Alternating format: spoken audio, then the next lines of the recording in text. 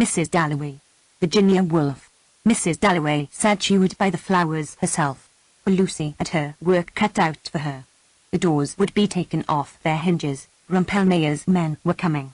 And then, thought Clarissa Dalloway, what a morning fresh as if issued to children on a beach. What a lark! What a plunge! So it had always seemed to her, when, with a little squeak of the hinges, which she could hear now, she had burst open the French windows and plunged at and into the open air. How fresh, how calm, stiller than this, of course, the air was in the early morning, like the flap of a wave, the kiss of a wave, chill and sharpened yet, for a girl of 18 as she then was, solemn, feeling as she did, standing there at the open window, that something awful was about to happen, looking at the flowers, at the trees with the smoke winding off them and the rooks rising, falling, standing and looking until Peter Walsh said, musing among the vegetables, "Was that it? ? I prefer men to cauliflowers. Was that it?" He must have said it at breakfast one morning when she had gone out onto the terrace. Peter Walsh. He would be back from India one of these days, June or July, she forgot which, for his letters were awfully dull. It was his sayings one remembered, his eyes, his pocket knife, his smile, his grumpiness, and, when millions of things had utterly vanished, how strange it was! A few sayings like this about cabbages. She stiffened a little on the curb, waiting for Dirtnall's van to pass. A charming woman, Scrope Purvis thought her, knowing her as one does know people who live next door to one in Westminster, a touch of the bird about her, of the jay, blue-green, light, vivacious, though she was over 50, and grown very white since her illness. She perched, never seeing him, waiting to cross, very upright. For having lived in Westminster how many years now? Over the 20, one feels even in the midst of the traffic, or waking at night. Clarissa was positive, a particular hush, or solemnity, an indescribable pause, a suspense, but that might be her heart, affected, they said, by influenza, before Big Ben strikes. There. Out it boomed. First a warning, musical, then the hour, irrevocable. The leaden circles dissolved in the air. Such fools we are, she thought, crossing Victoria Street. For heaven only knows why one loves it so, how one sees it so, making it up, building it round one, tumbling it, creating it every moment afresh, but the veriest frumps, the most dejected of miseries sitting on doorsteps, drink their downfall, do the same, can't be dealt with, she felt positive, by acts of parliament. For that very reason, they live life. In people's eyes, in the swing, tramp, and trudge, in the bellow and the uproar, the carriages, motor cars, omnibuses, vans, sandwich men shuffling and swinging, brass bands, barrel organs, in the triumph and the jingle and the strange high singing of some aeroplane overhead was what she loved, life, London, this moment of June. For it was the middle of June. The war was over, except for someone like Mrs. Foxcroft at the embassy last night eating her heart out because that nice boy was killed, and now the old manor house must go to a cousin, or Lady Bixborough, who opened a bazaar, they said, with a telegram in her hand. John, her favourite, killed, but it was over, thank heaven over. It was June. The King and Queen were at the palace. And everywhere, though it was still so early, there was a beating, a stirring of galloping ponies, tapping of cricket bats, Lords, Ascot, Rainler and all the rest of it, wrapped in the soft mesh of the grey-blue morning air, which, as the day wore on, would unwind them, and set down on their lawns and pitches the bouncing ponies, whose forefeet just struck the ground, and up they sprung, the whirling young men, and laughing girls in their transparent muslins who, even now, after dancing all night, were taking their absurd woolly dogs for a run, and even now, at this hour, discreet old dowagers were shooting out in their motor cars on errands of mystery, and the shopkeepers were fidgeting in their windows with their paste and diamonds, their lovely old sea-green brooches in 18th century settings to tempt Americans, but one must economize, not buy things rashly for Elizabeth, and she, too, loving it as she did with an absurd and faithful passion, being part of it, since her people were courtiers once in the time of the Georges. She, too, was going that very night to kindle and illuminate, to give her party. But how strange, on entering the park, the silence, the mist, the hum, the slow-swimming happy ducks, the pouched birds waddling, and who should be coming along with his back against the government buildings, most appropriately, carrying a dispatch box stamped with the Royal Arms, Hubert Hugh Whitbread, her old friend Hugh Admiral Hugh. "Good morning to you, Clarissa," said Hugh, rather extravagantly, for they had known each other as children. "Where are you off to?" "I love walking in London," said Mrs. Dalloway. "Really, it's better than walking in the country." They had just come up unfortunately to see doctors. Other people came to see pictures, go to the opera, take their daughters out. The Whitbreads came to see doctors. Times without number Clarissa had visited Evelyn Whitbread in a nursing home. Was Evelyn ill again? Evelyn was a good deal out of sorts, said Hugh, intimating by a kind of pout or swell of his very well-covered, manly, extremely handsome, perfectly upholstered body. He was almost too well-dressed always, but presumably had to be, with his little job at court, that his wife had some internal ailment, nothing serious, which, as an old friend, Clarissa Dalloway would quite understand without requiring him to specify. Ah, yes, she did of course, what a nuisance, and felt very sisterly and oddly conscious at the same time of her hat. Not the right hat for the early morning, was that it? For Hugh always made her feel, as he bustled on, raising his hat rather extravagantly and assuring her that she might be a girl of 18, and of course he was coming to her party tonight. Evelyn absolutely insisted, only a little late he might be after the party at the palace to which he had to take one of Jim's boys. She always felt a little skimpy beside Hugh, schoolgirlish, but attached to him, partly from having known him always, but she did think him a good sort in his own way, though Richard was nearly driven mad by him, and as for Peter Walsh, he had never to this day forgiven her for liking him. She could remember scene after scene at Peter furious, Hugh not, of course, his match in any way, but still not a positive imbecile as Peter made out, not a mere barber's block. When his old mother wanted him to give up shooting or to take her to Bath, he did it, without a word. He was really unselfish, and as for saying, as Peter did, that he had no heart, no brain, nothing but the manners and breeding of an English gentleman, that was only her dear Peter at his worst, and he could be intolerable, he could be impossible, but adorable to walk with on a morning like this. June had drawn out every leaf on the trees. The mothers of Pimlico gave suck to their young. Messages were passing from the Fleet to the Admiralty. Arlington Street and Piccadilly seemed to chafe the very air in the park and lift its leaves hotly, brilliantly, on waves of that divine vitality which Clarissa loved. To dance, to ride, she had adored all that.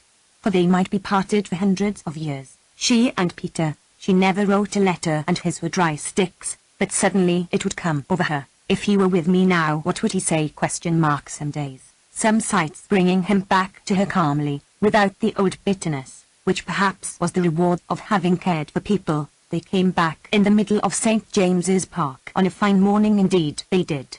But Peter, however beautiful the day might be, and the trees and the grass, and the little girl in pink, Peter never saw a thing of all that. He would put on his spectacles. If she told him to, he would look. It was the state of the world that interested him, Wagner, Pope's poetry, people's characters eternally, and the defects of her own soul. How he scolded her. How they argued. She would marry a prime minister and stand at the top of a staircase. The perfect hostess, he called her. She had cried over it in her bedroom. She had the makings of the perfect hostess, he said. So she would still find herself arguing in St. James's Park, still making out that she had been right and she had to not to marry him. For in marriage a little license, a little independence there must be between people living together day in day out in the same house, which Richard gave her, and she him. Where was he this morning, for instance? Some committee, she never asked what, but with Peter everything had to be shared, everything gone into. And it was intolerable, and when it came to that scene in the little garden by the fountain, she had to break with him or they would have been destroyed, both of them ruined, she was convinced, though she had borne about with her for years like an arrow sticking in her heart the grief, the anguish, and then the horror of the moment when someone told her at a concert that he had married a woman met on a boat going to India. Never should she forget all that. Cold, heartless, a prude, he called her. Never could she understand how he cared. But those Indian women did presumably silly, pretty, flimsy nincompoops. And she wasted her pity. For he was quite happy, he assured her perfectly happy, though he had never done a thing that they talked of. His whole life had been a failure. It made her angry still. She had reached the park gates. She stood for a moment, looking at the omnibuses in Piccadilly. She would not say of anyone in the world now that they were this or were that. She felt very young, at the same time unspeakably aged. She sliced like a knife through everything, at the same time was outside, looking on. She had a perpetual sense, as she watched the taxicabs, of being out, far out to sea and alone. She always had the feeling that it was very, very dangerous to live even one day. Not that she thought herself clever, or much out of the ordinary. How she had got through life on the few twigs of knowledge Fräulein Daniels gave them she could not think.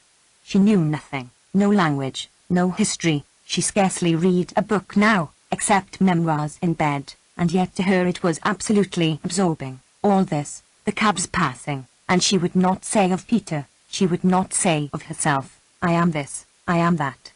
Her only gift was knowing people almost by instinct, she thought, walking on. If you put her in a room with someone, up went her back like a cat's, or she purred. Devonshire House, Bath House, the house with the china cockatoo, she had seen them all lit up once, and remembered Sylvia, Fred, Sally Seton, such hosts of people, and dancing all night, and the wagons plodding past to market, and driving home across the park. She remembered once throwing a shilling into the Serpentine. But everyone remembered. What she lived was this, here, now, in front of her, the fat lady in the cab.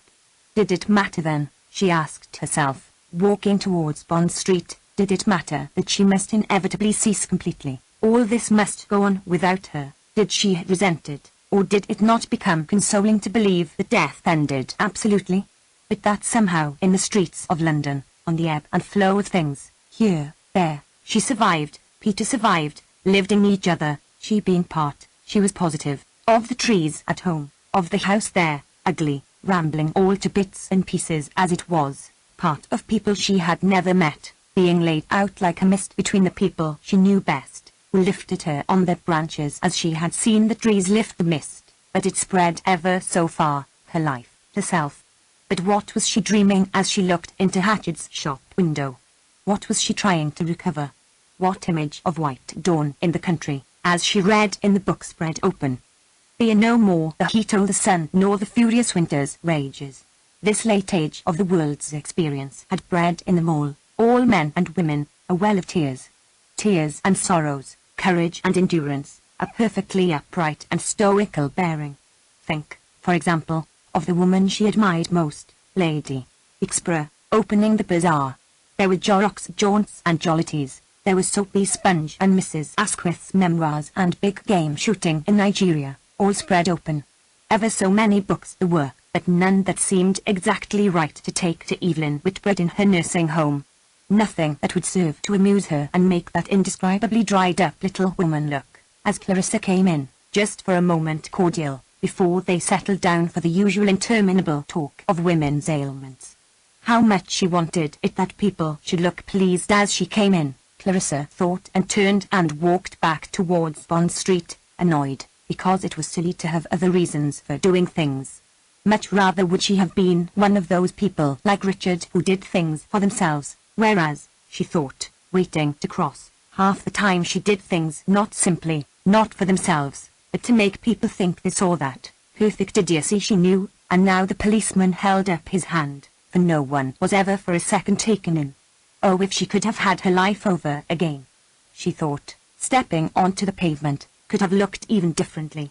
She would have been, in the first place, dark like Lady Bixborough, with a skin of crumpled leather and beautiful eyes. She would have been, like Lady Bixborough, slow and stately, rather large, interested in politics like a man, with a country house, very dignified, very sincere. Instead of which she had a narrow peastick figure, a ridiculous little face, beaked like a bird's. That she held herself well was true, and had nice hands and feet, and dressed well, considering that she spent little. But often now this body she wore, she stopped to look at a Dutch picture, this body, with all its capacities, seemed nothing at all. She had the oddest sense of being herself invisible, unseen, unknown, the being no more marrying, no more having of children now, but only this astonishing and rather solemn progress with the rest of them, up Bond Street, this being Mrs. Dalloway, not even Clarissa anymore, this being Mrs. Richard Dalloway. Bond Street fascinated her. Bond Street early in the morning in the season, its flags flying, its shops, no splash, no glitter, one roll of tweed in the shop where her father had bought his suits for 50 years, a few pearls, salmon on a nice block. That is all, she said, looking at the fishmongers. That is all, she repeated, pausing for a moment at the window of a glove shop where, before the war, you could buy almost perfect gloves. And her old Uncle William used to say a lady is known by her shoes and her gloves. He had turned on his bed one morning in the middle of the war. He had said, I have had enough. Gloves and shoes. She had a passion for gloves, but her own daughter, Elizabeth, cared not a straw for either of them. Not a straw, she thought, going on up Bond Street to shop where they kept flowers for her when she gave a party. Elizabeth really cared for her dog most of all. The whole house this morning smelt of Da. Still, better poor Grizzle than Miss Kilman, better distemper and Da and all the rest of it than sitting nude in a stuffy bedroom with a prayer book. Better anything, she was inclined to say. But it might be only a phase, as Richard said, such as all girls go through. It might be falling in love. But why with Miss Kilman? Who had been badly treated, of course, one must make allowances for that, and Richard said she was very able, had a really historical mind. Anyhow they were inseparable, and Elizabeth, her own daughter, went to communion, and how she dressed, how she treated people who came to lunch, she did not care a bit, it being her experience that the religious ecstasy made people callous, so did causes, dulled their feelings, for Miss Kilman would do anything for the Russians, starved herself for the Austrians, but in private inflicted positive torture, so insensitive was she, dressed in a green mackintosh coat.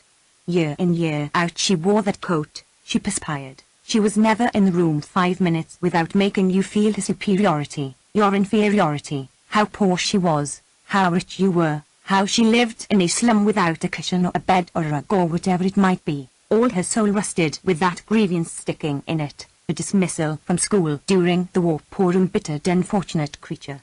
For it was not her one hated at the idea of her, which undoubtedly had gathered into itself a great deal that was not Miss Kilman, had become one of those spectres with which one battles in the night, one of those spectres who stand astride us and suck up half our life-blood, dominators and tyrants, for no doubt with another throw of the dice, had the black been uppermost and not the white, she would have loved Miss Kilman.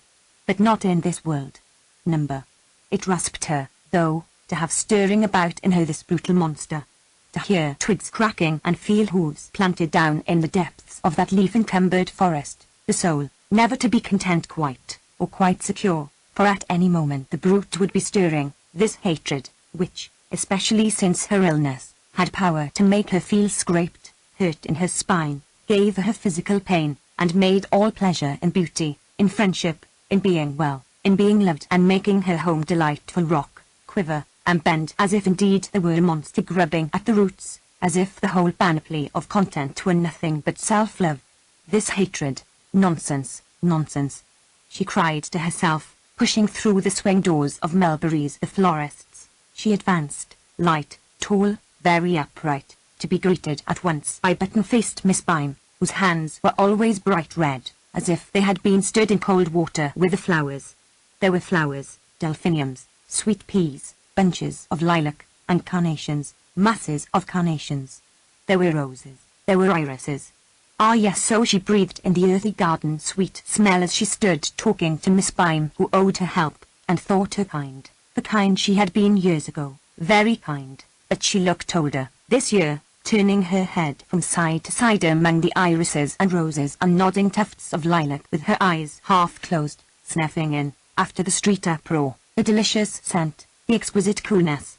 And then, opening her eyes, how fresh like frilled linen clean from a laundry-laden wicker trays the roses looked, and dark and prim the red carnations, holding their heads up, and all the sweet peas spreading in their bowls, tinged violet, snow white, pale as if it were the evening, and girls in muslin frocks came out to pick sweet peas and roses after the superb summer's day, with its almost blue-black sky, its delphiniums, its carnations, its arum lilies was over, and it was the moment between 6 and 7 when every flower roses, carnations, irises, lilac glows, white, violet, red, deep orange. Every flower seems to burn by itself, softly, purely in the misty beds, and how she loved the grey-white moths spinning in and out, over the cherry pie, over the evening primroses. And as she began to go with Miss Bime from jar to jar, choosing, nonsense, nonsense, she said to herself, more and more gently, as if this beauty, this scent, this colour, and Miss Bime liking her, trusting her, were a wave which she let flow over her and surmount that hatred, that monster, surmount it all, and it lifted her up and up when a pistol shot in the street outside. Dear, those motor cars, said Miss Bime, going to the window to look, and coming back and smiling apologetically with her hands full of sweet peas, as if those motor cars, those tires of motor cars, were all her fault.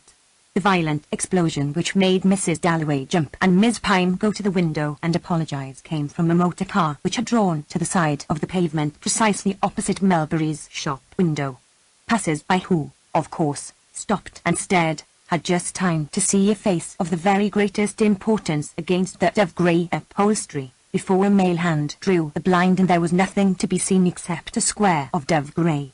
Yet rumours were at once in circulation from the middle of Bond Street to Oxford Street on one side, to Atkinson's scent shop on the other, passing invisibly, inaudibly, like a cloud, swift, they like upon hills, falling indeed with something of a cloud's sudden sobriety and stillness upon faces which a second before had been utterly disorderly. But now mystery had brushed them with her wing, they had heard the voice of authority. The spirit of religion was abroad with her eyes bandaged tight and her lips gaping wide. But nobody knew whose face had been seen. Was it the Prince of Wales's, the Queen's, the Prime Minister's? Whose face was it? Nobody knew. Edgar J. Watkiss, with his roll of lead piping round his arm, said audibly, humorously of course, the Prime Minister's Kyar. Septimus Warren Smith, who found himself unable to pass, heard him. Septimus Warren Smith, aged about 30, pale-faced, beak-nosed, wearing brown shoes and a shabby overcoat, with hazel eyes which had that look of apprehension in them which makes complete strangers apprehensive too. The world has raised its whip, where will it descend? Everything had come to a standstill. The throb of the motor engines sounded like a pulse irregularly drumming through an entire body. The sun became extraordinarily hot because the motor car had stopped outside Melbury's shop window. Old ladies on the tops of omnibuses spread their black parasols, here a green, here a red parasol opened with a little pop. Mrs. Dalloway, coming to the window with her arms full of sweet peas, looked out with her little pink face burst in inquiry. Everyone looked at the motor car. Septimus looked. Boys on bicycles sprang off. Traffic accumulated. And there the motor car stood, with drawn blinds, and upon them a curious pattern like a tree. Septimus thought, and this gradual drawing together of everything to one centre before his eyes, as if some horror had come almost to the surface and was about to burst into flames, terrified him. The world wavered and quivered and threatened to burst into flames. It is I who am blocking the way, he thought. Was he not being looked at and pointed at? Was he not weighted there, rooted to the pavement, for a purpose? But for what purpose? Let us go on, Septimus, said his wife. A little woman, with large eyes, in a sallow pointed face, an Italian girl, but Lucrezia herself could not help looking at the motor car and the tree pattern on the blinds. Was it the Queen in the Queen going shopping? The chauffeur, who had been opening something, turning something, shutting something, got onto the box. Come on, said Lucrezia, but her husband, for they had been married 5 years now, jumped, started, and said, all right, angrily, as if she had interrupted him. People must notice, people must see. People, she thought, looking at the crowd staring at the motor car, the English people, with their children and their horses and their clothes, which she admired in a way, but they were people now, because Septimus had said, I will kill myself, an awful thing to say. Suppose they had heard him? She looked at the crowd. Help, help. She wanted to cry out to butchers' boys and women. Help. Only last autumn she and Septimus had stood on the embankment wrapped in the same cloak and, Septimus reading a paper instead of talking, she had snatched it from him and laughed in the old man's face who saw them. But failure one conceals. She must take him away into some park. Now we will cross, she said.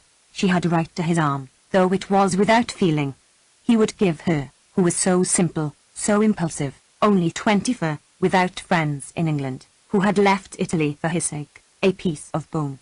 The motor car, with its lines drawn and an air of inscrutable reserve, proceeded towards Piccadilly, still gazed at, still ruffling the faces on both sides of the street with the same dark breath of veneration, whether for Queen, Prince, or Prime Minister nobody knew. The face itself had been seen only once by 3 people for a few seconds. Even the sex was now in dispute. But there could be no doubt that greatness was seated within, greatness was passing, hidden, down Bond Street, removed only by a hand's breadth from ordinary people who might now, for the first and last time, be within speaking distance of the majesty of England, of the enduring symbol of the state which will be known to curious antiquaries, sifting the ruins of time, when London is a grass-grown path, and all those hurrying along the pavement this Wednesday morning are but bones with a few wedding rings mixed up in their dust and the gold stoppings of innumerable decayed teeth.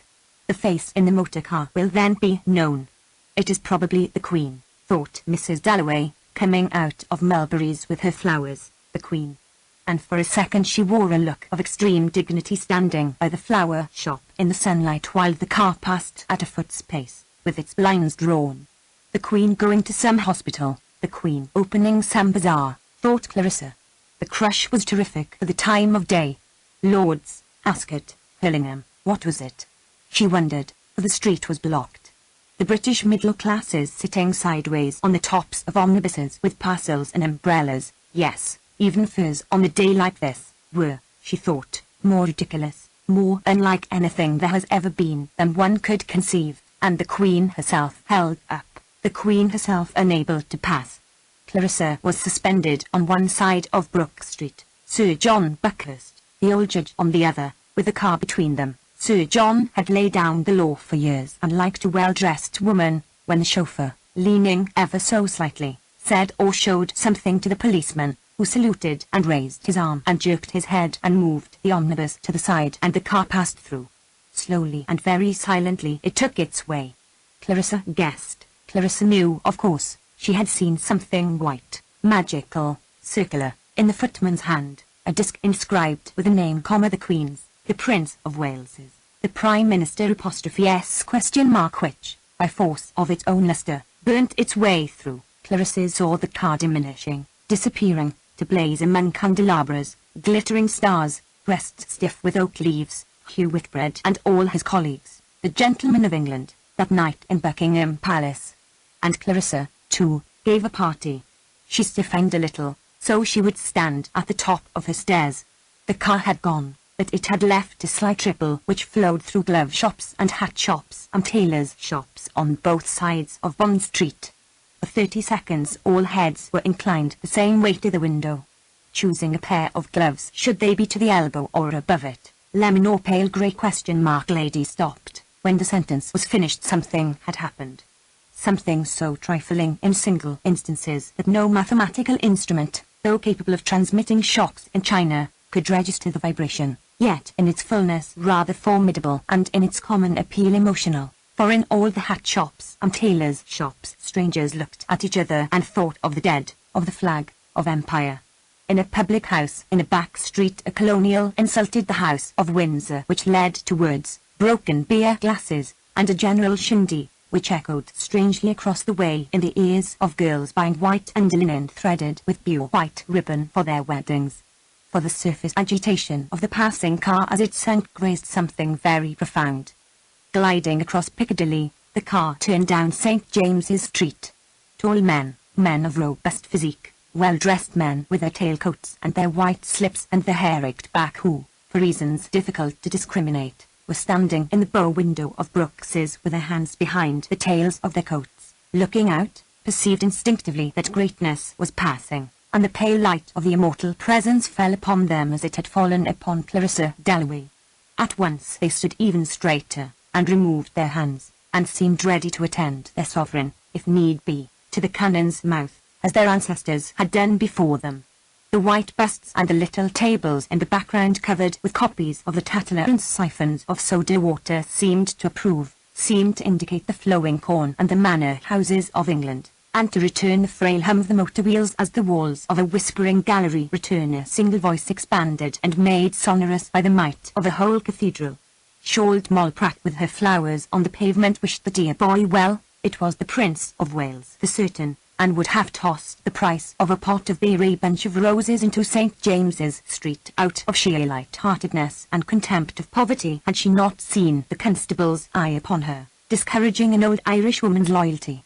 The sentries at St. James's saluted. Queen Alexandra's policemen approved. A small crowd meanwhile had gathered at the gates of Buckingham Palace. Listlessly, yet confidently, poor people all of them, they waited, looked at the palace itself with the flag flying, at Victoria, billowing on her mound, admired her shelves of running water, her geraniums, singled out from the motor cars in the mall first this one, then that, bestowed emotion, vainly, upon commoners out for a drive, recalled their tribute to keep it unspent while this car passed and that, and all the time let rumour accumulate in their veins and thrill the nerves in their thighs at the thought of royalty looking at them, the Queen bowing, the Prince saluting, at the thought of the heavenly life divinely bestowed upon kings, of the equerries and deep curtsies, of the Queen's old doll's house, of Princess Mary married to an Englishman, and the Prince the Prince, who took wonderfully, they said, after old King Edward, it was ever so much slimmer. The Prince lived at St. James's, but he might come along in the morning to visit his mother. So Sarah Bletchley said with her baby in her arms, tipping her foot up and down as though she were by her own fender in Pimlico, but keeping her eyes on the mall, while Emily Coates ranged over the palace windows and thought of the housemaids, the innumerable housemaids, the bedrooms, the innumerable bedrooms. Joined by an elderly gentleman with an Aberdeen terrier, by men without occupation, the crowd increased. Little Mr. Bowley, who had rooms in the Albany and was sealed with wax over the deeper sources of life but could be unsealed suddenly, inappropriately, sentimentally, by this sort of thing, poor women waiting to see the Queen go past, poor women, nice little children, orphans, widows, the war-tat-tat actually has tears in his eyes. A breeze flaunting ever so warmly down the mall through the thin trees, past the bronze heroes, lifted some flag flying in the British breast of Mr. Bowley, and he raised his hat as the car turned into the mall and held it high as the car approached, and let the poor mothers of Pimlico press close to him, and stood very upright. The car came on. Suddenly Mrs. Coates looked up into the sky. The sound of an aeroplane bore ominously into the ears of the crowd. There it was coming over the trees, letting out white smoke from behind, which curled and twisted, actually writing something, making letters in the sky. Everyone looked up. Dropping dead down, the aeroplane soared straight up, curved in a loop, raced, sank, rose, and whatever it did, wherever it went, out fluttered behind it a thick ruffled bar of white smoke which curled and wreathed upon the sky in letters. But what letters? I-C was it? An E, then an L? Only for a moment did they lie still. Then they moved and melted and were rubbed out up in the sky, and the aeroplane shot further away, and again, in a fresh space of sky, began writing a K, an E, a Y perhaps. Glaxo, said Mrs. Coates in a strained, awe-stricken voice, gazing straight up, and her baby, lying stiff and white in her arms, gazed straight up. Grimo, murmured Mrs. Bletchley, like a sleepwalker. With his hat held out perfectly still in his hand, Mr. Bowley gazed straight up. All down the mall people were standing and looking up into the sky. As they looked, the whole world became perfectly silent, and a flight of gulls crossed the sky, first one gull leading, then another, and in this extraordinary silence and peace, in this pallor, in this purity, bells struck 11 times, the sound fading up there among the gulls. The aeroplane turned and raced and swooped exactly where it liked, swiftly, freely, like a skater. That's an E, said Mrs. Bletchley, or a dancer. It's toffee, murmured Mr. Bowley, and the car went in at the gates and nobody looked at it, and shutting off the smoke, away and away it rushed, and the smoke faded and assembled itself round the broad white shapes of the clouds. It had gone. It was behind the clouds. There was no sound. The clouds to which the letters E, G, or L had attached themselves moved freely, as if destined to cross from west to east on a mission of the greatest importance which would never be revealed, and yet certainly so it was a mission of the greatest importance. Then suddenly, as a train comes out of a tunnel, The aeroplane rushed out of the clouds again, the sound boring into the ears of all people in the mall, in the Green Park, in Piccadilly, in Regent Street, in Regent's Park, and the bar of smoke curved behind, and it dropped down, and it soared up, and wrote one letter after another. But what word was it writing? Lucrezia Warren Smith, sitting by her husband's side on a seat in Regent's Park in the Broad Walk, looked up. Look, look, Septimus, she cried. For Dr. Holmes had told her to make her husband, who had nothing whatever seriously the matter with him but was a little out of sorts, take an interest in things outside himself. So, thought Septimus, looking up, they are signalling to me. Not indeed in actual words, that is, he could not read the language yet, but it was plain enough, this beauty, this exquisite beauty, and tears filled his eyes as he looked at the smoke words languishing and melting in the sky and bestowing upon him in their inexhaustible charity and laughing goodness one shape after another of unimaginable beauty, and signalling their intention to provide him, for nothing, forever, for looking merely, with beauty, more beauty. Tears ran down his cheeks. It was toffee. They were advertising toffee, a nursemaid told Rizia. Together they began to spell T-O-F-K-R, said the nursemaid, and Septimus heard her say K-R close to his ear, deeply, softly, like a mellow organ, but with a roughness in her voice like a grasshopper's, which rasped his spine deliciously and sent running up into his brain waves of sound which, compassing, broke. A marvelous discovery indeed that the human voice in certain atmospheric conditions, for one must be scientific, above all scientific, can quicken trees into life.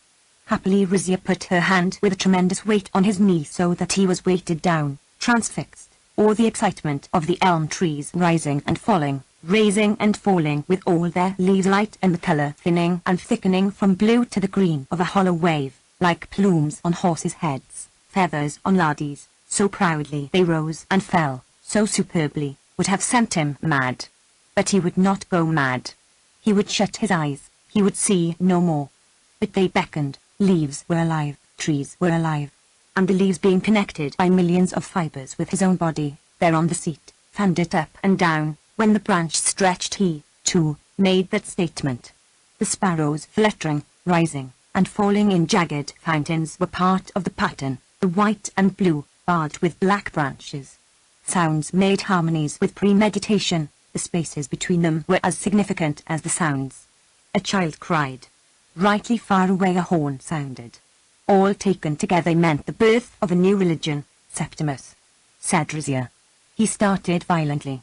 People must notice. I am going to walk to the fountain and back, she said. For she could stand it no longer. Dr. Holmes might say there was nothing the matter. Far rather would she that he were dead.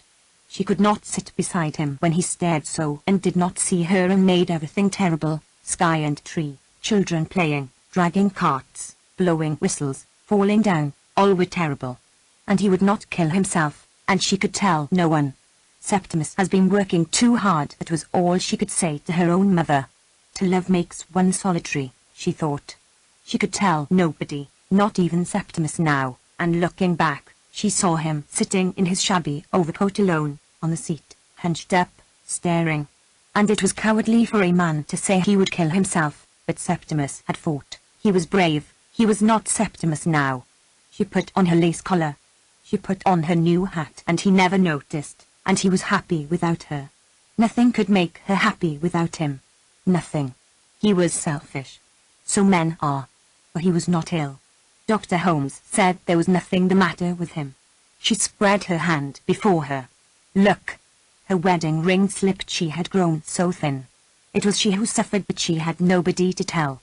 Far was Italy, and the white houses, and the room where her sisters sat making hats, and the streets crowded every evening with people walking, laughing out loud, not half alive like people here, huddled up in bath chairs, looking at a few ugly flowers stuck in pots. But you should see the Milan gardens, she said aloud. But to whom? There was nobody. Her words faded. So a rocket fades. Its sparks, having grazed their way into the night, surrender to it. Dark descends, pours over the outlines of the houses and towers. Bleak hillsides soften and fall in. But though they are gone, the night is full of them, robbed of colour, blank of windows, They exist more ponderously, give out what the frank daylight fails to transmit, their trouble and suspense of things conglomerated there in the darkness, huddled together in the darkness, reft of the relief which dawn brings when, washing the walls white and grey, spotting each window pane, lifting the mist from the fields, showing the red-brown cows peacefully grazing, all is once more decked out to the eye, exists again. I am alone, she cried, by the fountain in Regent's Park, staring at the Indian and his cross, as perhaps at midnight, when all boundaries are lost, the country reverts to its ancient shape, as the Romans saw it, lying cloudy, when they landed, and the hills had no names and rivers wound they knew not where. Such was her darkness, when suddenly, as if a shelf were shot forth and she stood on it, she said how she was his wife, married years ago in Milan, his wife, and would never, never tell that he was mad. Turning, the shelf fell, down she dropped. For he was gone, she thought, gone, as he threatened to kill himself, to throw himself under a cart. But no, there he was, still sitting alone on the seat, in his shabby overcoat, his legs crossed, staring, talking aloud. Men must not cut down trees. There is a God. He noted such revelations on the backs of envelopes, change the world. No one kills from hatred. Make it known, he wrote it down. He waited. He listened. A sparrow perched on the railing opposite chirped Septimus, Septimus, 4 or 5 times over, and went on, drawing its notes out, to sing freshly and piercingly in Greek words how there is no crime, and, joined by another sparrow, they sang in voices prolonged and piercing in Greek words, from trees in the meadow of life beyond river where the dead walk, how there is no death. There was his hand, there the dead. White things were assembling behind the railings opposite. But he dared not look. Evans was behind the railings. What are you saying? Said Rizia suddenly, sitting down by him, interrupted again. She was always interrupting. Away from people, they must get away from people, he said, jumping up, right away over there, where there were chairs beneath a tree and the long slope of the park dipped like a length of green stuff with a ceiling cloth of blue and pink smoke high above, and there was a rampart of far irregular houses hazed in smoke. The traffic hummed in a circle, and on the right, dun-coloured animals stretched long necks over the zoo palings, barking, howling. There they sat down under a tree. Look, she implored him, pointing at a little troop of boys carrying cricket stumps, and one shuffled, spun round on his heel and shuffled, as if he were acting a clown at the music hall. Look, she implored him, for Dr. Holmes had told her to make him notice real things, go to a music hall, play cricket. That was the very game, Dr. Holmes said, a nice out-of-door game, the very game for her husband. Look, she repeated. Look, the unseen bade him, the voice which now communicated with him who was the greatest of mankind, Septimus, lately taken from life to death, the Lord who had come to renew society, who lay like a coverlet, a snow blanket smitten only by the sun, forever unwasted, suffering forever, the scapegoat, the eternal sufferer. But he did not want it, he moaned, putting from him with the wave of his hand that eternal suffering, that eternal loneliness. Look, she repeated, for he must not talk aloud to himself out of doors. Oh look, she implored him. But what was there to look at? A few sheep. That was all. The way to Regent's Park Tube Station. Could they tell her the way to Regent's Park Tube Station? Maisie Johnson wanted to know. She was only up from Edinburgh 2 days ago, not this way over there, Rizia exclaimed, waving her aside, lest she should see Septimus. Both seemed queer, Maisie Johnson thought. Everything seemed very queer. In London for the first time, come to take up her post at her uncle's in Leadenhall Street, and now walking through Regent's Park in the morning. This couple on the chairs gave her quite a turn, the young woman seeming foreign, the man looking queer, so that should she be very old she would still remember and make it jangle again among her memories how she had walked through Regent's Park on a fine summer's morning 50 years ago. For she was only 19 and had got her way at last to come to London, and now how queer it was, this couple she had asked the way of, and the girl started and jerked her hand, and the man he seemed awfully odd, quarrelling, perhaps, parting forever, perhaps, something was up, she knew, and now all these people, for she returned to the broad walk, the stone basins, the prim flowers, the old men and women, invalids most of them in bath chairs, all seemed, after Edinburgh, so queer. and Maisie Johnson, as she joined the gently trudging, vaguely gazing, breeze-kissed company, squirrels perching and preening, sparrow fountains fluttering for crumbs, dogs busy with the railings, busy with each other, while the soft warm air washed over them and lent to the fixed and surprised gaze with which they received life something whimsical and mollified. Maisie Johnson positively felt she must cry, oh, for that young man on the seat had given her quite a turn. Something was up, she knew. Horror. Horror. She wanted to cry. She had left her people, they had warned her what would happen. Why hadn't she stayed at home? She cried, twisting the knob of the iron railing. That girl, thought Mrs. Deemster, who saved crusts for the squirrels and often ate her lunch in Regent's Park, don't know a thing yet, and really it seemed to her better to be a little stout, a little slack, a little moderate in one's expectations. Percy drank. Well, better to have a son, thought Mrs. Deemster. She had had a hard time of it, and couldn't help smiling at a girl like that. You'll get married, for you're pretty enough, thought Mrs. Deemster. Get married, she thought, and then you'll know. Oh, the cooks, and so on.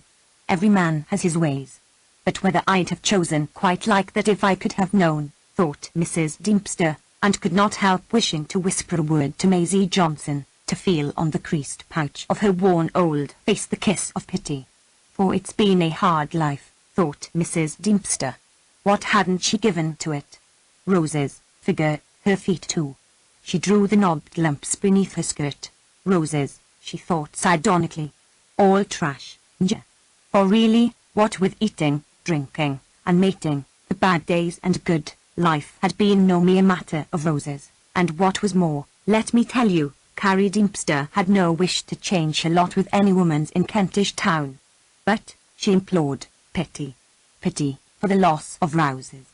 Pity she asked of Maisie Johnson, standing by the hyacinth beds. Ah, but that aeroplane. Hadn't Mrs. Deemster always longed to see foreign parts? She had a nephew, a missionary. It soared and shot. She always went on the sea at Margate, not out of sight of land, but she had no patience with women who were afraid of water. It swept and fell. Her stomach was in her mouth. Up again. There's a fine young fella aboard of it, Mrs. Deemster wagered, and away it went, fast and fading, away and away the aeroplane shot, soaring over Greenwich and all the masts, over the little island of grey churches, St. Paul's and the rest till, on either side of London, fields spread out and dark brown woods where adventurous thrushes hopping boldly, glancing quickly, snatched a snail and tapped him on a stone, once, twice, thrice. Away and away the aeroplane shot, till it was nothing but a bright spark, an aspiration, a concentration, a symbol, so it seemed to Mr. Bentley, vigorously rolling his strip of turf at Greenwich, of man's soul, of his determination, thought Mr. Bentley, sweeping round the cedar tree, to get outside his body, beyond his house, by means of thought, Einstein, speculation, mathematics, the Mendelian theory. Away the aeroplane shot. Then, while a seedy-looking nondescript man carrying a leather bag stood on the steps of St. Paul's Cathedral, and hesitated, for within was what balm, how great a welcome, how many tombs with banners waving over them, tokens of victories not over armies, but over, he thought, that plaguey spirit of truth-seeking which leaves me at present without a situation, and more than that, the cathedral offers company, he thought, invites you to membership of a society, great men belong to it, martyrs have died for it, why not enter in, he thought, put this leather bag stuffed with pamphlets before an altar, a cross, the symbol of something which has soared beyond seeking and questing and knocking of words together and has become all spirit, disembodied, ghostly. Why not enter in? He thought, and while he hesitated out flew the aeroplane over Ludgate Circus. It was strange, it was still. Not a sound was to be heard above the traffic. Unguided it seemed, sped of its own free will. And now, curving up and up, straight up, like something mounting in ecstasy, in pure delight, out from behind poured white smoke, looping, writing a T, an O, an F. What are they looking at? Said Clarissa Dalloway to the maid who opened her door. The hall of the house was cool as a vault. Mrs. Dalloway raised her hand to her eyes, and, as the maid shut the door to, and she heard the swish of Lucy's skirts, She felt like a nun who has left the world and feels fold round her the familiar veils and the response to old devotions. The cook whistled in the kitchen. She heard the click of the typewriter. It was her life, and, bending her head over the hall table, she bowed beneath the influence, felt blessed and purified, saying to herself, as she took the pad with the telephone message on it, "How moments like this are buds on the tree of life, flowers of darkness they are," she thought, as if some lovely rose had blossomed for her eyes. Only, not for a moment did she believe in God, but all the more, she thought, taking up the pad, must one repay in daily life to servants, yes, to dogs and canaries, above all to Richard her husband, who was the foundation of it, of the gay sounds, of the green lights, of the cook even whistling, for Mrs. Walker was Irish and whistled all day long. One must pay back from this secret deposit of exquisite moments, she thought, lifting the pad, while Lucy stood by her, trying to explain how. "Mr. Dalloway, Ma'am dashed," Clarissa read on the telephone pad. "Lady Bruton wishes to know if Mr. Dalloway will lunch with her today. Mr. Dalloway, Ma'am, told me to tell you he would be lunching out, dear," said Clarissa, and Lucy shared as she meant her to her disappointment, but not the pang, felt the concord between them, took the hint, thought how the gentry love gilded her own future with calm, and, taking Mrs. Dalloway's parasol, handled it like a sacred weapon which a goddess, having acquitted herself honourably in the field of battle, sheds, and placed it in the umbrella stand. "Fear no more," said Clarissa. "Fear no more," he told the son, for the shock of Lady Bruton asking Richard to lunch without her made the moment in which she had stood shiver, as a plant on the riverbed feels the shock of a passing oar and shivers, so she rocked, so she shivered. Millicent Bruton, whose lunch parties were said to be extraordinarily amusing, had not asked her. No vulgar jealousy could separate her from Richard.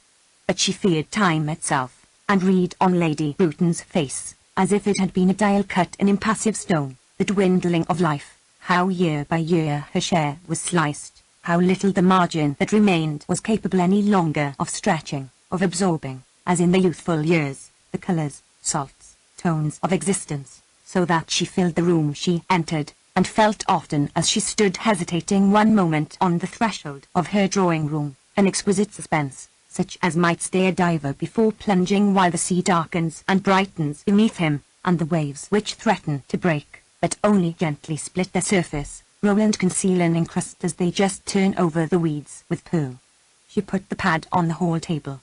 She began to go slowly upstairs, with her hands on the banisters, as if she had left a party, when now this friend now that had flashed back her face, her voice, had shut the door and gone out and stood alone, a single figure against the appalling night, or rather, to be accurate, against the stare of this matter-of-fact June morning, soft with the glow of rose petals for some, she knew, and felt it, as she paused by the open staircase window which let in blinds flapping, dogs barking, let in, she thought, feeling herself suddenly shriveled, aged, restless, the grinding, blowing, flowering of the day, out of doors, out of the window, out of her body and brain which now failed, since Lady Bruton, whose lunch parties were said to be extraordinarily amusing, had not asked her.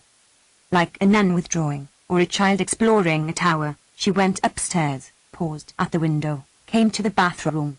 There was the green linoleum and a tap dripping. There was an emptiness about the heart of life, an attic room.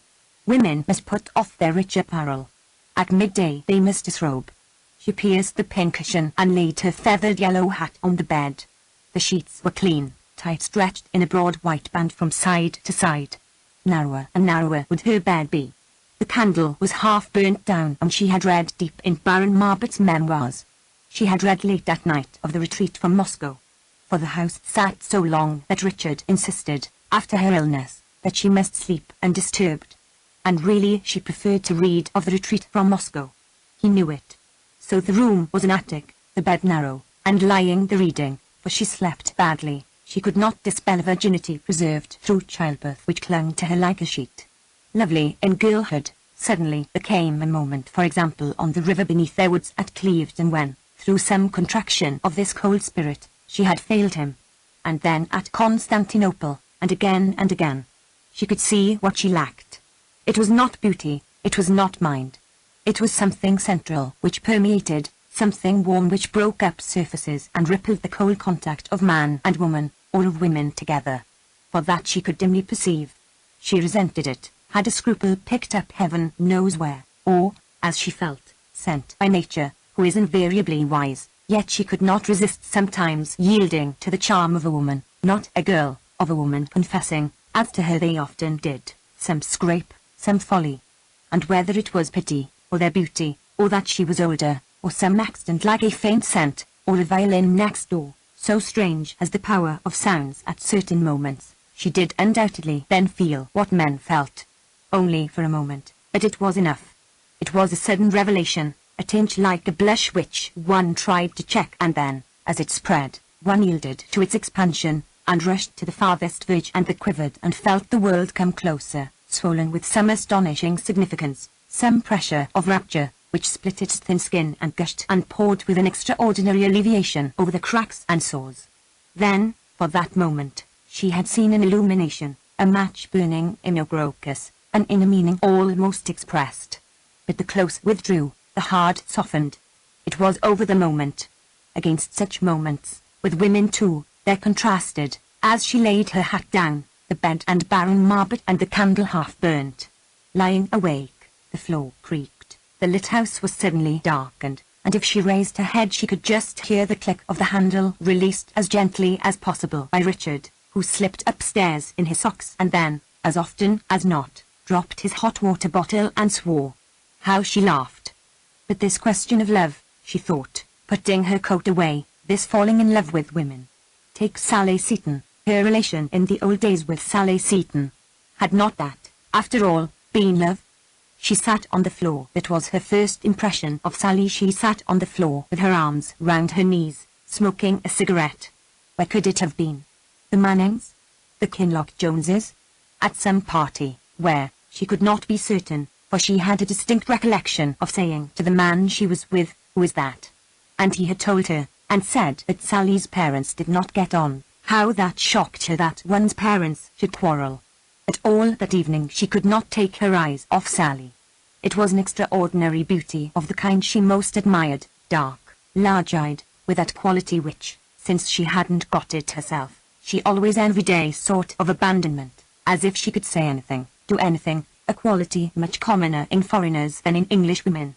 Sally always said she had French blood in her veins. An ancestor had been with Marie Antoinette, had his head cut off, left a ruby ring. Perhaps that summer she came to stay at walking in quite unexpectedly without a penny in her pocket, one night after dinner, and upsetting poor Aunt Helena to such an extent that she never forgave her. There had been some quarrel at home. She literally hadn't a penny that night when she came to them, had pawned a brooch to come down. She had rushed off in a passion. They sat up till all hours of the night talking. Sally it was who made her feel, for the first time, how sheltered the life at was. She knew nothing about sex, nothing about social problems. She had once seen an old man who had dropped dead in a field. She had seen cows just after their calves were born. But Aunt Helena never liked discussion of anything. When Sally gave her William Morris, it had to be wrapped in brown paper. There they sat, hour after hour, talking in her bedroom at the top of the house, talking about life, how they were to reform the world. They meant to found a society to abolish private property, and actually had a letter written, though not sent out. The ideas were Sally's, of course, but very soon she was just as excited. Read Plato in bed before breakfast, read Morris, read Shelley by the hour. Sally's power was amazing, her gift, her personality. There was her way with flowers, for instance. They always had stiff little vases all the way down the table. Sally went out, picked hollyhocks, dahlias, all sorts of flowers that had never been seen together, cut their heads off, and made them swim on the top of water in bowls. The effect was extraordinary, coming into dinner in the sunset. Of course Aunt Helena thought it wicked to treat flowers like that. Then she forgot her sponge, and ran along the passage naked. That grim old housemaid, Ellen Atkins, went about grumbling. Suppose any of the gentlemen had seen? Indeed, she did shock people. She was untidy, Papa said. The strange thing, on looking back, was the purity, the integrity, of her feeling for Sally. It was not like one's feeling for a man. It was completely disinterested, and besides, it had a quality which could only exist between women, between women just grown up. It was protective, on her side, sprang from a sense of being in league together, a presentiment of something that was bound to part them. They spoke of marriage always as a catastrophe, which led to this chivalry, this protective feeling which was much more on her side than Sally's. For in those days she was completely reckless, did the most idiotic things out of bravado, bicycled round the parapet on the terrace, smoked cigars. Absurd, she was very absurd. But the charm was overpowering, to her at least, so that she could remember standing in her bedroom at the top of the house, holding the hot water can in her hands and saying aloud, "She is beneath this roof. She is beneath this roof." No, the words meant absolutely nothing to her now. She could not even get an echo of her old emotion. But she could remember going cold with excitement, and doing her hair in a kind of ecstasy. Now the old feeling began to come back to her, as she took out her hairpins, laid them on the dressing table, began to do her hair, with the rooks flaunting up and down in the pink evening light, and dressing, and going downstairs, and feeling as she crossed the hall if it were now to die to where now to be most happy. That was her feeling, Othello's feeling, and she felt it, she was convinced, as strongly as Shakespeare meant Othello to feel it, all because she was coming down to dinner in a white frock to meet Sally Seaton. She was wearing pink gauze. Was that possible? She seemed, anyhow, all light, glowing, like some bird or air ball that has flown in, attached itself for a moment to a bramble. But nothing is so strange when one is in love, and what was this except being in love? As the complete indifference of other people. Aunt Helena just wandered off after dinner. Papa read the paper. Peter Walsh might have been there, and old Miss Cummings. Joseph Britcoff certainly was, for he came every summer, poor old man, for weeks and weeks, and pretended to read German with her, but really played the piano and sang Brahms without any voice. All this was only a background for Sally. She stood by the fireplace talking, in that beautiful voice which made everything she said sound like a caress, to Papa, who had begun to be attracted rather against his will. He never got over lending her one of his books and finding it soaked on the terrace, when suddenly she said, "What a shame to sit indoors." And they all went out onto the terrace and walked up and down. Peter Walsh and Joseph Britcoff went on about Wagner. She and Sally fell a little behind. Then came the most exquisite moment of her whole life, passing a stone urn with flowers in it. Sally stopped, picked a flower, kissed her on the lips. The whole world might have turned upside down. The others disappeared, but she was alone with Sally.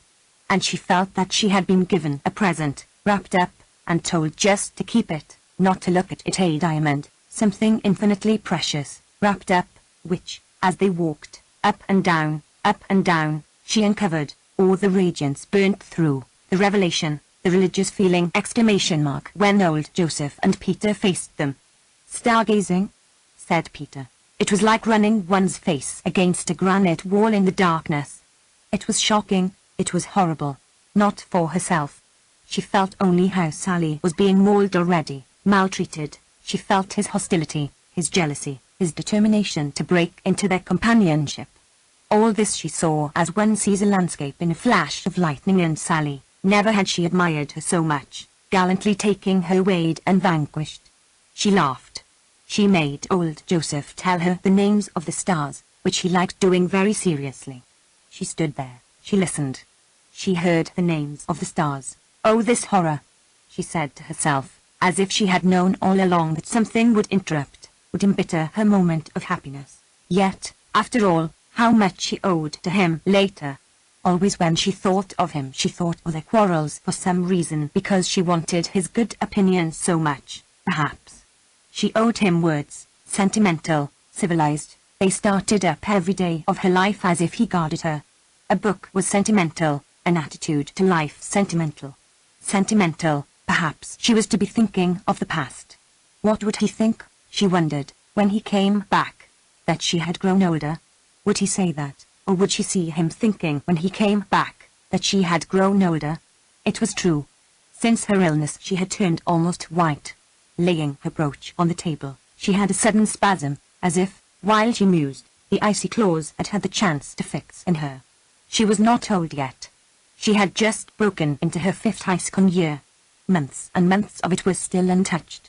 June, July, August. Each still remained almost whole, and, as if to catch the falling drop, Clarissa, crossing to the dressing table, plunged into the very heart of the moment, transfixed it, the moment of this June morning on which was the pressure of all the other mornings, seeing the glass, the dressing table, and all the bottles afresh, collecting the whole of her at one point, as she looked into the glass, seeing the delicate pink face of the woman who was that very night to give a party, of Clarissa Dalloway, of herself. How many million times she had seen her face, and always with the same imperceptible contraction. She pursed her lips when she looked in the glass. It was to give her face point. That was herself pointed, dark-like, definite. That was herself when some effort, some call on her to be herself, drew the parts together. She alone knew how different, how incompatible, and composed so for the world only into one centre, one diamond, one woman who sat in her drawing-room and made a meeting point, or agency no doubt in some dull lives, a refuge for the lonely to come to, perhaps. She had helped young people, who were grateful to her, had tried to be the same always, never showing a sign of all the other sides of her faults, jealousies, vanities, suspicions, like this of Lady Bruton not asking her to lunch, which, she thought, combing her hair finally, is utterly base. Now, where was her dress? Her evening dresses hung in the cupboard. Clarissa, plunging her hand into the softness, gently detached the green dress and carried it to the window. She had torn it. Someone has drawn on the skirt. She had felt it give at the embassy party at the top among the folds. By artificial light the green shone, but lost its colour now in the sun. She would mend it. Her maids had too much to do. She would wear it tonight. She would take her silks, her scissors, her what was it ? Her thimble, of course, down into the drawing-room, for she must also write, and see that things generally were more or less in order. Strange, she thought, pausing on the landing, and assembling the diamond shape, that single person. Strange how a mistress knows the very moment, the very temper of her house. Faint sounds rose in spirals up the well of the stairs, the swish of a mop, tapping, knocking, a loudness when the front door opened, a voice repeating a message in the basement, the chink of silver on a tray, clean silver for the party. All was for the party. And Lucy, coming into the drawing-room with her tray held out, put the giant candlesticks on the mantelpiece, the silver casket in the middle, turned the crystal dolphin towards the clock. They would come, they would stand, they would talk in the mincing tones which she could imitate, ladies and gentlemen. Of all, her mistress was loveliest mistress of silver, of linen, of china, for the sun, the silver, doors off the hinges, Rumpelmayer's men, gave her a sense, as she laid the paper knife on the inlaid table, of something achieved. Behold, behold, she said, speaking to her old friends in the baker's shop, where she had first seen service at Caterham, prying into the glass. She was Lady Angela, attending Princess Mary, when in came Mrs. Dalloway. "Oh, Lucy," she said, "the silver does look nice." "And how," she said, turning the crystal dolphin to stand straight, "how did you enjoy the play last night?" "Oh, they had to go before the end," she said. "They had to be back at 10, she said. "So they don't know what happened," she said. "That does seem hard luck," she said, for her servants stayed later, if they asked her. "That does seem rather a shame," she said, taking the old bald-looking cushion in the middle of the sofa and putting it in Lucy's arms, and giving her a little push, and crying, "Take it away. Give it to Mrs. Walker with my compliments. Take it away," she cried, and Lucy stopped at the drawing-room door, holding the cushion, and said, very shyly, turning a little pink, couldn't she help to mend the dress? "But," said Mrs. Dalloway, she had enough on her hands already, quite enough of her own to do without that. "But, thank you, Lucy, oh, thank you," said Mrs. Dalloway, "and thank you," she went on saying, sitting down on the sofa with her dress over her knees, her scissors, her silks, "thank you," she went on saying in gratitude to her servants generally for helping her to be like this, to be what she wanted, gentle, generous-hearted. Her servants liked her. And then this dress of hers, where was the tear? And now her needle to be threaded. This was a favourite dress, one of the Sally Parkers, the last almost she ever made, alas, for Sally had now retired, living at Ealing, And if ever I have a moment, thought Clarissa, but never would she have a moment any more, I shall go and see her at Ealing. For she was a character, thought Clarissa, a real artist. She thought of little out-of-the-way things, yet her dresses were never queer. You could wear them at Hatfield, at Buckingham Palace. She had worn them at Hatfield, at Buckingham Palace. Quiet descended on her, calm, content, as her needle, drawing the silk smoothly to its gentle pause, collected the green folds together and attached them, very lightly, to the belt. So on a summer's day waves collect, overbalance, and fall, collect and fall, and the whole world seems to be saying that is all more and more ponderously, until even the heart in the body which lies in the sun on the beach says too, that is all. Fear no more, says the heart. Fear no more, says the heart, committing its burden to some sea, which sighs collectively for all sorrows, and renews, begins, collects, lets fall. And the body alone listens to the passing bee, the wave breaking, the dog barking, far away barking and barking. Heavens, the front door bell! Exclaimed Clarissa, staying her needle. Roused, she listened. Mrs. Dalloway will see me, said the elderly man in the hall.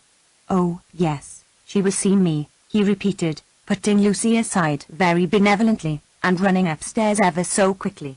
Yes, yes, yes, he muttered as he ran upstairs. She will see me. After 5 years in India, Clarissa will see me.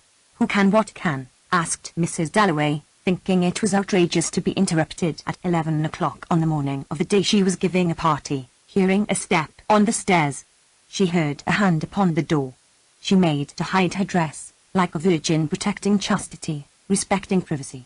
Now the brass knob slipped. Now the door opened, and in came for a single second she could not remember what he was called. So surprised she was to see him, so glad, so shy, so utterly taken aback to have Peter Walsh come to her unexpectedly in the morning. She had not read his letter. And how are you? Said Peter Walsh, positively trembling, taking both her hands, kissing both her hands. She's grown older, he thought, sitting down. I shan't tell her anything about it, he thought, for she's grown older. She's looking at me, he thought, a sudden embarrassment coming over him, though he had kissed her hands. Putting his hand into his pocket, he took out a large pocket knife and half opened the blade. Exactly the same, thought Clarissa, the same square look, the same check suit, a little out of the straight his face is, a little thinner, drier, perhaps, but he looks awfully well, and just the same. How heavenly it is to see you again, she exclaimed. He had his knife out. That's so like him, she thought. He had only reached town last night, he said, would have to go down into the country at once. And how was everything? How was everybody, Richard? Elizabeth? And what's all this? He said, tilting his penknife towards her green dress. He's very well dressed, thought Clarissa, yet he always criticizes me. Here she is mending her dress as usual, he thought. Here she's been sitting all the time I've been in India, mending her dress, playing about, going to parties, running to the house and back and all that, he thought, growing more and more irritated, more and more agitated, for there's nothing in the world so bad for some women as marriage, he thought, and politics, and having a conservative husband, like the admirable Richard. So it is, he thought, shutting his knife with a snap. Richard's very well. Richard's at a committee, said Clarissa, and she opened her scissors, and said, did he mind her just finishing what she was doing to her dress, for they had a party that night, which I shan't ask you to, she said.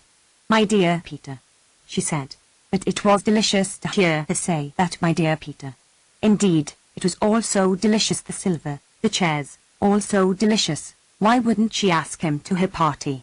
He asked. Now, of course, thought Clarissa, he is enchanting. Perfectly enchanting. Now I remember how impossible it was ever to make up my mind, and why did I make up my mind not to marry him? She wondered, that awful summer, that it's so extraordinary that you should have come this morning. She cried, putting her hands, one on top of another, down on her dress. Do you remember, she said, how the blinds used to flap at? They did, he said, and he remembered breakfasting alone, very awkwardly, with her father, who had died, and he had not written to Clarissa. But he had never got on well with old Parry, that querulous, Weak-kneed old man, Clarissa's father, Justin Parry. I often wish I'd got on better with your father, he said. But he never liked anyone who are friends, said Clarissa, and could have bitten her tongue for thus reminding Peter that he had wanted to marry her. Of course I did, thought Peter. It almost broke my heart too, he thought, and was overcome with his own grief, which rose like a moon looked at from a terrace, ghastly beautiful with light from the sunken day. I was more unhappy than I've ever been since, he thought. And as if in truth he was sitting there on the terrace, he edged a little towards Clarissa, put his hand out, raised it, let it fall. There above them it hung, that moon. She too seemed to be sitting with him on the terrace, in the moonlight. Herbert has it now, she said. I never go there now, she said. Then, just as happens on a terrace in the moonlight, when one person begins to feel ashamed that he is already bored, and yet as the other sits silent, very quiet, sadly looking at the moon, does not like to speak, moves his foot, clears his throat, notices some iron scroll on a table leg, stirs a leaf, but says nothing, so Peter Walsh did now. For why go back like this to the past? He thought. Why make him think of it again? Why make him suffer, when she had tortured him so infernally? Why? Do you remember the lake? She said, in an abrupt voice, under the pressure of an emotion which caught her heart, made the muscles of her throat stiff, and contracted her lips in a spasm as she said lake. For she was a child, throwing bread to the ducks, between her parents, and at the same time a grown woman coming to her parents who stood by the lake, holding her life in her arms which, as she neared them, grew larger and larger in her arms, until it became a whole life, a complete life, which she put down by them and said, "This is what I have made of it." This. And what had she made of it? What, indeed? Sitting there sewing this morning with Peter, she looked at Peter Walsh. Her look, passing through all that time and that emotion, reached him doubtfully, settled on him tearfully, and rose and fluttered away, as a bird touches a branch and rises and flutters away. Quite simply she wiped her eyes. "Yes," said Peter. "Yes, yes, yes," he said, as if she drew up to the surface something which positively hurt him as it rose. Stop. Stop. He wanted to cry. For he was not old, his life was not over, not by any means. He was only just past 50. Shall I tell her, he thought, or not? He would like to make a clean breast of it all. But she is too cold, he thought, sewing, with her scissors. Daisy would look ordinary beside Clarissa. And she would think me a failure, which I am in their sense, he thought, in the Dalloway's sense. Oh, yes, he had no doubt about that. He was a failure, compared with all this: the inlaid table, the mounted paper knife, the dolphin and the candlesticks, the check covers and the old valuable English tinted prints. He was a failure.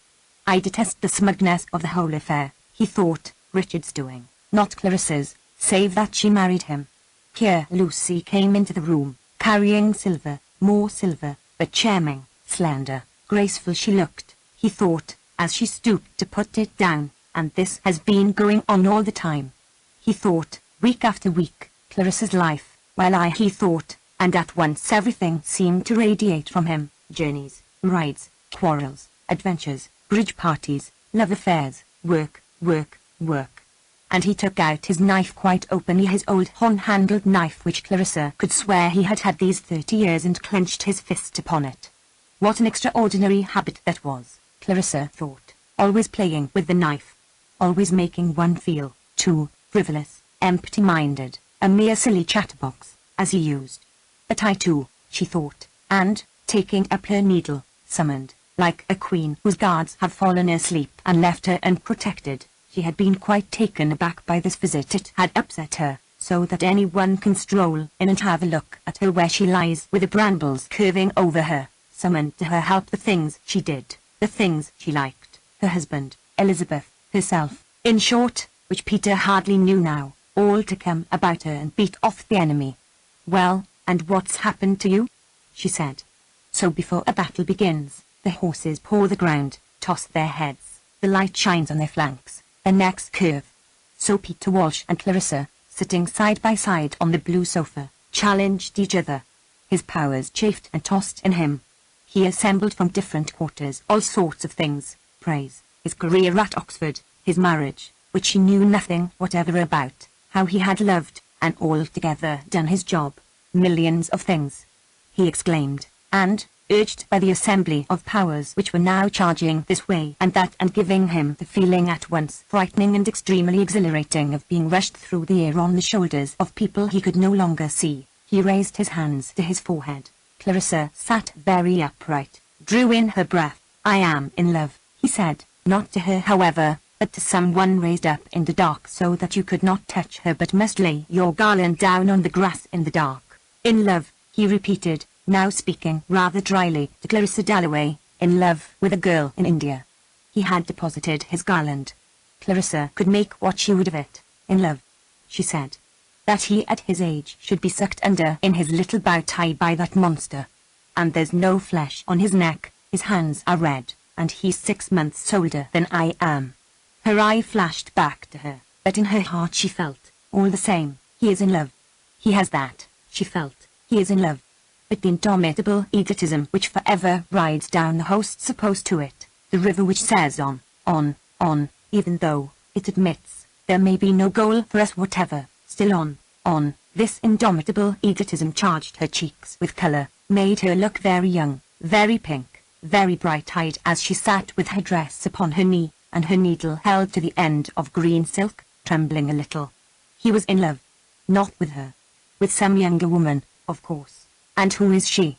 she asked. Now this statue must be brought from its height and set down between them. "A married woman, unfortunately," he said, "the wife of a major in the Indian Army." And with a curious ironical sweetness he smiled as he placed her in this ridiculous way before Clarissa. All the same, he is in love, thought Clarissa. She has, he continued, very reasonably, 2 small children, a boy and a girl, and I have come over to see my lawyers about the divorce. There they are, he thought. Do what you like with them, Clarissa. There they are. And second by second it seemed to him that the wife of the major in the Indian Army, his Daisy, and her 2 small children became more and more lovely as Clarissa looked at them, as if he had set light to a great bellet on a plate and there had risen up a lovely tree in the brisk sea's altered air of their intimacy, for in some ways no one understood him, felt with him, as Clarissa did their exquisite intimacy. She flattered him, she fooled him, thought Clarissa, shaping the woman, the wife of the major in the Indian Army, with 3 strokes of a knife. What a waste! What a folly! All his life long Peter had been fooled like that, first getting sent down from Oxford, next marrying the girl on the boat going out to India, now the wife of a major in the Indian Army. Thank heaven she had refused to marry him. Still, he was in love, her old friend, her dear Peter, he was in love. "But what are you going to do?" she asked him. "Oh, the lawyers and solicitors, Messrs. Hooper and Greatley of Lincoln's Inn, they were going to do it," he said.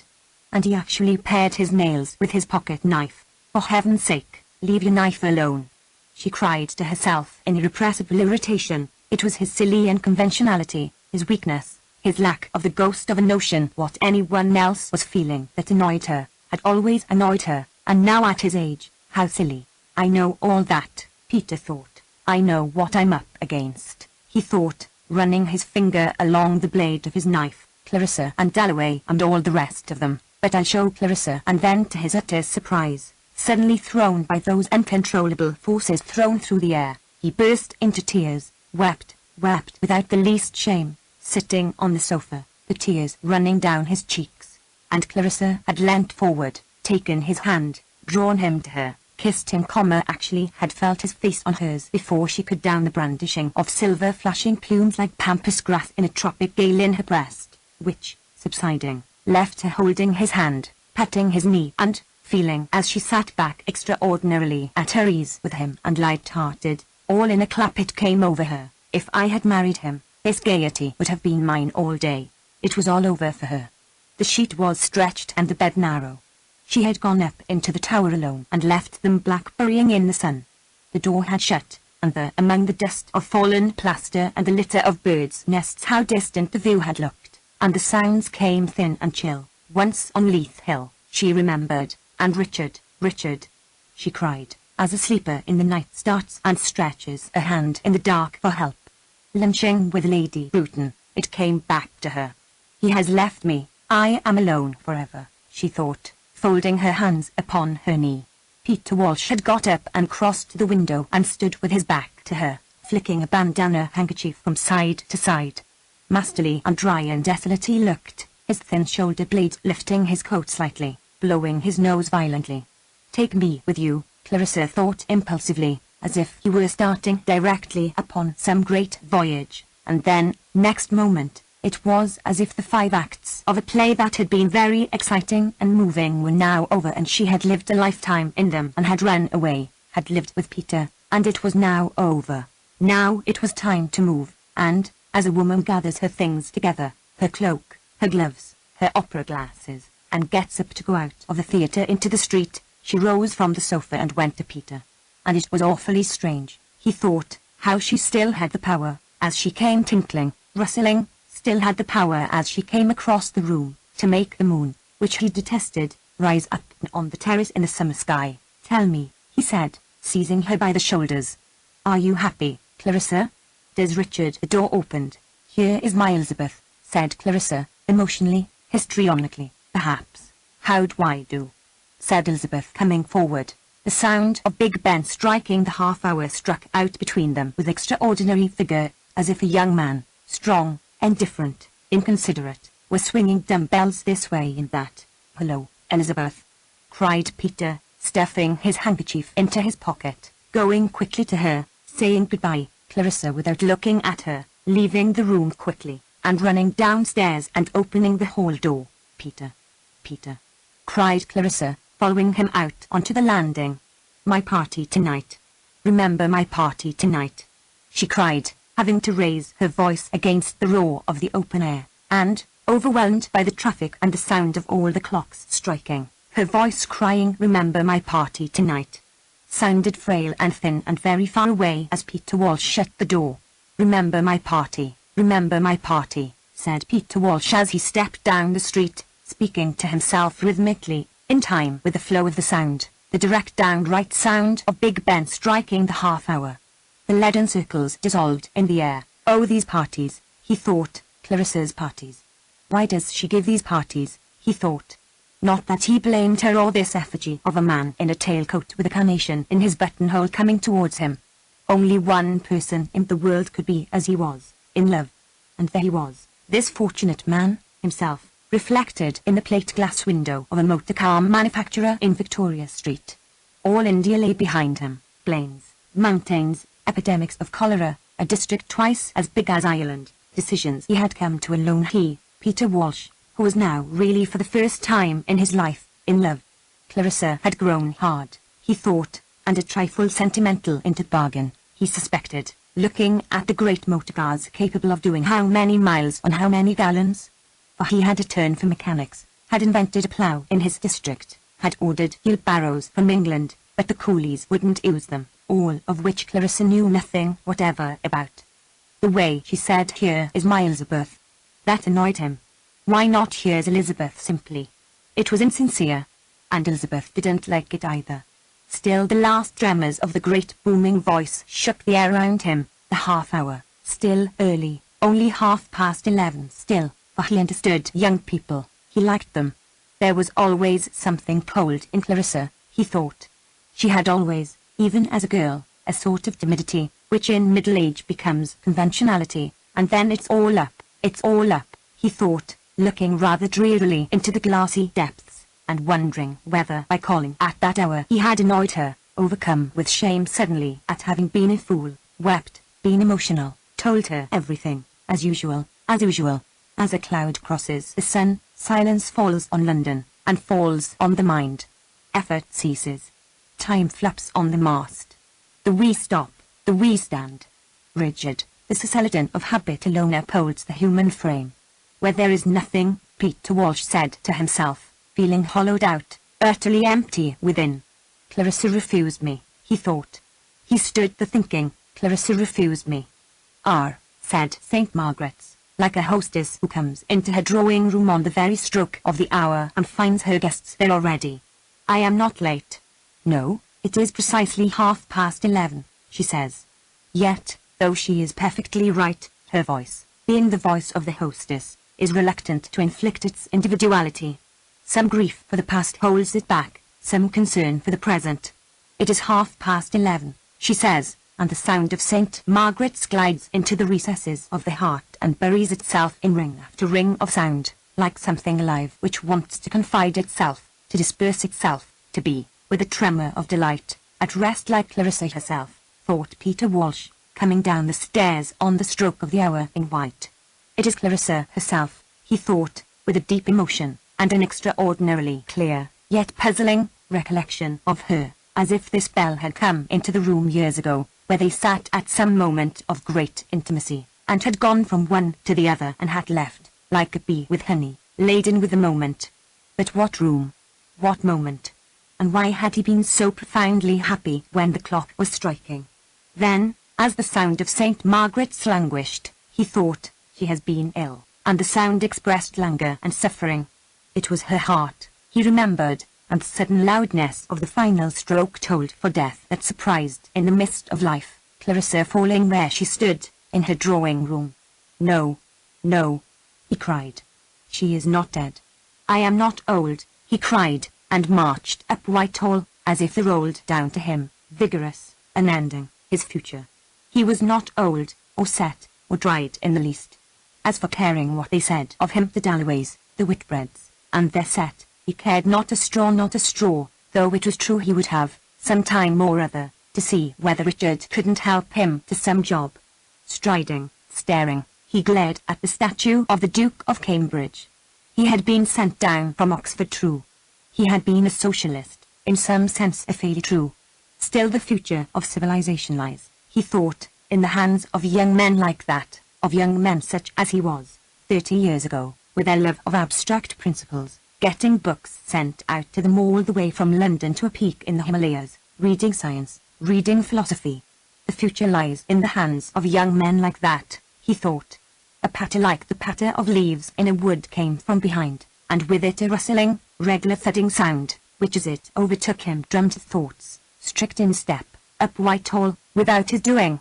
Boys in uniform, carrying guns, marched with a rise ahead of them, marched, their arms stiff, and on their faces an expression like the letters of a legend written round the base of a statue praising duty, gratitude, fidelity, love of England. It is, thought Peter Walsh, beginning to keep step with them, a very fine training. But they did not look robust.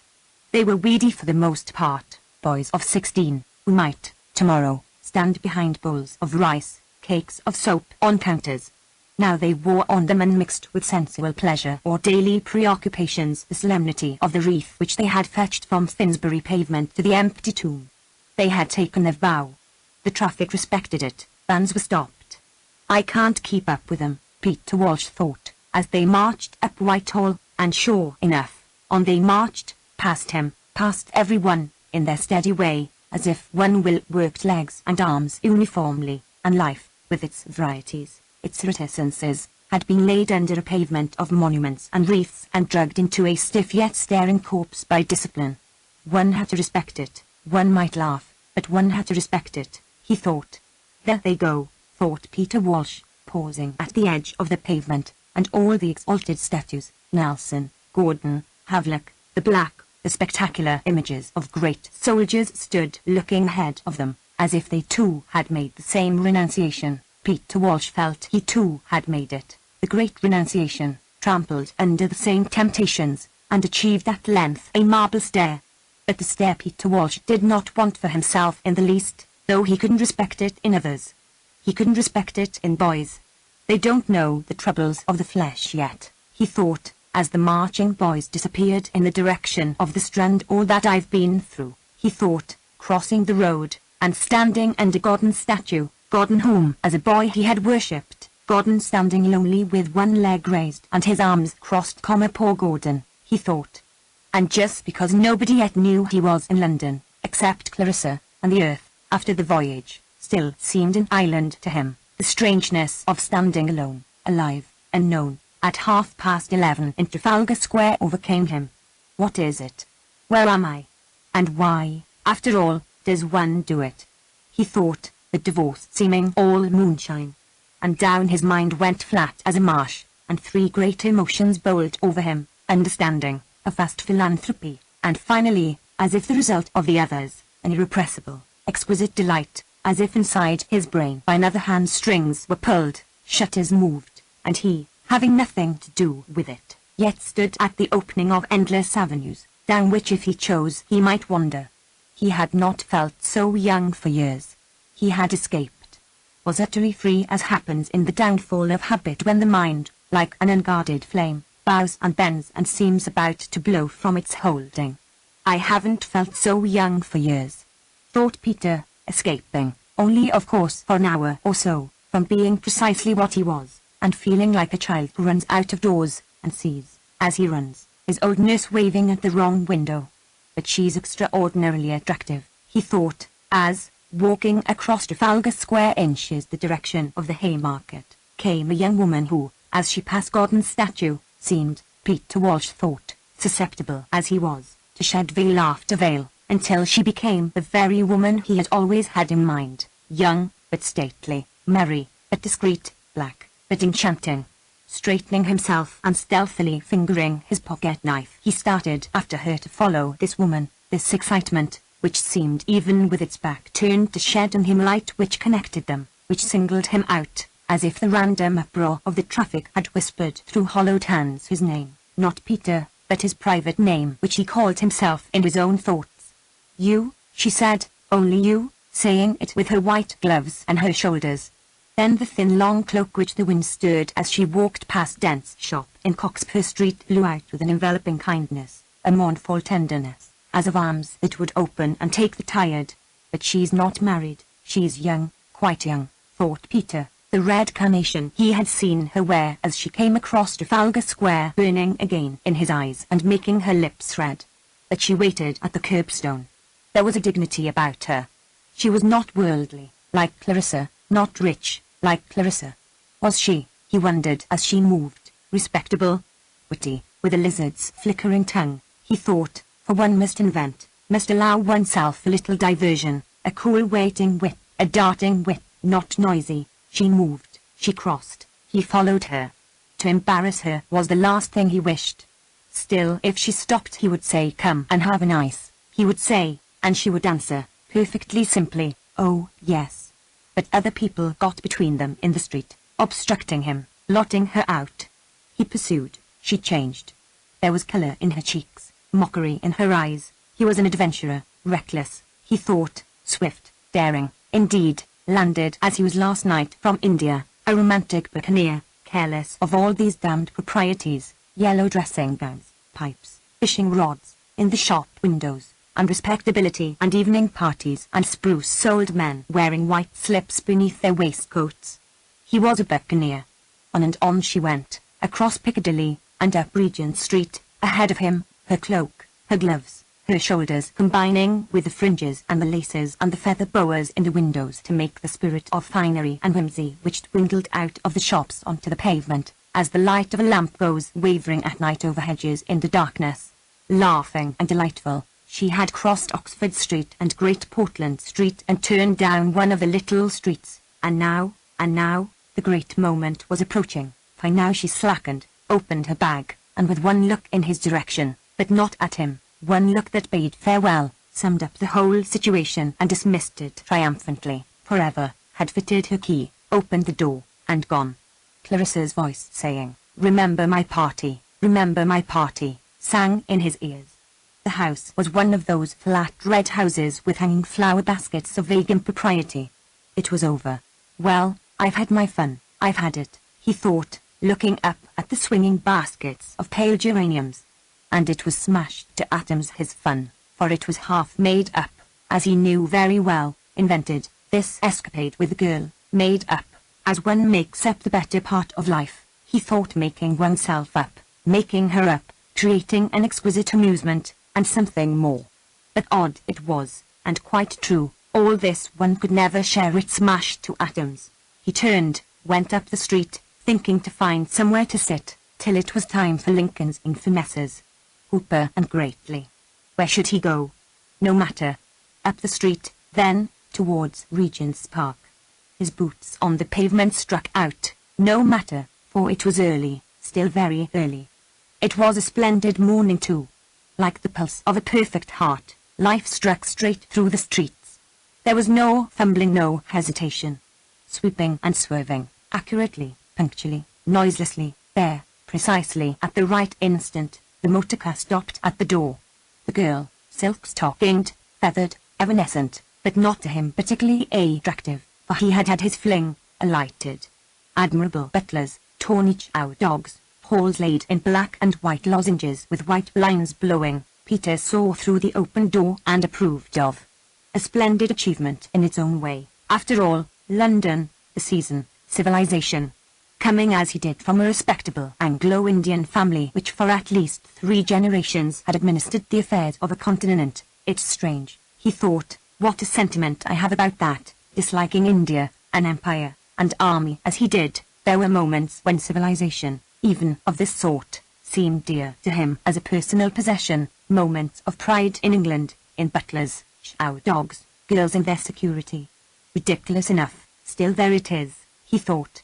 And the doctors and men of business and capable women all going about their business, punctual, alert, robust, seemed to him wholly admirable, good fellows, to whom one would entrust one's life, companions in the art of living, who would see one through. What with one thing and another, the show was really very tolerable, and he would sit down in the shade and smoke. There was Regent's Park. Yes. As a child he had walked in Regent's Park odd, he thought, how the thought of childhood keeps coming back to me, the result of seeing Clarissa, perhaps, for women live much more in the past than we do, he thought. They attach themselves to places, and their father's a woman's always proud of her father. It was a nice place, a very nice place, but I could never get on with the old man, he thought. There was quite a scene one night, an argument about something or other. What? He could not remember. Politics, presumably. Yes, he remembered Regent's Park, the long straight walk, the little house where one bought their balls to the left, an absurd statue with an inscription somewhere or other. He looked for an empty seat. He did not want to be bothered, feeling a little drowsy as he did, by people asking him the time. An elderly grey nurse, with a baby asleep in its perambulator, that was the best he could do for himself. Sit down at the far end of the seat by that nurse. She's a queer-looking girl, he thought, suddenly remembering Elizabeth as she came into the room and stood by her mother. Grown big, quite grown up, not exactly pretty, handsome rather, and she can't be more than 18. Probably she doesn't get on with Clarissa. There's my Elizabeth, that sort of thing. Why not? There's Elizabeth, simply ? Trying to make out, like most mothers, that things are what they're not. She trusts to her charm too much, he thought. She overdoes it. The rich benignant cigar smoke eddied coolly down his throat. He puffed it out again in rings which breasted the air bravely for a moment. Blue, circular. I shall try and get a word alone with Elizabeth tonight, he thought, then began to wobble into hourglass shapes and taper away. Odd shapes they take, he thought. Suddenly he closed his eyes, raised his hand with an effort, and threw away the heavy end of his cigar. A great brush swept smooth across his mind, sweeping across it moving branches, children's voices, the shuffle of feet, and people passing, and humming traffic, raising and falling traffic. Down, down he sank into the plumes and feathers of sleep, sank, and was muffled over.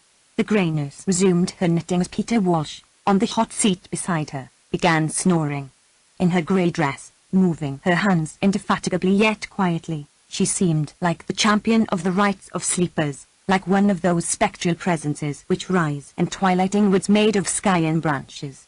The solitary traveller, haunter of lanes, disturber of ferns, and devastator of great hemlock plants, looking up, suddenly sees the giant figure at the end of the ride. By conviction an atheist perhaps, he is taken by surprise with moments of extraordinary exaltation. Nothing exists outside us except a state of mind, he thinks, a desire for solace, for relief, for something outside these miserable pygmies, these feeble, these ugly, these craven men and women.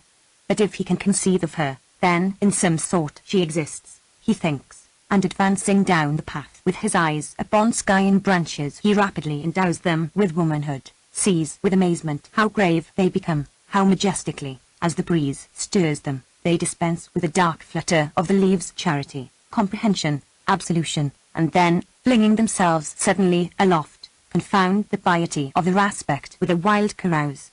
Such are the visions which proffer great cornucopias full of fruit to the solitary traveller, or murmur in his zeal like sirens lolloping away on the green sea waves, or are dashed in his face like bunches of roses, or rise to the surface like pale faces which fishermen flounder through floods to embrace.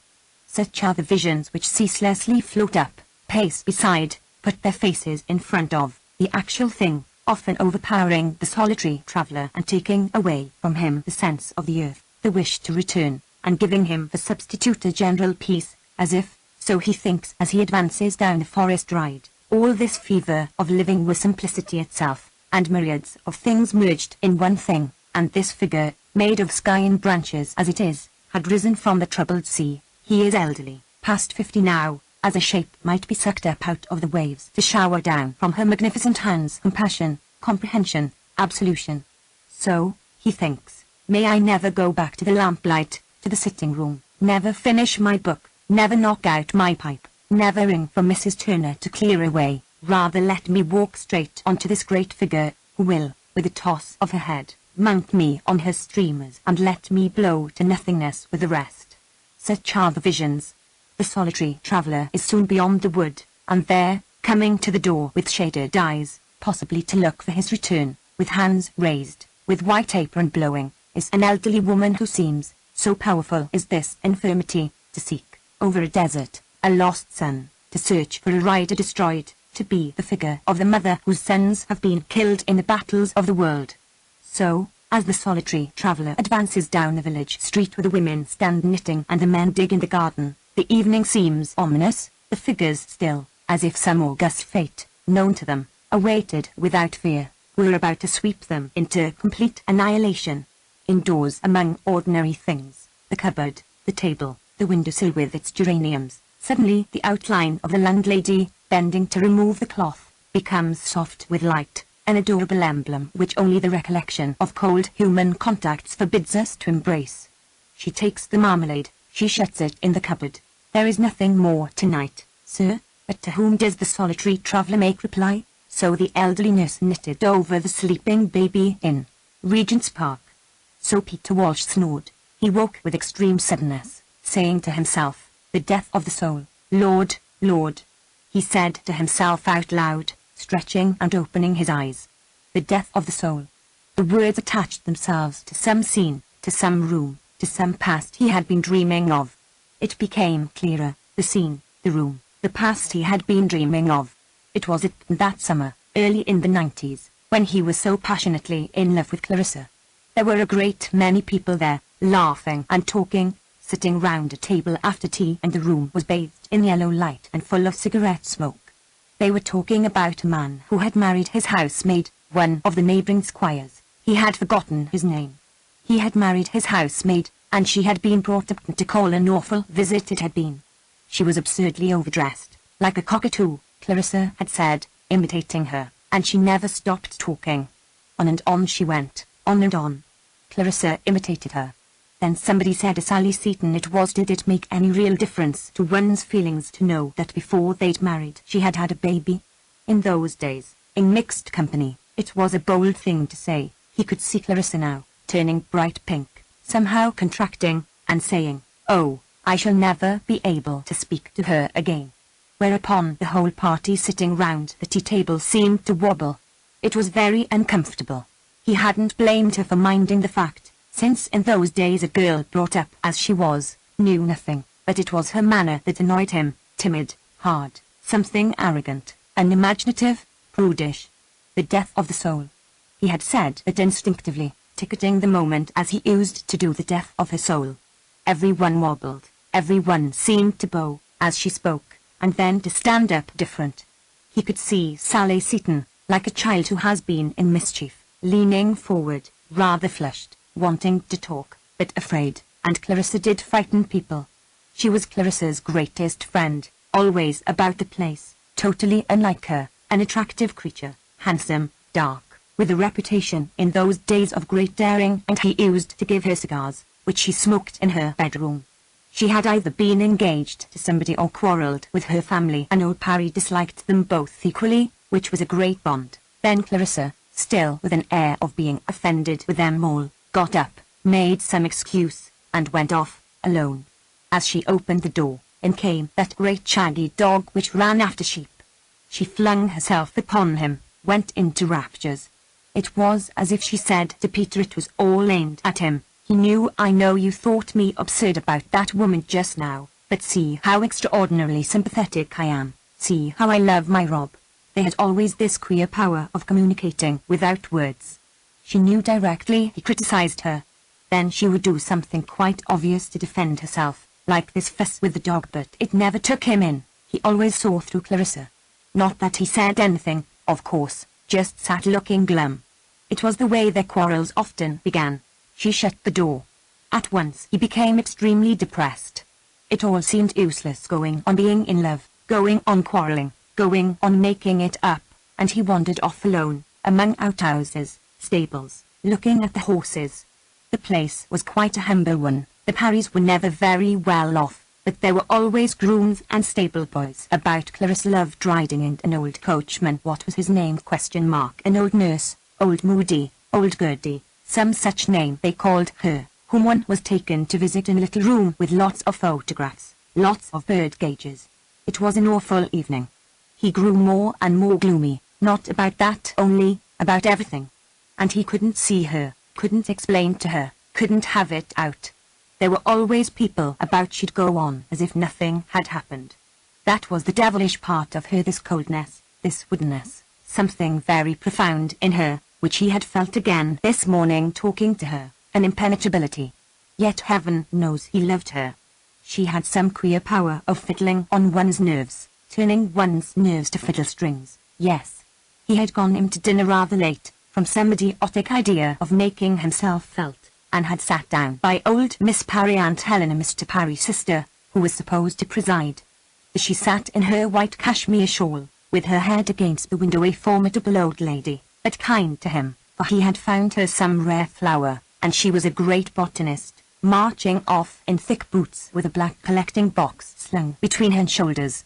He sat down beside her, and couldn't speak. Everything seemed to race past him. He just sat there, eating. And then halfway through dinner he made himself look across at Clarissa for the first time. She was talking to a young man on her right. He had a sudden revelation. She will marry that man, he said to himself. He didn't even know his name. For of course it was that afternoon, that very afternoon, that Dalloway had come over, and Clarissa called him Wickham. That was the beginning of it all. Somebody had brought him over, and Clarissa got his name wrong. She introduced him to everybody as Wickham. At last he said, "My name is Dalloway." That was his first view of Richard, a fair young man, rather awkward, sitting on a deck chair, and blurting out, "My name is Dalloway." Sally got hold of it. Always after that she called him, "My name is Dalloway." He was a prey to revelations at that time. This one that she would marry Dalloway was blinding, overwhelming at the moment. There was a sort of, how could he put it, a sort of ease in her manner to him, something maternal, something gentle. They were talking about politics. All through dinner he tried to hear what they were saying. Afterwards he could remember standing by old Miss Parry's chair in the drawing-room. Clarissa came up, with her perfect manners, like a real hostess, and wanted to introduce him to someone, spoke as if they had never met before, which enraged him. Yet even then he admired her for it. He admired her courage, her social instinct. He admired her power of carrying things through. "The perfect hostess," he said to her, whereupon she winced all over. But he meant her to feel it. He would have done anything to hurt her after seeing her with Dalloway. So she left him. And he had a feeling that they were all gathered together in a conspiracy against him, laughing and talking behind his back. There he stood by Miss Parry's chair as though he had been cut out of wood, he talking about wildflowers. Never, never had he suffered so infernally. He must have forgotten even to pretend to listen. At last he woke up. He saw Miss Parry looking rather disturbed, rather indignant, with her prominent eyes fixed. He almost cried out that he couldn't attend because he was in hell. People began going out of the room. He heard them talking about fetching cloaks, about its being cold on the water, and so on. They were going boating on the lake by moonlight, one of Sally's mad ideas. He could hear her describing the moon. and they all went out. He was left quite alone. "Don't you want to go with them?" said Aunt Helen. Old Miss Parry! She had guessed. And he turned round, and there was Clarissa again. She had come back to fetch him. He was overcome by her generosity, her goodness. "Come along," she said. "They're waiting." He had never felt so happy in the whole of his life. Without a word they made it up. They walked down to the lake. He had 20 minutes of perfect happiness. Her voice, her laugh, her dress, something floating, white, crimson, her spirit, her adventurousness. She made them all disembark and explore the island. She startled a hen, she laughed, she sang. And all the time, he knew perfectly well, Dalloway was falling in love with her. She was falling in love with Dalloway, but it didn't seem to matter. Nothing mattered. They sat on the ground and talked, he and Clarissa. They went in and out of each other's minds without any effort. And then in a second it was over. He said to himself as they were getting into the boat, "She will marry that man, Dilly, without any resentment," but it was an obvious thing. Dalloway would marry Clarissa. Dalloway rowed them in. He said nothing.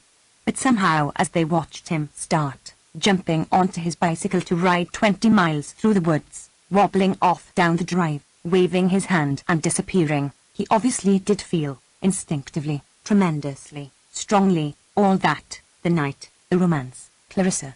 He deserved to have her. For himself, he was absurd. His demands upon Clarissa, he could see it now, were absurd. He asked impossible things. He made terrible scenes. She would have accepted him still, perhaps, if he had been less absurd. Sally thought so. She wrote him all that summer long letters, how they had talked of him, how she had praised him, how Clarissa burst into tears. It was an extraordinary summer, all letters, scenes, telegrams arriving at early in the morning, hanging about till the servants were up, appalling tete-a-tete with old Mr. Parry at breakfast, Aunt Helen formidable but kind, Sally sweeping him off for talks in the vegetable garden, Clarissa in bed with headaches. The final scene, the terrible scene which he believed had mattered more than anything in the whole of his life, it might be an exaggeration but still so it did seem now, happened at 3 o'clock in the afternoon of a very hot day. It was a trifle that led up to it, Sally at lunch saying something about Dalloway, and calling him "My name is Dalloway," whereupon Clarissa suddenly stiffened, coloured, in a way she had, and rapped out sharply, "We've had enough of that feeble joke." That was all, but for him it was precisely as if she had said, "I'm only amusing myself with you, I've an understanding with Richard Dalloway." So he took it. He had not slept for nights. "It's got to be finished, one way or the other," he said to himself. He sent a note to her by Sally asking her to meet him by the fountain at 3. "Something very important has happened," he scribbled at the end of it. The fountain was in the middle of a little shrubbery, far from the house, with shrubs and trees all round it. The sheep came, even before the time, and they stood with the fountain between them, the spout. It was broken, dribbling water incessantly.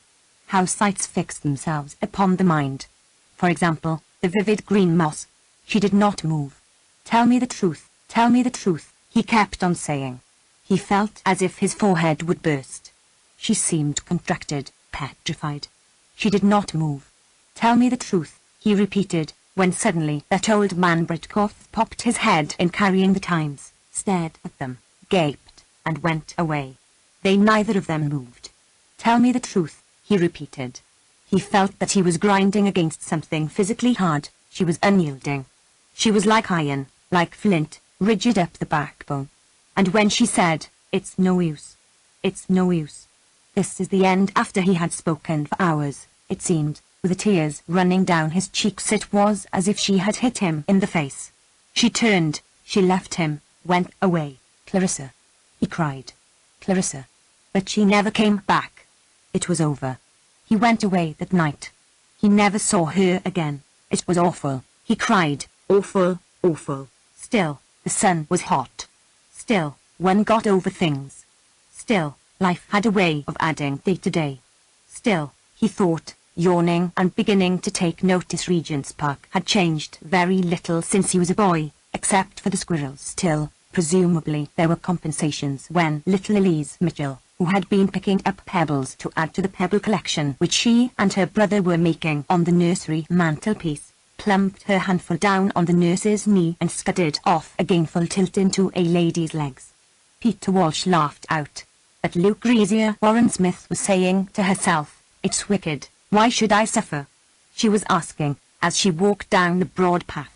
"No, I can't stand it any longer," she was saying, having left Septimus, who wasn't Septimus any longer, to say hard, cruel, wicked things, to talk to himself, to talk to a dead man, on the seat over there, when the child ran full tilt into her, fell flat, and burst out crying.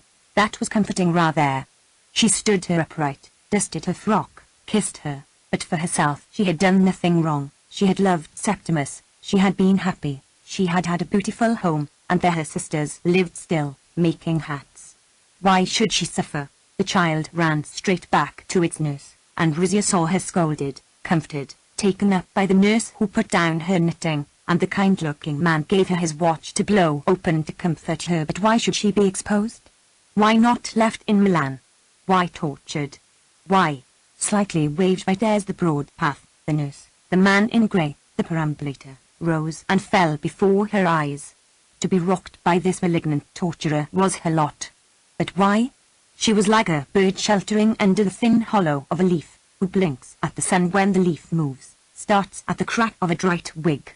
She was exposed. She was surrounded by the enormous trees, vast clouds of an indifferent world, exposed, tortured, and why should she suffer? Why? She frowned, she stamped her foot. She must go back again to Septimus, since it was almost time for them to be going to Sir William Bradshaw. She must go back and tell him, go back to him sitting there on the green chair under the tree, talking to himself, or to that dead man Evans, whom she had only seen once for a moment in the shop.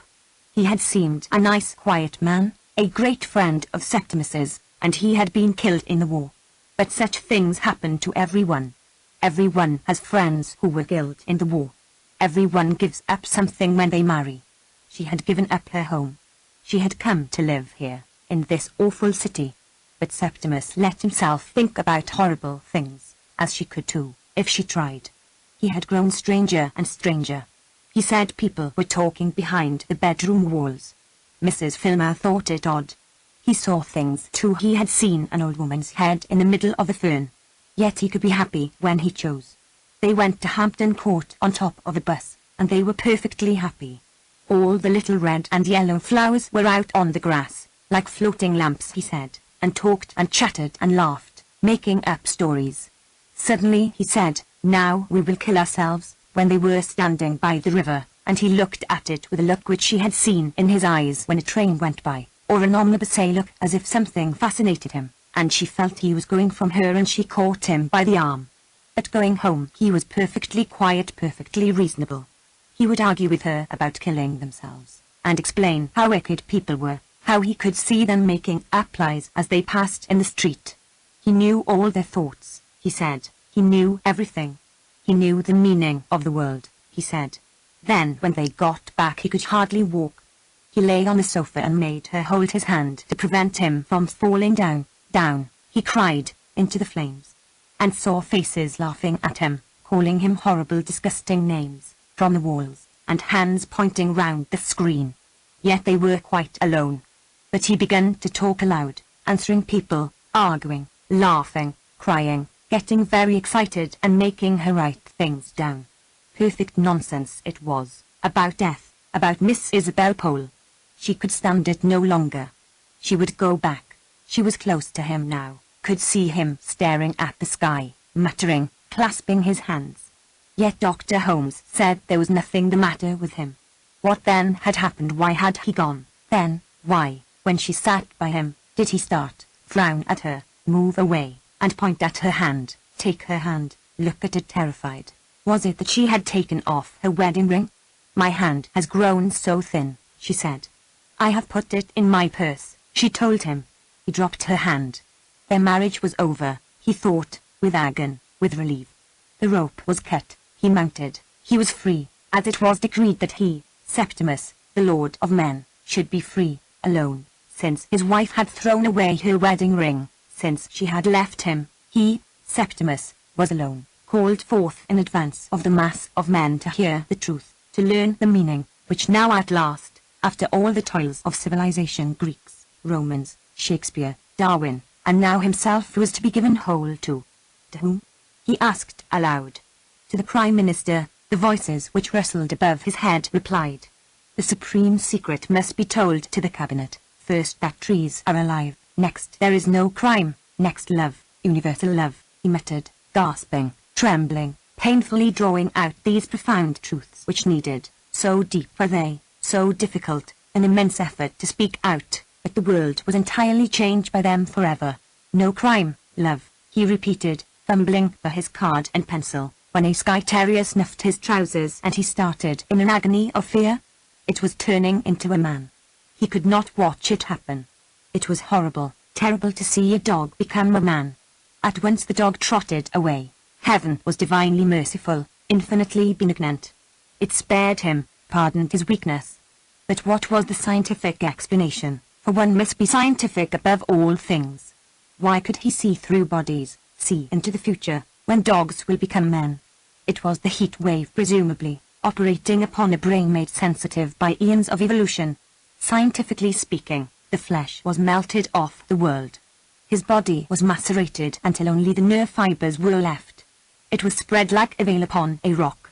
He lay back in his chair, exhausted but upheld.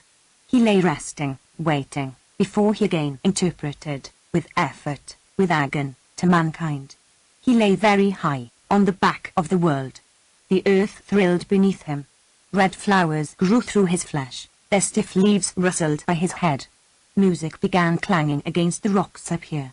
It is a motor horn down in the street, he muttered, but up here it cannoned from rock to rock, divided, met in shocks of sound which rose in smooth columns. That music should be visible was a discovery, and became an anthem twined round now by a shepherd boy's piping. That's an old man playing a penny whistle by the public house, he muttered, which, as the boy stood still, came bubbling from his pipe, and then, as he climbed higher, made its exquisite plaint while the traffic passed beneath. This boy's elegy is played among the traffic, thought Septimus. Now he withdraws up into the snows, and roses hang about him, the thick red roses which grow on my bedroom wall, he reminded himself. The music stopped. He has his penny, he reasoned it out, and has gone on to the next public house. But he himself remained high on his rock, like a drowned sailor on the rock. I leant over the edge of the boat and fell down, he thought. I went under the sea. I have been dead, and yet am now alive, but let me rest still, he begged. He was talking to himself again. It was awful, awful, and as, before waking, the voices of birds and the sound of wheels chime and chatter in a queer harmony, grow louder and louder, and sleeper feels himself drawing to the shores of life, so he felt himself drawing towards life, the sun growing hotter, cries sounding louder, something tremendous about to happen. He had only to open his eyes, but a weight was on them, a fear. He strained, he pushed, he looked, he saw Regent's Park before him. Long streamers of sunlight fawned at his feet. The trees waved, brandished. We welcome, but the world seemed to say. We accept, we create beauty, but the world seemed to say, and as if to prove it, scientifically, wherever he looked, at the houses, at the railings, at the antelopes stretching over the palings, beauty sprang instantly. To watch a leaf quivering in the rush of air was an exquisite joy. Up in the sky, swallows swooping, swerving, flinging themselves in and out, round and round, yet always with perfect control, as if elastics held them, and the flies rising and falling, and the sun spotting now this leaf, now that, in mockery, dazzling it with soft gold in pure good temper, and now and again some chime, it might be a motor horn, tinkling divinely on the grass stalks. All of this, calm and reasonable as it was, made out of ordinary things as it was the truth now, beauty, that was the truth now. Beauty was everywhere. It is time, said Razia. The word time split its husk, poured its riches over him, and from his lips fell like shells, like shavings from a plane, without his making them, hard, white, imperishable words, and flew to attach themselves to their places in an ode to time, an immortal ode to time. He sang. Evans answered from behind the tree. The dead were in Thessaly, Evans sang, among the orchids. There they waited till the war was over, and now the dead, now Evans himself. For God's sake, don't come. Septimus cried out. For he could not look upon the dead. But the branches parted. A man in grey was actually walking towards them. It was Evans. But no mud was on him, no wounds, he was not changed. I must tell the whole world, Septimus cried, raising his hand, as the dead man in the grey suit came nearer, raising his hand like some colossal figure who has lamented the fate of man for ages in the desert alone, with his hands pressed to his forehead, furrows of despair on his cheeks, and now sees light on the desert sedge which broadens and strikes the iron-black figure, and Septimus half rose from his chair, and with legions of men prostrate behind him he, the giant mourner, receives for one moment on his face the whole. But I am so unhappy, Septimus, said Rizzy, trying to make him sit down. The millions lamented, for ages they had sorrowed. He would turn round, he would tell them in a few moments, only a few moments more, of this relief, of this joy, of this astonishing revelation. The time, Septimus, Rizzy repeated. What is the time?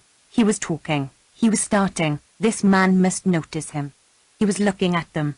I will tell you the time, said Septimus, very slowly, very drowsily, smiling mysteriously. As he sat smiling at the dead man in the grey suit, the quarter struck the 11:45. And that is being young, Peter Walsh thought as he passed them.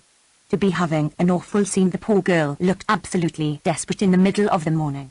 But what was it about, he wondered? What had the young man in the overcoat been saying to her to make her look like that? What awful fix had they got themselves into, both to look so desperate as that on a fine summer morning? The amusing thing about coming back to England, after 5 years, was the way it made, anyhow the first days, things stand out as if one had never seen them before. Lovers squabbling under a tree, the domestic family life of the parks. Never had he seen London look so enchanting, the softness of the distances, the richness, the greenness, the civilization. After India, he thought, strolling across the grass.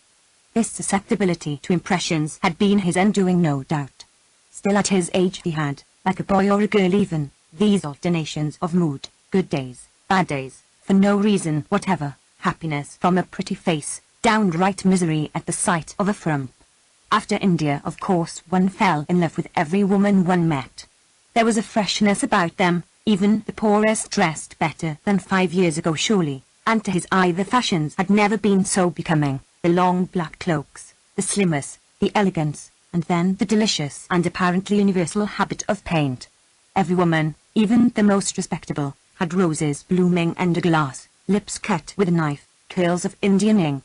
There was design, art, everywhere. A change of some sort had undoubtedly taken place.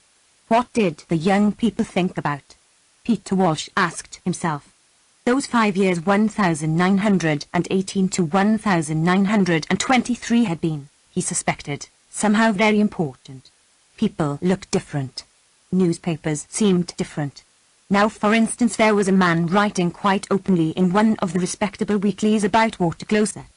That you couldn't have done 10 years ago, written quite openly about water closets in a respectable weekly. And then this taking out a stick of rouge, or a powder puff, and making up in public. On board ship coming home there were lots of young men and girls, Betty and Bertie he remembered in particular, carrying on quite openly, the old mother sitting and watching them with her knitting, cool as a cucumber.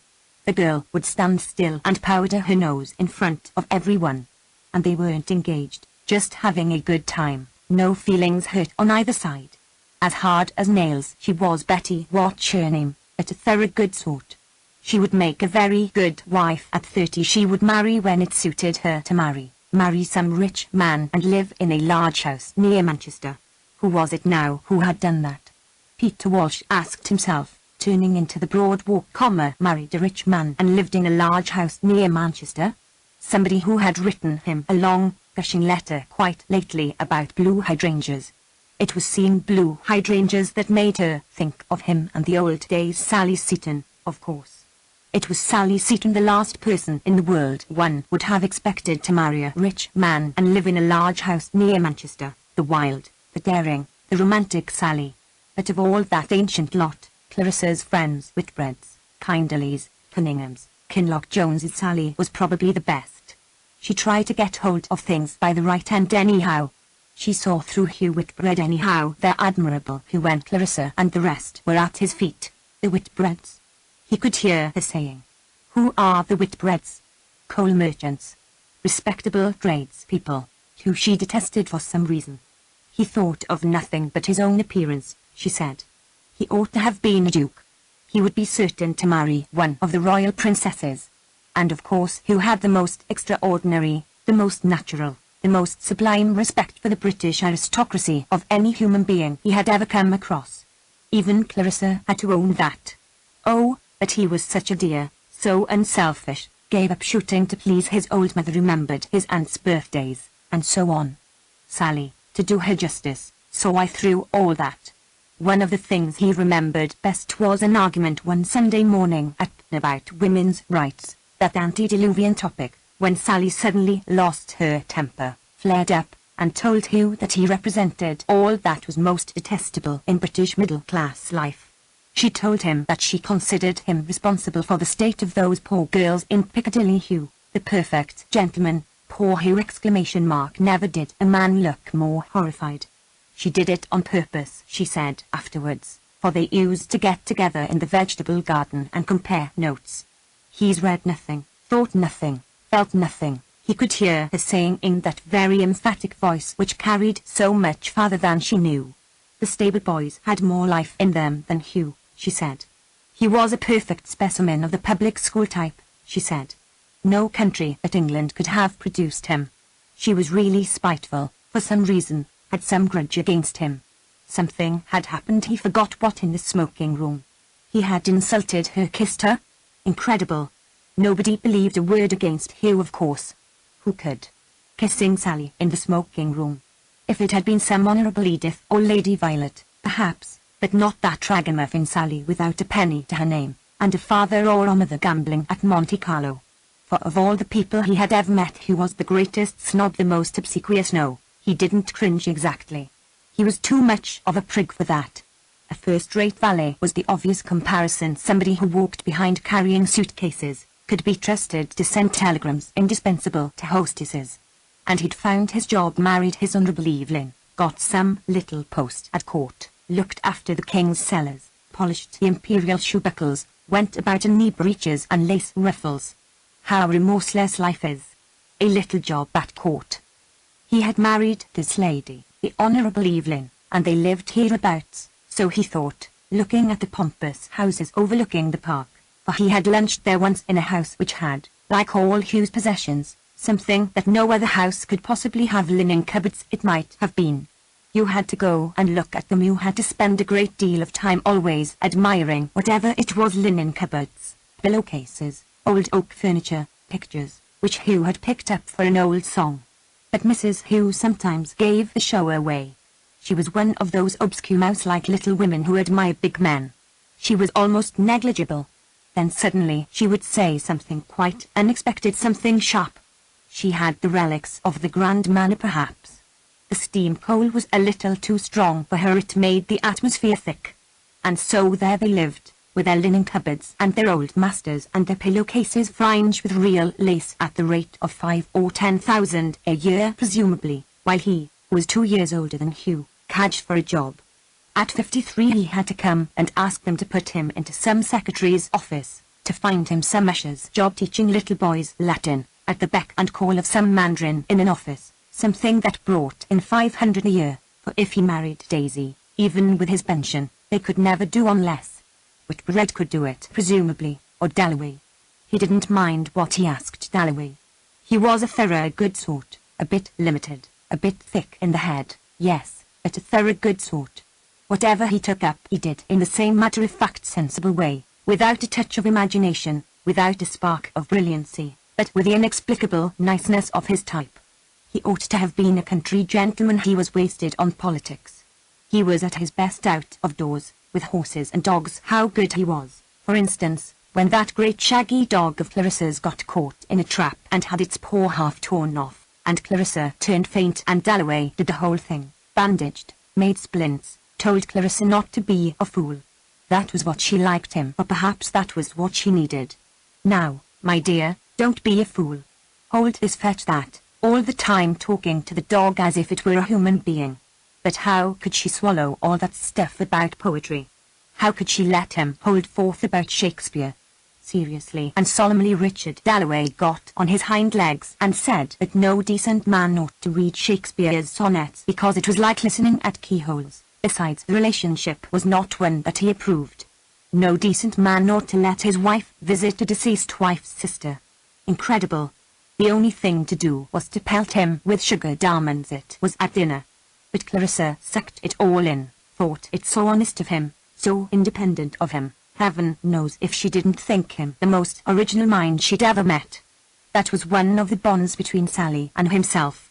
There was a garden where they used to walk, a walled-in place, with rose bushes and giant cauliflowers. He could remember Sally tearing off a rose, stopping to exclaim at the beauty of the cabbage leaves in the moonlight. It was extraordinary how vividly it all came back to him, things he hadn't thought of for years, while she implored him, half laughing of course, to carry off Clarissa, to save her from the Hughes and the Dalloways and all the other perfect gentlemen who would stifle her soul. She wrote dreams of poetry in those days, make a mere hostess of her, encourage her worldliness. But one must do Clarissa justice. She wasn't going to marry Hugh anyhow. She had a perfectly clear notion of what she wanted. Her emotions were all on the surface. Beneath, she was very shrewd, a far better judge of character than Sally, for instance, and with it all, purely feminine, with that extraordinary gift, that woman's gift, of making the world of her own wherever she happened to be. She came into a room, she stood, as he had often seen her, in a doorway with lots of people round her. But it was Clarissa one remembered. Not that she was striking, not beautiful at all, there was nothing picturesque about her. She never said anything specially clever. She was, however, she was. No, no, no. He was not in love with her any more. He only felt, after seeing her that morning, among her scissors and silks, making ready for the party, unable to get away from the thought of her. She kept coming back and back like a sleeper jolting against him in a railway carriage, which was not being in love, of course. It was thinking of her, criticizing her, starting again, after 30 years, trying to explain her. The obvious thing to say of her was that she was worldly, cared too much for rank and society and getting on in the world, which was true in a sense. She had admitted it to him.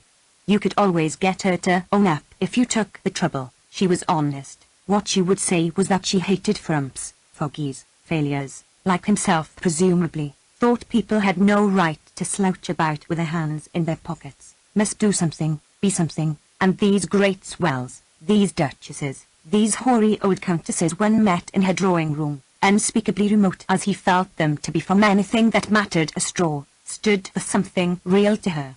Lady Bixborough, she said once, held herself upright, so did Clarissa herself. She never lounged in any sense of the word. She was straight as a dart, a little rigid in fact. She said they had a kind of courage which the older she grew the more she respected. In all this there was a great deal of Dalloway, of course, a great deal of the public-spirited, British Empire, tariff reform, governing class spirit, which had grown on her, as it tends to do. With twice his wits, she had to see things through his eyes, one of the tragedies of married life.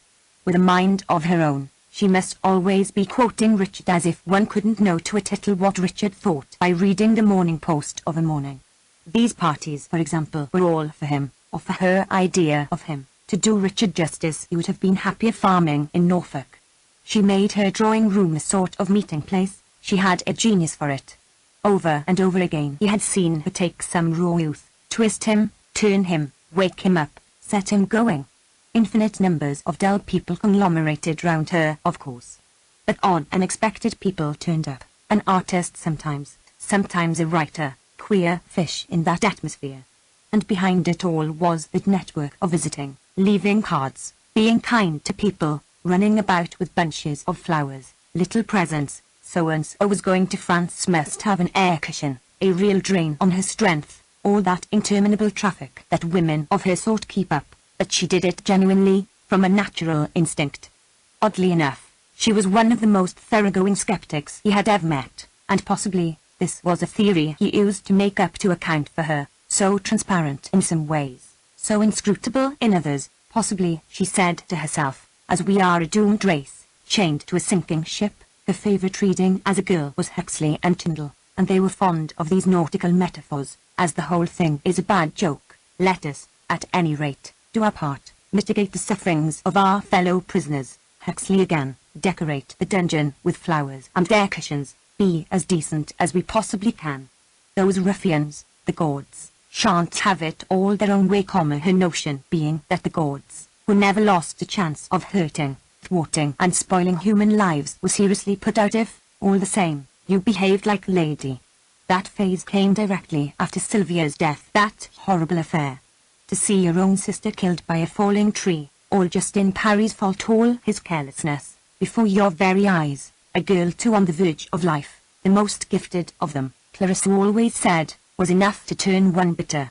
Later she wasn't so positive perhaps, she thought there were no gods, no one was to blame, and so she evolved this atheist's religion of doing good for the sake of goodness. And of course she enjoyed life immensely.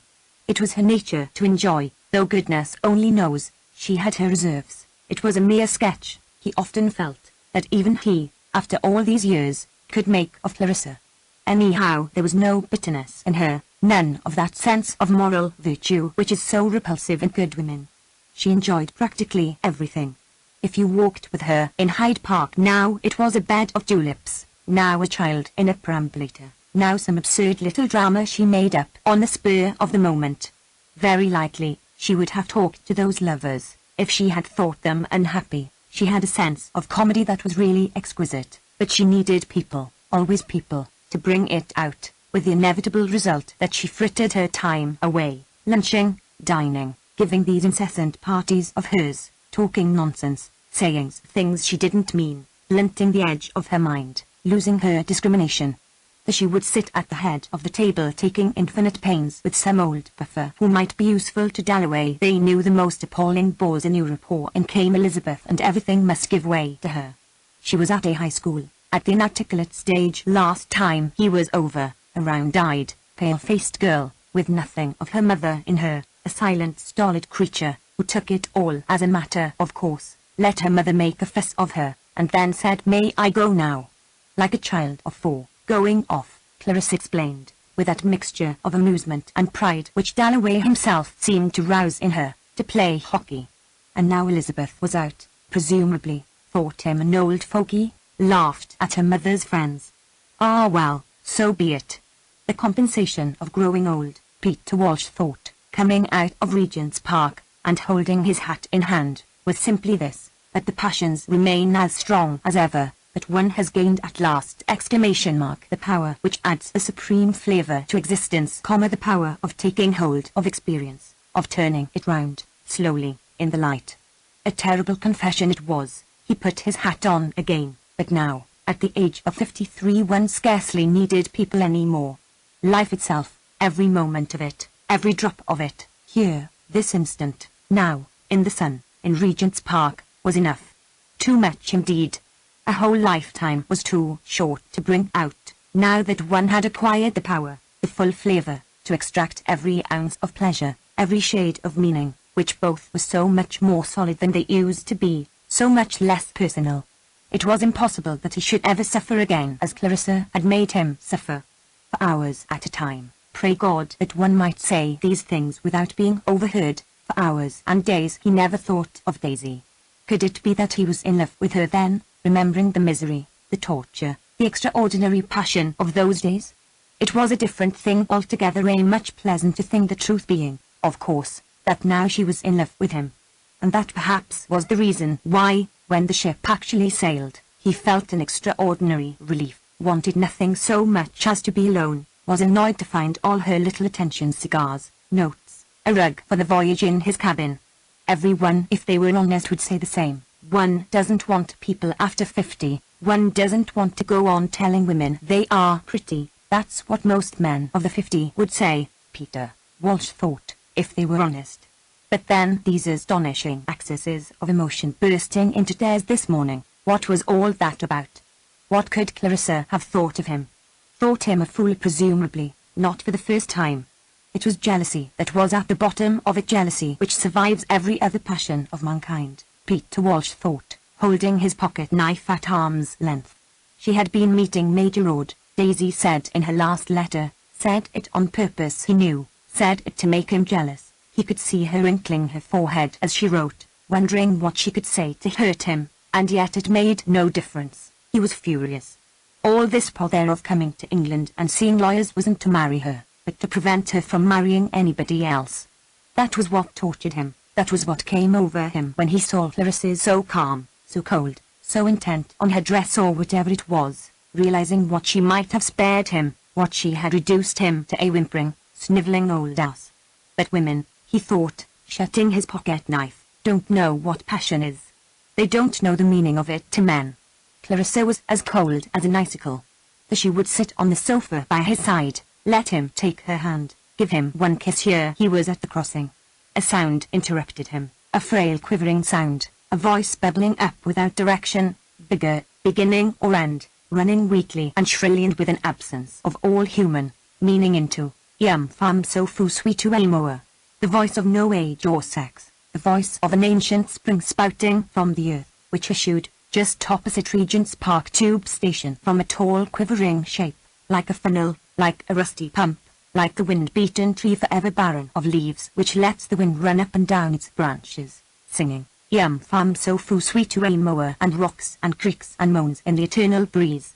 Through all ages, when the pavement was grass, when it was swamp, through the age of tusk and mammoth, through the age of silent sunrise, the battered woman, for she wore a skirt with her right hand exposed, her left clutching at her side, stood singing of love, love which has lasted 1,000,000 years, she sang, love which prevails, and millions of years ago, her lover, who had been dead these centuries, had walked, she crooned, with her in May, but in the course of ages, long as summer's days, and flaming, she remembered, with nothing but red asters, he had gone, death's enormous sickle had swept those tremendous hills, and when at last she laid her hoary and immensely aged head on the earth, now become a mere cinder of ice, she implored the gods to lay by her side a bunch of purple heather, there on her high burial place which the last rays of the last sun caressed, for then the pageant of the universe would be over.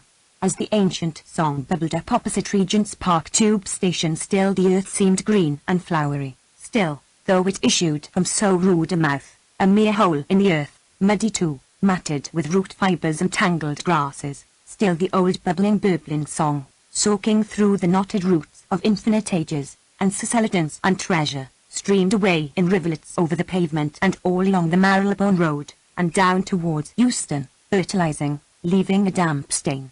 Still remembering how once in some primeval me she had walked with her lover, this rusty pump, this battered old woman with one hand exposed to the coppers, the other clutching her side, would still be there in 10,000,000 years, remembering how once she had walked in May, where the sea flows now, with whom it did not matter he was a man, oh, yes, a man who had loved her. But the passage of ages had blurred the clarity of that ancient May day, the bright-petalled flowers were hoar and silver-frosted, and she no longer saw, when she implored him, as she did now quite clearly, look in my eyes with thy sweet eyes intently, she no longer saw brown eyes, black whiskers or sunburnt face, but only a looming shape, a shadow shape, to which, with the bird-like freshness of the very aged, she still twittered, give me your hand and let me press it gently. Peter Walsh couldn't help giving the poor creature a coin as he stepped into his taxi, and if someone should see, what matter they? She demanded, and her fist clutched at her side, and she smiled, pocketing her shilling, and all peering inquisitive eyes seemed blotted out, and the passing generations. The pavement was crowded with bustling middle-class people, vanished, like leaves, to be trodden under, to be soaked and steeped and made mould of by that eternal spring. Yum fam so fu sweetu elmoa. Poor old woman, said Drizia Warren Smith, waiting to cross. Oh, poor old wretch. Suppose it was a wet night? Suppose one's father, or somebody who had known one in better days, had happened to pass, and saw one standing there in the gutter? And where did she sleep at night? Cheerfully, almost gaily, the invincible thread of sound wound up into the air like the smoke from a cottage chimney, winding up clean beech trees and issuing in a tuft of blue smoke among the topmost leaves. And if someone should see, what matter they? Since she was so unhappy, for weeks and weeks now, Rizia had given meanings to things that happened, almost felt sometimes that she must stop people in the street, if they looked good, kind people, just to say to them I am unhappy, and this old woman singing in the street, if someone should see, what matter they? Made her suddenly quite sure that everything was going to be right. They were going to Sir William Bradshaw. She thought his name sounded nice. He would cure Septimus at once. And then there was a brewer's cart, and the grey horses has upright bristles of straw in their tails. There were newspaper placards. It was a silly, silly dream, being unhappy. So they crossed Mr. and Mrs. Septimus Warren Smith, and was there, after all, anything to draw attention to them, anything to make a passer-by suspect here is a young man who carries in him the greatest message in the world, and is, moreover, the happiest man in the world, and the most miserable. Perhaps they walked more slowly than other people, and there was something hesitating, trailing, in the man's walk, but what more natural for a clerk, who has not been in the West End on a weekday at this hour for years, than to keep looking at the sky, looking at this, that and the other, as if Portland Place were a room he had come into when the family are away, the chandeliers being hung in Holland bags, and the caretaker, as she lets in long shafts of dusty light upon deserted, queer-looking armchairs, lifting one corner of the long blinds, explains to the visitors what a wonderful place it is, how wonderful, but at the same time, he thinks, as he looks at chairs and tables, how strange. To look at, he might have been a clerk, but of the better sort, for he wore brown boots, his hands were educated, so, too, his profile, his angular, big-nosed, intelligent, sensitive profile, but not his lips altogether, for they were loose, and his eyes, as eyes tend to be, eyes merely, hazel, large, so that he was, on the whole, a border case, neither one thing nor the other, might end with a house at Purley and a motor car, or continue renting apartments in back streets all his life, one of those half-educated, self-educated men whose education is all learned from books borrowed from public libraries, read in the evening after the day's work, on the advice of well-known authors consulted by letter.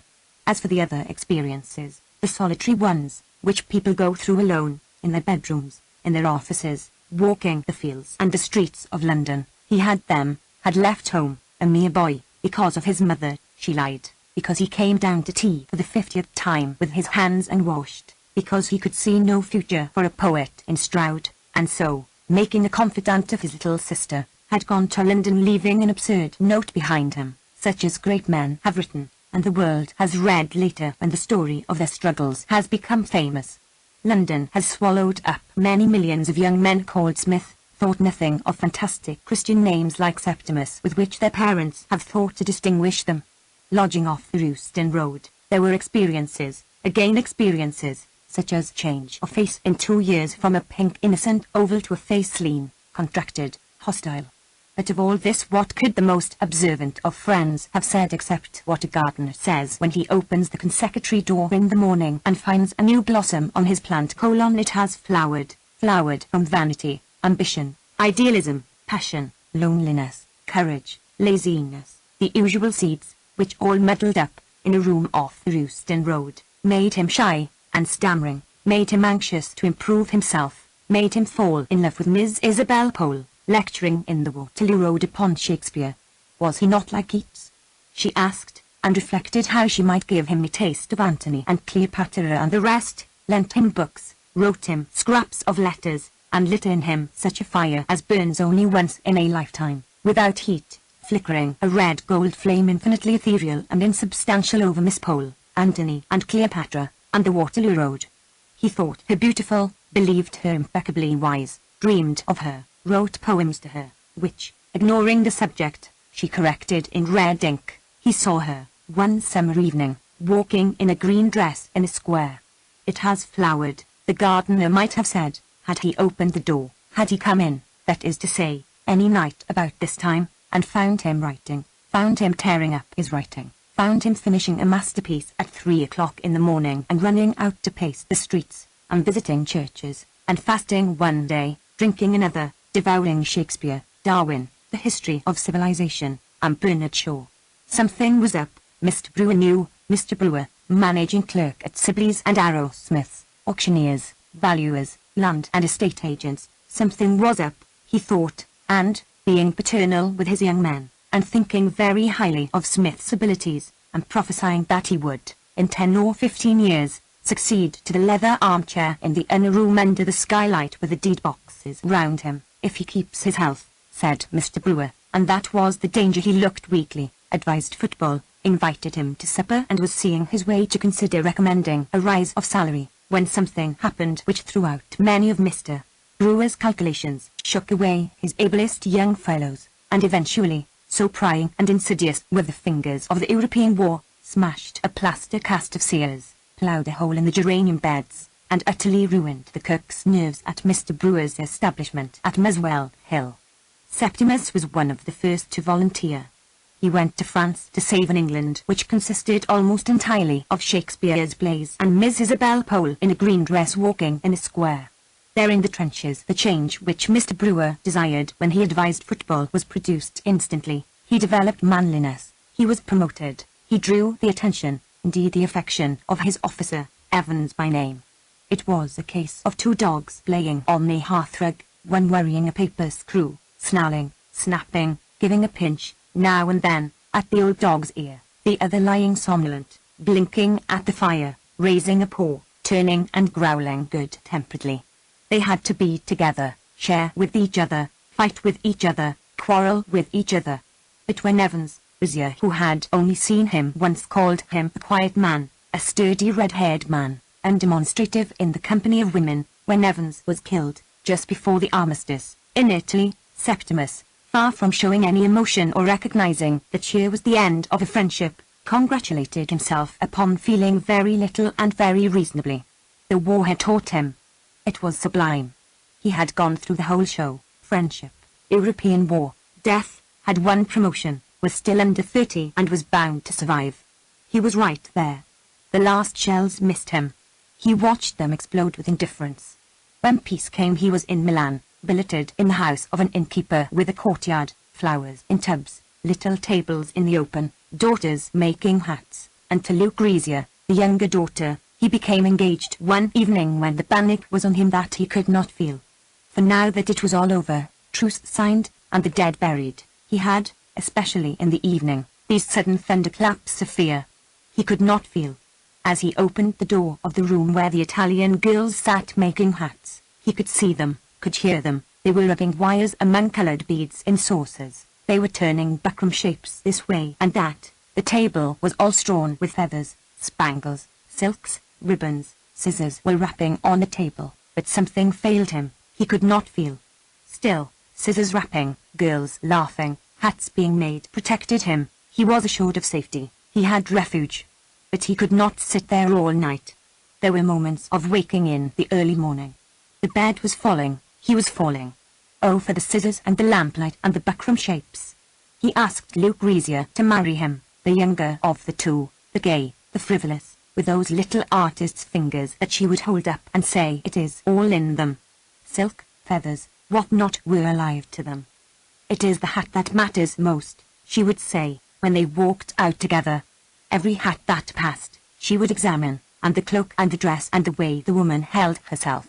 Ill-dressing, overdressing she stigmatized, not savagely, rather with impatient movements of the hands, like those of a painter who puts from him some obvious well-meant glaring imposture, and then, generously, but always critically, she would welcome a shopgirl who had turned her little bit of stuff gallantly, or praise, wholly, with enthusiastic and professional understanding, a French lady descending from her carriage, in chinchilla, robes, pearls, beautiful. She would murmur, nudging Septimus, that he might see. But beauty was behind a pane of glass. Even taste, Rizier-like ices, chocolates, sweet things, had no relish to him. He put down his cup on the little marble table. He looked at people outside, happy they seemed, collecting in the middle of the street, shouting, laughing, squabbling over nothing. But he could not taste, he could not feel. In the tea shop, among the tables and the chattering waiters, the appalling fear came over him. He could not feel. He could reason, he could read, Dante for example, quite easily. Septimus, do put down your book, said Rizier, gently shutting the Inferno. He could add up his bill, his brain was perfect. It must be the fault of the world then that he could not feel. The English are so silent, Rizier said. She liked it, she said. She respected these Englishmen, and wanted to see London, and the English horses, and the tailor-made suits, and could remember hearing how wonderful the shops were, from an aunt who had married and lived in Soho. It might be possible, Septimus thought, looking at England from the train window, as they left New Haven. It might be possible that the world itself is without meaning. At the office they advanced him to a post of considerable responsibility. They were proud of him. He had won crosses. "You have done your duty. It is up to us," began Mr. Brewer, and could not finish, so pleasurable was his emotion. They took Admiral lodgings off the Tottenham Court Road. Here he opened Shakespeare once more. That boy's business of the intoxication of language Antony and Cleopatra had shrivelled utterly. How Shakespeare loathed humanity, the putting on of clothes, the getting of children, the sordidity of the mouth and the belly. This was now revealed to Septimus, the message hidden in the beauty of words. The secret signal which one generation passes, under disguise, to the next is loathing, hatred, despair. Dante the same. Aeschylus, translated, the same. Theresia sat at the table trimming hats. She trimmed hats for Mrs. Filmer's friends. She trimmed hats by the hour. She looked pale, mysterious, like a lily, drowned, under water, he thought. The English are so serious, she would say, putting her arms round Septimus, her cheek against his. Love between man and woman was repulsive to Shakespeare. The business of copulation was filth to him before the end. But, Rizia said, she must have children. They had been married 5 years. They went to the Tower together, to the Victoria and Albert Museum, stood in the crowd to see the King open Parliament. And there were the shops, hat shops, dress shops, shops with leather bags in the window, where she would stand staring. But she must have a boy. She must have a son like Septimus, she said. But nobody could be like Septimus, so gentle, so serious, so clever. Could she not read Shakespeare too? Was Shakespeare a difficult author? She asked. One cannot bring children into a world like this. One cannot perpetuate suffering, or increase the breed of these lustful animals, who have no lasting emotions, but only whims and vanities, eddying them now this way, now that. He watched her snip, shape, as one watches a bird hop, flit in the grass, without daring to move a finger. For the truth is, let her ignore it, that human beings have neither kindness, nor faith, nor charity beyond what serves to increase the pleasure of the moment. They hunt in packs. Their packs scour the desert and vanish screaming into the wilderness. They desert the fallen. They are plastered over with grimaces. There was Brewer at the office, with his waxed moustache, coral tie pin, white slip, and pleasurable emotions, all coldness and clamminess within, his geraniums ruined in the war, his cook's nerves destroyed, or Amelia, what's her name, handing round cups of tea punctually at 5 a leering, sneering obscene little harpy, and the Toms and Berties in their starched shirt fronts oozing thick drops of ice.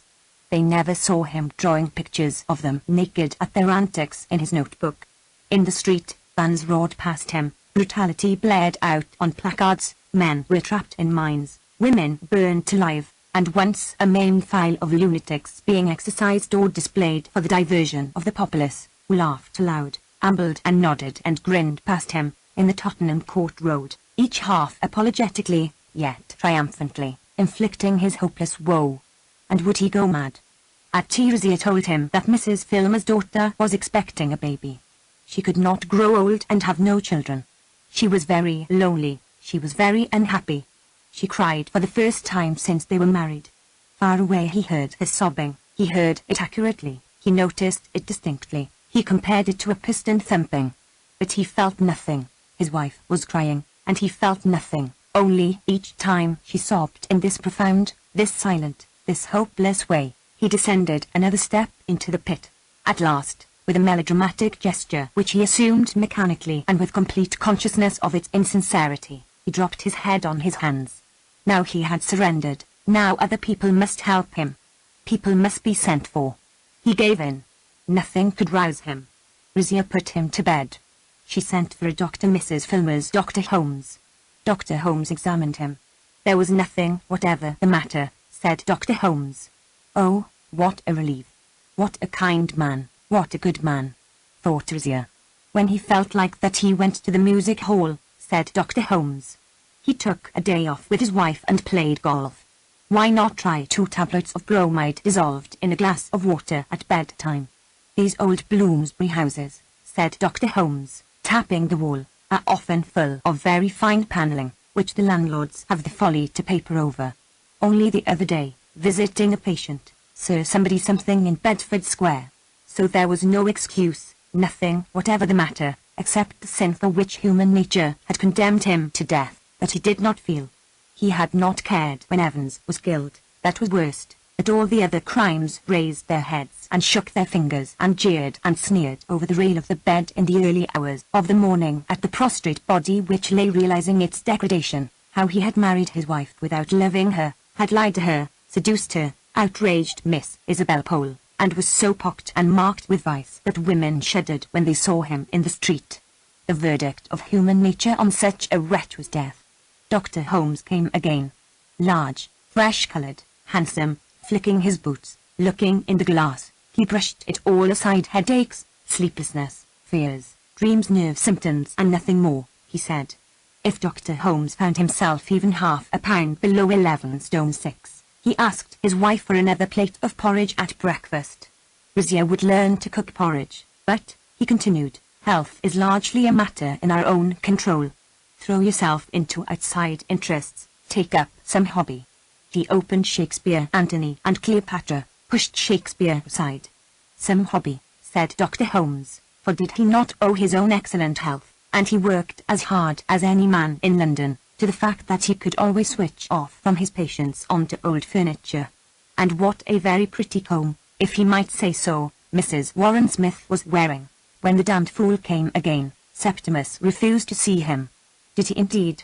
Said Dr. Holmes, smiling agreeably. Really, he had to give that charming little lady, Mrs. Smith, a friendly push before he could get past her into her husband's bedroom. "So you're in a funk," he said agreeably, sitting down by his patient's side. He had actually talked of killing himself to his wife, quite a girl, a foreigner, wasn't she? Didn't that give her a very odd idea of English husbands? Didn't one owe perhaps a duty to one's wife? Wouldn't it be better to do something instead of lying in bed? For he had had 40 years' experience behind him, and Septimus could take Dr. Holmes's word for it there was nothing whatever the matter with him. And next time Dr. Holmes came he hoped to find Smith out of bed and not making that charming little lady his wife anxious about him. Human nature, in short, was on him, the repulsive brute, with the blood-red nostrils. Holmes was on him. Dr. Holmes came quite regularly every day. "Once you stumble," Septimus wrote on the back of a postcard, "human nature is on you. Holmes is on you." Their only chance was to escape, without letting Holmes know, to Italy, anywhere, away from Dr. Holmes. But Rizier could not understand him. Dr. Holmes was such a kind man. He was so interested in Septimus. He only wanted to help them, he said. He had 4 little children and he had asked her to tea, she told Septimus. So he was deserted. The whole world was clamouring, kill yourself, for our sakes." But why should he kill himself for their sakes? Food was pleasant, the sun hot, and this killing oneself, how does one set about it, with a table knife, uglily, with floods of blood, by sucking a gas pipe? He was too weak, he could scarcely raise his hand. Besides, now that he was quite alone, condemned, deserted, as those who are about to die are alone, there was a luxury in it, an isolation full of sublimity, a freedom which the attached can never know. Holmes had one, of course, the brute with the red nostrils had one. But even Holmes himself could not touch this last relic straying on the edge of the world, this outcast, who gazed back at the inhabited regions, who lay, like a drowned sailor, on the shore of the world. It was at that moment, Rizier gone shopping, that the great revelation took place. A voice spoke from behind the screen. Evans was speaking. The dead were with him. "Evans, Evans," he cried. Mr. Smith was talking aloud to himself. Agnes, the servant girl, cried to Mrs. Filmer in the kitchen. "Evans, Evans," he had said as she brought in the tray. She jumped, she did.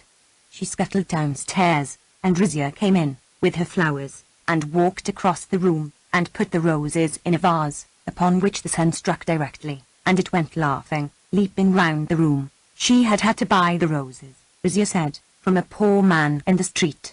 But they were almost dead already, she said, arranging the roses. So there was a man outside, Evans presumably, and the roses, which Rizia said were half dead, had been picked by him in the fields of Greece. Communication is health, communication is happiness, communication, he muttered. What are you saying, Septimus? Rizia asked, wild with terror, for he was talking to himself. She sent Agnes running for Dr. Holmes. Her husband, she said, was mad. He scarcely knew her. You brute! You brute! Cried Septimus, seeing human nature, that is Dr. Holmes, enter the room. Now what's all this about? Said Dr. Holmes in the most amiable way in the world. Talking nonsense to frighten your wife. But he would give him something to make him sleep.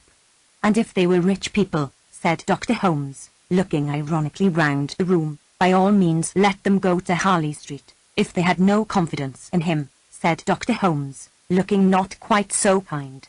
It was precisely 12 o'clock, 12 by Big Ben, whose stroke was wafted over the northern part of London, blent with that of other clocks, mixed in a thin ethereal way with the clouds and wisps of smoke, and died up there among the seagulls. 12 o'clock struck as Clarissa Dalloway laid her green dress on her bed, and the Warren Smiths walked down Harley Street. 12 was the hour of their appointment. Probably, Rizia thought, that was Sir William Bradshaw's house with the grey motor car in front of it. The leaden circles dissolved in the air. Indeed, it was Sir William Bradshaw's motor car, low, powerful, grey with plain initials interlocked on the panel, as if the pomps of heraldry were incongruous, this man being the ghostly helper, the priest of science, and, as the motor car was grey, so to match its sober suavity, grey furs, silver grey rugs were heaped in it, to keep her ladyship warm while she waited. For often Sir William would travel 60 miles or more down into the country to visit the rich, the afflicted, who could afford the very large fee which Sir William very properly charged for his advice. Her ladyship waited with the rugs about her knees an hour or more, leaning back, thinking sometimes of the patient, sometimes, excusably, of the wall of gold, mounting minute by minute while she waited, the wall of gold that was mounting between them and all shifts and anxieties. She had borne them bravely, they had had their struggles, until she felt wedged on a calm ocean, where only spice winds blow, respected, admired, envied, with scarcely anything left to wish for, though she regretted her stoutness. Large dinner parties every Thursday night to the profession, an occasional bazaar to be opened, royalty greeted, too little time, alas, with her husband, whose work grew and grew, a boy doing well at Eton. She would have liked a daughter too. Interests she had, however, in plenty, child welfare, the aftercare of the epileptic, and photography, so that if there was a church building, or a church decaying, she bribed the sexton, got the key and took photographs, which was scarcely to be distinguished from the work of professionals, while she waited. Sir William himself was no longer young. He had worked very hard. He had won his position by sheer ability, being the son of a shopkeeper, loved his profession, made a fine figurehead at ceremonies and spoke well, all of which had by the time he was knighted given him a heavy look, a weary look, the stream of patients being so incessant, the responsibilities and privileges of his profession so onerous, which weariness, together with his grey hairs, increased the extraordinary distinction of his presence and gave him the reputation of the utmost importance in dealing with nerve cases, not merely of lightning skill, and almost infallible accuracy in diagnosis, but of sympathy, tact, understanding of the human soul. He could see the first moment they came into the room, the Warren Smiths they were called. He was certain directly he saw the man, it was a case of extreme gravity. It was a case of complete breakdown, complete physical and nervous breakdown, with every symptom in an advanced stage. He ascertained in 2 or 3 minutes, writing answers to questions, murmured discreetly, on a pink card. How long had Dr. Holmes been attending him? 6 weeks. Prescribed a little bromide. Said there was nothing the matter. Ah, yes, those general practitioners, thought Sir William. It took half his time to undo their blunders. Some were irreparable. You served with great distinction in the war? The patient repeated the word war interrogatively. He was attaching meanings to words of a symbolical kind. A serious symptom to be noted on the card. The war? The patient asked. The European war, that little shindy of schoolboys with gunpowder. Had he served with distinction? He really forgot. In the war itself he had failed. Yes, he served with the greatest distinction, Rizia assured the doctor. He was promoted. and they have the very highest opinion of you at your office? Sir William murmured, glancing at Mr. Brewer's very generously worded letter. So that you have nothing to worry. You, no financial anxiety, nothing? He had committed an appalling crime and been condemned to death by human nature. I have, he began, committed a crime. He has done nothing wrong whatever, Rizier assured the doctor. If Mr. Smith would wait, said Sir William, he would speak to Mrs. Smith in the next room. Her husband was very seriously ill, Sir William said. Did he threaten to kill himself? Oh, he did, she cried. But he did not mean it, she said. Of course not. It was merely a question of rest, said Sir William, of rest, a long rest in bed. There was a delightful home down in the country where her husband would be perfectly looked after. Away from her? She asked. Unfortunately, yes, the people we care for most are not good for us when we are ill. But he was not mad, was he? Sir William said he never spoke of madness. He called it not having a sense of proportion.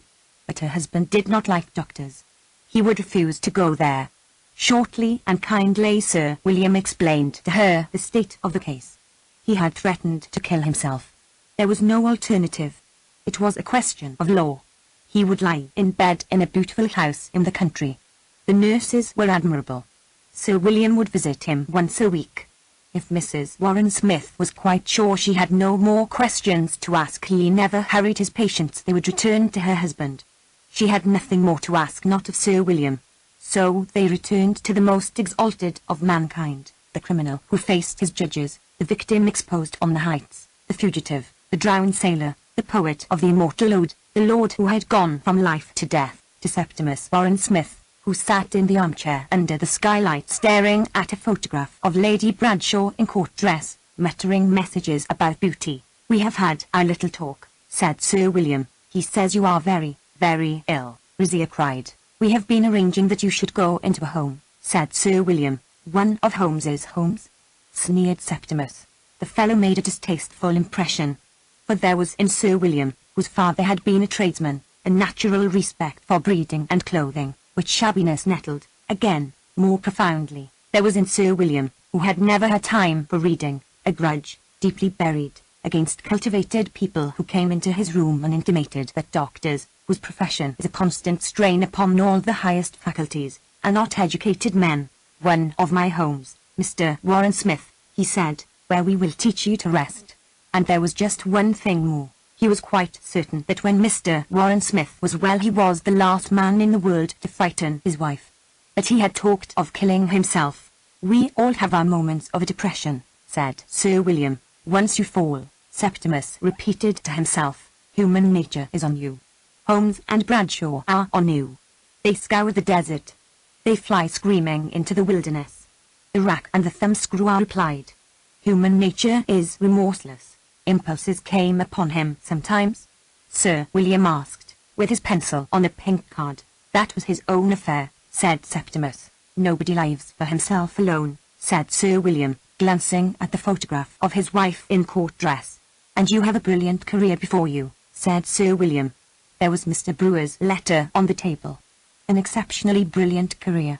But if he confessed, if he communicated, would they let him off then, his torturers? He stammered. But what was his crime? He could not remember it. Yes? Sir William encouraged him. But it was growing late. Love, trees, there is no crime. What was his message? He could not remember it. Septimus stammered. Try to think as little about yourself as possible, said Sir William kindly. Really, he was not fit to be about.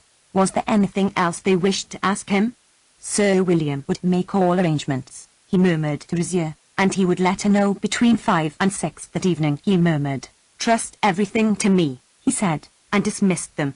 Never had Rizier felt such agony in her life. She had asked for help and been deserted. He had failed them. Sir William Bradshaw was not a nice man. The upkeep of that motor car alone must cost him quite a lot, said Septimus, when they got out into the street. She clung to his arm. They had been deserted, but what more did she want? To his patients he gave 3/4 of an hour, and if in this exacting science which has to do with what, after all, we know nothing about the nervous system, The human brain. A doctor loses his sense of proportion. As a doctor he fails. Health we must have, and health is proportion, so that when a man comes into your room and says he is Christ, a common delusion, and has a message, as they mostly have, and threatens, as they often do, to kill himself, you invoke proportion, order rest in bed, rest in solitude, silence and rest, rest without friends, without books, without messages, 6 months rest, until a man who went in weighing 7 stone 6 comes out weighing 12. Proportion, divine proportion. Sir William's goddess was acquired by Sir William walking hospitals, catching salmon, begetting one son in Harley Street by Lady Bradshaw, who caught salmon herself and took photographs scarcely to be distinguished from the work of professionals.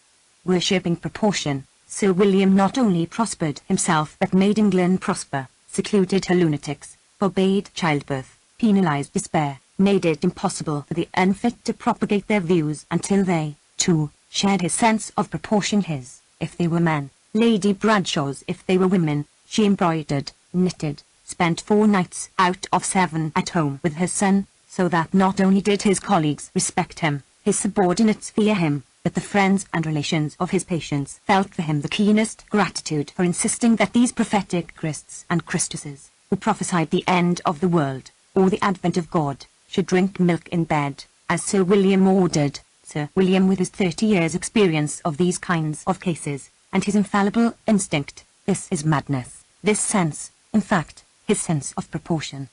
But proportion has a sister, less smiling, more formidable, a goddess even now engaged in the heat and sands of India, the mud and swamp of Africa, the purlieus of London, wherever in short the climate or the devil tempts men to fall from the true belief which is her own, is even now engaged in dashing down shrines, smashing idols, and setting up in their place her own stern countenance. Conversion is her name, and she feasts on the wills of the weakly, loving to impress, to impose, adoring her own features stamped on the face of the populace.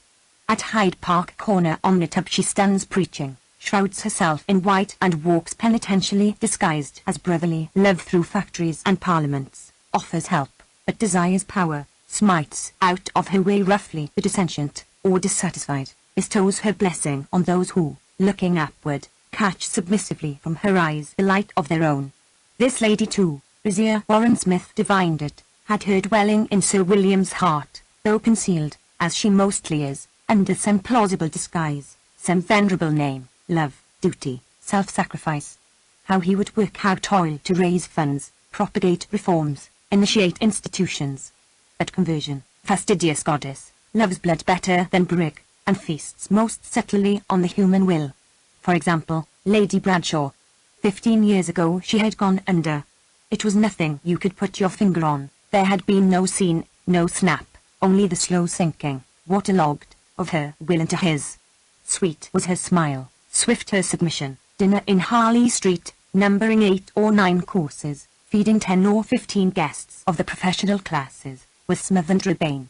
Only as the evening wore on a very slight dullness, or uneasiness perhaps, a nervous twitch, fumble, stumble and confusion indicated what it was really painful to believe, that the poor lady lied.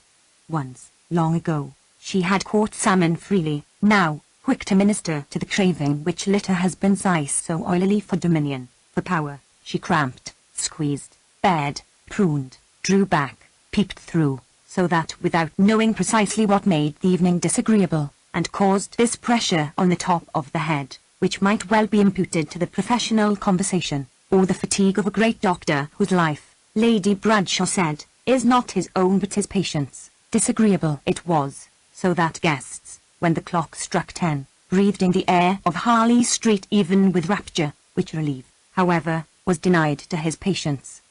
There in the grey room, with the pictures on the wall, and the valuable furniture, under the ground-glass skylight, they learnt the extent of their transgressions. Huddled up in armchairs, they watched him go through, for their benefit, a curious exercise with the arms, which he shot out, brought sharply back to his hip, to prove, if the patient was obstinate, that Sir William was master of his own actions, which the patient was not. The some weakly broke down, sobbed, submitted. Others, inspired by heaven knows what intemperate madness, called Sir William to his face a damnable humbug, questioned, even more impiously, life itself. Why live? They demanded. Sir William replied that life was good.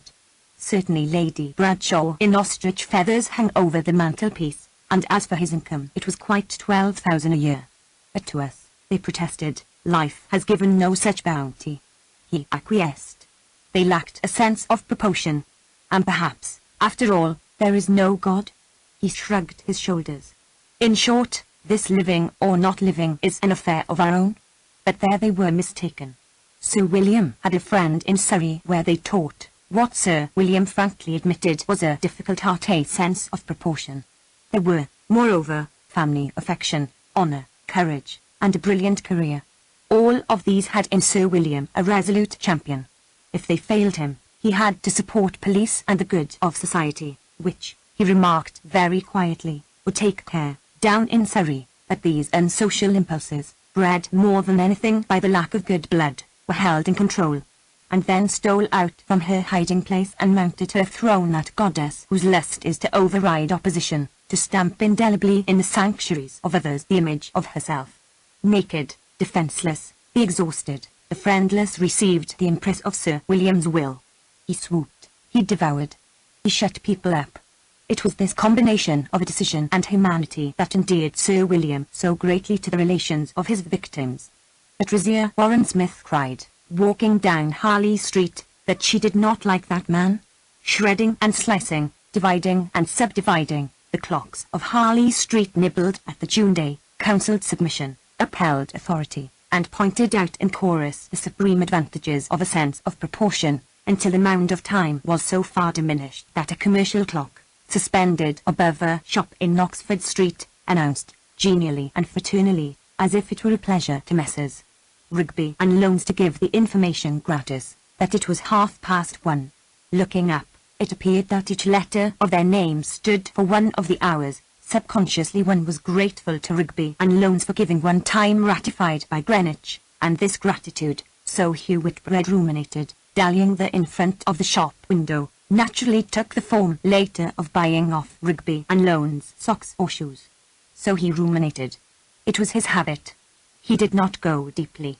He brushed the surfaces, the dead languages, the living, life in Constantinople, Paris, Rome, riding, shooting, tennis, it had been once. The malicious asserted that he now kept guard at Buckingham Palace, dressed in silk stockings and knee breeches, over what nobody knew. But he did it extremely efficiently. He had been afloat on the green of English society for 55 years. He had known prime ministers. His affections were understood to be deep. And if it were true that he had not taken part in any of the great movements of the time or held important office, one or two humble reforms stood to his credit. An improvement in public shelters was one, the protection of owls in Norfolk another. Servant girls had reason to be grateful to him, and his name at the end of letters to the Times, asking for funds, appealing to the public to protect, to preserve, to clear up litter, to abate smoke, and stamp out immorality in parks, commanded respect.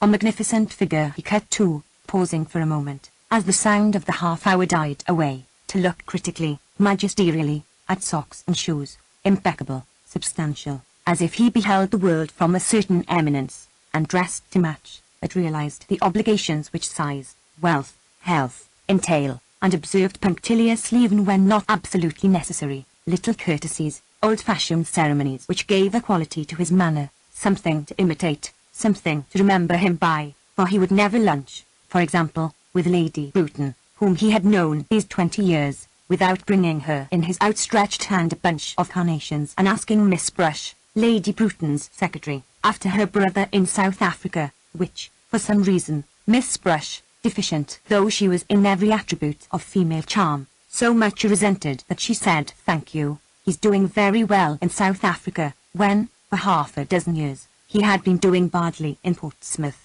Lady Bruton herself preferred Richard Dalloway, who arrived at the next moment. Indeed, they met on the doorstep. Lady Bruton preferred Richard Dalloway, of course. He was made of much finer material. But she wouldn't let them run down her poor dear Hugh. She could never forget his kindness. He had been really remarkably kind. She forgot precisely upon what occasion. But he had been remarkably kind. Anyhow, The difference between one man and another does not amount to much. She had never seen the sense of cutting people up, as Clarissa Dalloway did cutting them up and sticking them together again, not at any rate when one was 62. She took Hugh's carnations with her angular grim smile. There was nobody else coming, she said. She had got them there on false pretenses, to help her out of a difficulty but let her seat first, she said. And so there began a soundless and exquisite passing to and fro through swing doors of aproned white-capped maids, handmaidens not of necessity, but adepts in a mystery or grand deception practised by hostesses in Mayfair from 1:30 to 2, when, with a wave of the hand, the traffic ceases, and there rises instead this profound illusion in the first place about the food how it is not paid for, and then that the table spreads itself voluntarily with glass and silver, little mats, saucers of red fruit, films of brown-green masked turbot, and casseroles severed chickens swim, coloured, and domestic. The fire burns, and with the wine and the coffee, not paid for, rise jocund visions before musing eyes, gently speculative eyes, eyes to whom life appears musical, mysterious, eyes now kindled to observe genially the beauty of the red carnations which Lady Bruton, whose movements were always angular, had laid beside her plate, so that Hugh Whitbread, feeling at peace with the entire universe and at the same time completely sure of his standing, said, resting his fork, "Wouldn't they look charming against your lace?" Miss Brush resented this familiarity intensely. She thought him an underbred fellow. She made Lady Bruton laugh. Lady Bruton raised the carnations, holding them rather stiffly with much the same attitude with which the General held the scroll in the picture behind her. She remained fixed, tranced. Which was she now, the General's great-granddaughter? Great-great-granddaughter?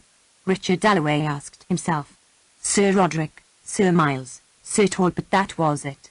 It was remarkable how in that family the likeness persisted in the women.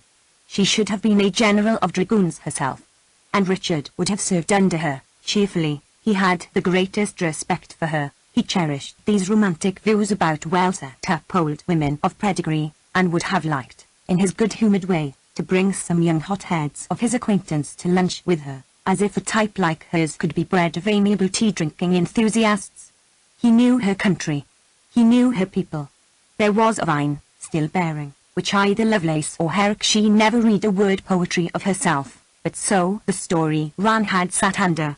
Better wait to put before them the question that bothered her, about making an appeal to the public, if so, in what terms and so on. Better wait until they have had their coffee, Lady Bruton thought, and so laid the carnations down beside her plate. "How's Clarissa?" she asked abruptly. Clarissa always said that Lady Bruton did not like her. Indeed, Lady Bruton had the reputation of being more interested in politics than people, of talking like a man, of having had a finger in some notorious intrigue of the 80s, which was now beginning to be mentioned in memoirs. Certainly there was an alcove in her drawing-room, and a table in that alcove, and a photograph upon that table of General Sir Talbot Moore, now deceased, who had written there, one evening in the 80s, in Lady Bruton's presence, with her cognizance, perhaps advice, a telegram ordering the British troops to advance upon an historical occasion. She kept the pen and told the story, thus, when she said in her offhand way, "How's Clarissa?" Husbands had difficulty in persuading their wives and indeed, however devoted, were secretly doubtful themselves, of her interest in women who often got in their husbands' way, prevented them from accepting posts abroad, and had to be taken to the seaside in the middle of the session to recover from influenza. Nevertheless her inquiry, "How's Clarissa?" was known by women infallibly to be a signal from a well-wisher, from an almost silent companion, whose utterances, half a dozen perhaps in the course of a lifetime, signified recognition of some feminine comradeship which went beneath masculine lunch parties and united Lady Bruton and Mrs. Dalloway, who seldom met, and appeared when they did meet indifferent and even hostile, in a singular bond. "I met Clarissa in the park this morning," said Hugh Whitbread, diving into the casserole, anxious to pay himself this little tribute, for he had only to come to London and he met everybody at once. But greedy, one of the greediest men she had ever known, Milly Brush thought, who observed men with unflinching rectitude, and was capable of everlasting devotion, to her own sex in particular, being knobbed, scraped, angular, and entirely without feminine charm. "Do you know who's in town?" said Lady Bruton suddenly thinking her. Our old friend, Peter Walsh. They all smiled. Peter Walsh. And Mr. Dalloway was genuinely glad, Millie Brush thought, and Mr. Whitbread thought only of his chicken, Peter Walsh. All three, Lady Bruton, Hugh Whitbread, and Richard Dalloway, remembered the same thing, how passionately Peter had been in love, been rejected, gone to India, come a cropper, made a mess of things, and Richard Dalloway had a very great liking for the dear old fellow too. Millie Brush saw that, saw a depth in the brown of his eyes, saw him hesitate, consider, which interested her, as Mr. Dalloway always interested her, for what was he thinking, she wondered, about Peter Walsh? That Peter Walsh had been in love with Clarissa, that she would go back directly after lunch and find Clarissa, that he would tell her, in so many words, that he loved her. Yes, he would say that. Millie Brush once might almost have fallen in love with these silences, and Mr. Dalloway was always so dependable, such a gentleman too. Now, being 40, Lady Bruton had only to nod, or turn her head a little abruptly, and Millie Brush took the signal, however deeply she might be sunk in these reflections of a detached spirit, of an uncorrupted soul whom life could not bamboozle, because life had not offered her a trinket of the slightest value, not a curl, smile, lip, cheek, nose, nothing whatever. Lady Bruton had only to nod, and Perkins was instructed to quicken the coffee. Yes, Peter Walsh has come back, said Lady Bruton. It was vaguely flattering to them all. He had come back, battered, unsuccessful, to their secure shores. But to help him, they reflected, was impossible. There was some flaw in his character. Hugh Whitbread said one might of course mention his name to so-and-so. He wrinkled lugubriously, consequentially, at the thought of the letters he would write to the heads of government offices about my old friend, Peter Walsh, and so on. But it wouldn't lead to anything, not to anything permanent, because of his character.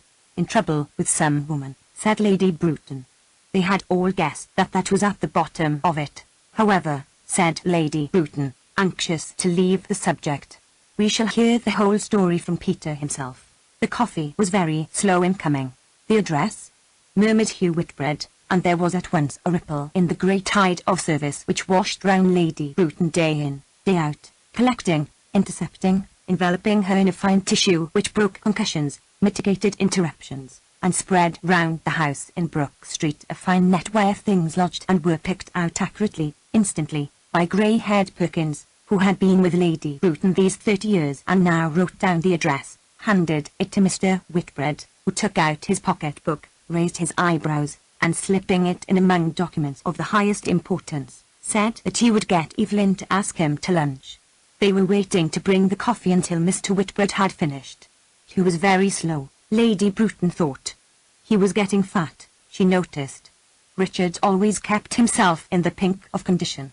She was getting impatient. The whole of her being was setting positively, undeniably, domineeringly, brushing aside all this unnecessary trifling, Peter Walsh and his affairs, upon that subject which engaged her attention, and not merely her attention, but that fibre which was the ramrod of her soul, that essential part of her without which Millicent Bruton would not have been Millicent Bruton, that project for emigrating young people of both sexes born of respectable parents and setting them up with a fair prospect of doing well in Canada.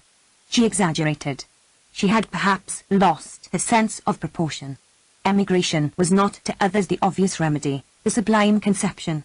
It was not to them, not to Hugh, or Richard, or even to devoted Miss Brush, the liberator of the pent egotism, which a strong martial woman, well-nourished, well-descended, of direct impulses, downright feelings, and little introspective power, broad and simple. Why could not everyone be broad and simple?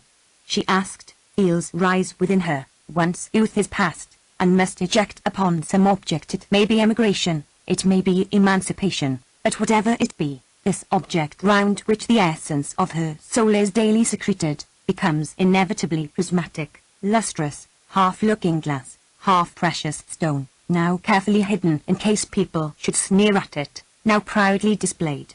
Emigration had become, in short, largely Lady Bruton. But she had to write. And one letter to the Times, she used to say to Miss Brush, cost her more than to organize an expedition to South Africa, which she had done in the war. After a morning's battle beginning, tearing up, beginning again, She used to feel the futility of her own womanhood as she felt it on no other occasion, and would turn gratefully to the thought of Hugh Whitbread, who possessed, no one could doubt it, the art of writing letters to the Times. A being so differently constituted from herself, with such a command of language, able to put things as editors like them put, had passions which one could not call simply greed. Lady Bruton often suspended judgment upon men in deference to the mysterious accord in which they, but no woman, stood to the laws of the universe, knew how to put things, knew what was said, so that if Richard advised her, and Hugh wrote for her, she was sure of being somehow right. So she let Hugh eat his souffle, asked after poor Evelyn, waited until they were smoking, and then said, "Milly, would you fetch the papers?" And Miss Brush went out, came back, laid papers on the table, and Hugh produced his fountain pen, his silver fountain pen, which had done 20 years' service, he said, unscrewing the cap. It was still in perfect order. He had shown it to the makers. There was no reason, they said, why it should ever wear out, which was somehow to Hugh's credit, and to the credit of the sentiments which his pen expressed. So Richard Dalloway felt, as Hugh began carefully writing capital letters with rings round them and the margin, and thus marvellously reduced Lady Bruton's tangles to sense, to grammar such as the editor of the Times, Lady Bruton felt, watching the marvellous transformation, must respect. Hugh was slow. Hugh was pertinacious. Richard said one must take risks. Hugh proposed modifications in deference to people's feelings, which, he said rather tartly when Richard laughed, had to be considered, and read out how, therefore, we are of opinion that the times are ripe. The superfluous youth of our ever-increasing population. What we owe to the dead. Which Richard thought all stuffing and bunkum, but no harm in it, of course, and Hugh went on drafting sentiments in alphabetical order of the highest nobility, brushing the cigar ash from his waistcoat, and summing up now and then the progress they had made until, finally, he read out the draft of a letter which Lady Bruton felt certain was a masterpiece. Could her own meaning sound like that? Hugh could not guarantee that the editor would put it in, but he would be meeting somebody at luncheon, whereupon Lady Bruton, who seldom did a graceful thing, stuffed all Hugh's carnations into the front of her dress, and flinging her hands out called him my Prime Minister. What she would have done without them both she did not know. They rose, and Richard Dalloway strolled off as usual to have a look at the General's portrait, because he meant, whenever he had a moment of leisure, to write to history of Lady Bruton's family. And Millicent Bruton was very proud of her family. But they could wait, she said, looking at the picture, meaning that her family, of military men, administrators, admirals, had been men of action, who had done their duty, and Richard's first duty was to his country. But it was a fine face, she said, and all the papers were ready for Richard down at Old Mixton whenever the time came. The Labour government, she meant. Ah, the news from India, she cried. And then, as they stood in the hall taking yellow gloves from the bowl on the malachite table, and Hugh was offering Miss Brush with quite unnecessary courtesy some discarded ticket or other compliment, which she loathed from the depths of her heart and blushed brick red, Richard turned to Lady Bruton, with his hat in his hand, and said, "We shall see you at our party tonight?" Whereupon Lady Bruton resumed the magnificence which letter-writing had shattered. She might come, or she might not come. Clarissa had wonderful energy. Parties terrified Lady Bruton. But then, she was getting old. So she intimated, standing at her doorway, handsome, very erect, while her jaws stretched behind her, and Miss Brush disappeared into the background with her hands full of papers. And Lady Bruton went ponderously, majestically, up to her room, lay, one arm extended, on the sofa. She sighed, she snored, not that she was asleep, only drowsy and heavy, like a field of clover in the sunshine this hot June day, with the bees going round and about on the yellow butterflies. Always she went back to those fields down in Devonshire, where she had jumped the brooks on Patty, her pony, with Mortimer and Tom, her brothers. And there were the dogs, there were the rats, there were her father and mother on the lawn under the trees, with the tea things out, and the beds of dahlias, the hollyhocks, the pampas grass, and they, little wretches, always up to some mischief, stealing back through the shrubbery, so as not to be seen, all bedraggled from some roguery. What old nurse used to say about her frocks? Ah dear, she remembered it was Wednesday in Brook Street. Those kind good fellows, Richard Dalloway, Hugh Whitbread, had gone this hot day through the streets whose growl came up to her lying on the sofa. Power was hers, position, income.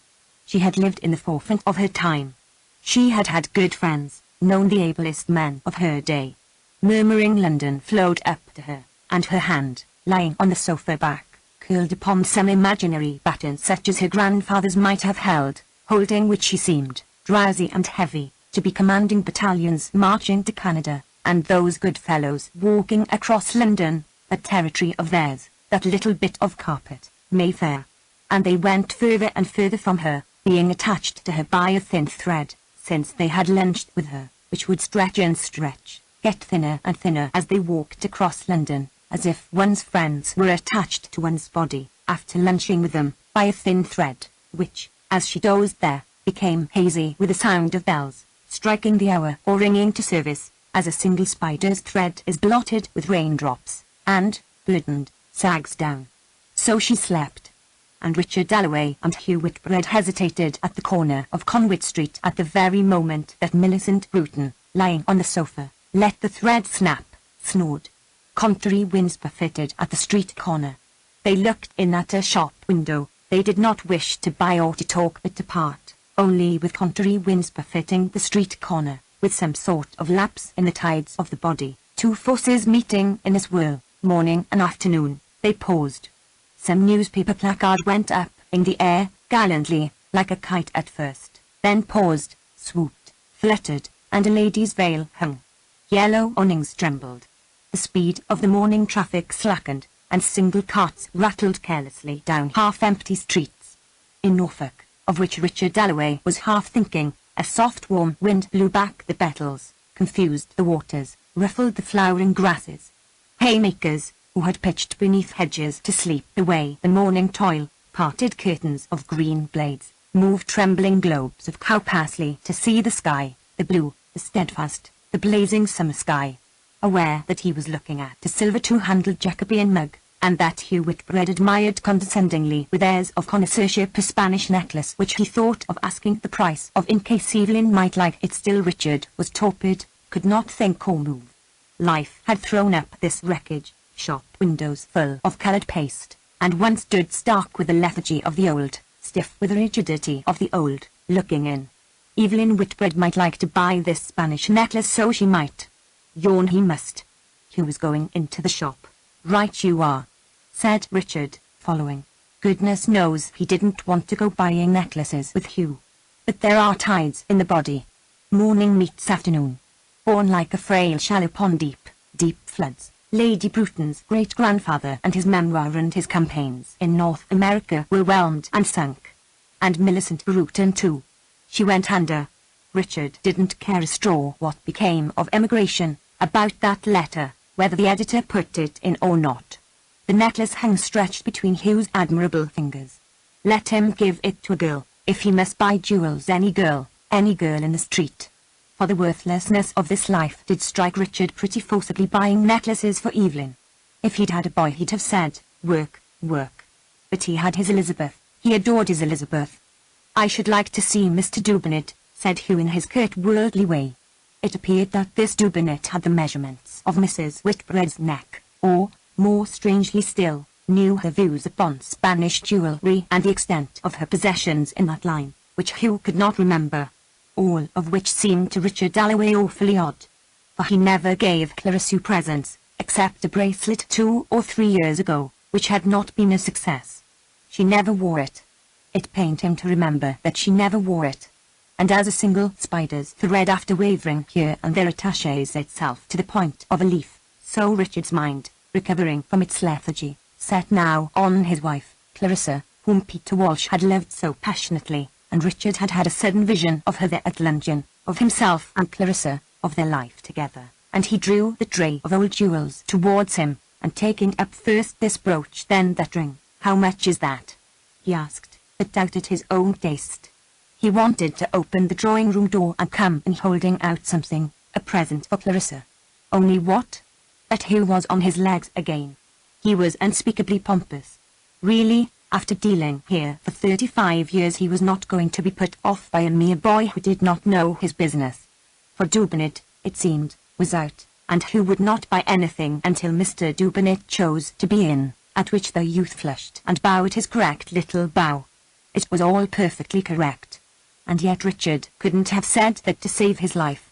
Why these people stood that damned insolence he could not conceive. Hugh was becoming an intolerable ass. Richard Dalloway could not stand more than an hour of his society. And, flicking his bowler hat by way of farewell, Richard turned at the corner of Conway Street eager, yes, very eager, to travel that spider's thread of attachment between himself and Clarissa. He would go straight to her, in Westminster. But he wanted to come in holding something. Flowers. Yes, flowers, since he did not trust his taste in gold. Any number of flowers, roses, orchids, to celebrate what was, reckoning things as you will, an event. This feeling about her when they spoke of Peter Walsh at luncheon, and they never spoke of it, not for years had they spoken of it, which, he thought, grasping his red and white roses together, a fast bunch in tissue paper, is the greatest mistake in the world. The time comes when it can't be said, one's too shy to say it, he thought, pocketing his sixpence or two of change, setting off with his great bunch held against his body to Westminster to say straight out in so many words, whatever she might think of him, holding out his flowers, I love you. Why not? Really, it was a miracle thinking of the war, and thousands of poor chaps, with all their lives before them, shovelled together, already half forgotten. It was a miracle. Here he was walking across London to say to Clarissa in so many words that he loved her. Which one never does say, he thought.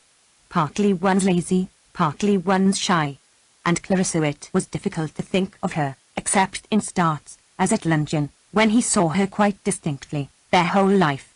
He stopped at the crossing, and repeated being simple by nature, and undebauched, because he had tramped, and shot, being pertinacious and dogged, having championed the downtrodden and followed his instincts in the House of Commons, being preserved in his simplicity yet at the same time grown rather speechless, rather stiff. He repeated that it was a miracle that he should have married Clarissa, a miracle his life has been a miracle, he thought, hesitating to cross. But it did make his blood boil to see little creatures of 5 or 6 crossing Piccadilly alone. The police ought to have stopped the traffic at once. He had no illusions about the London police.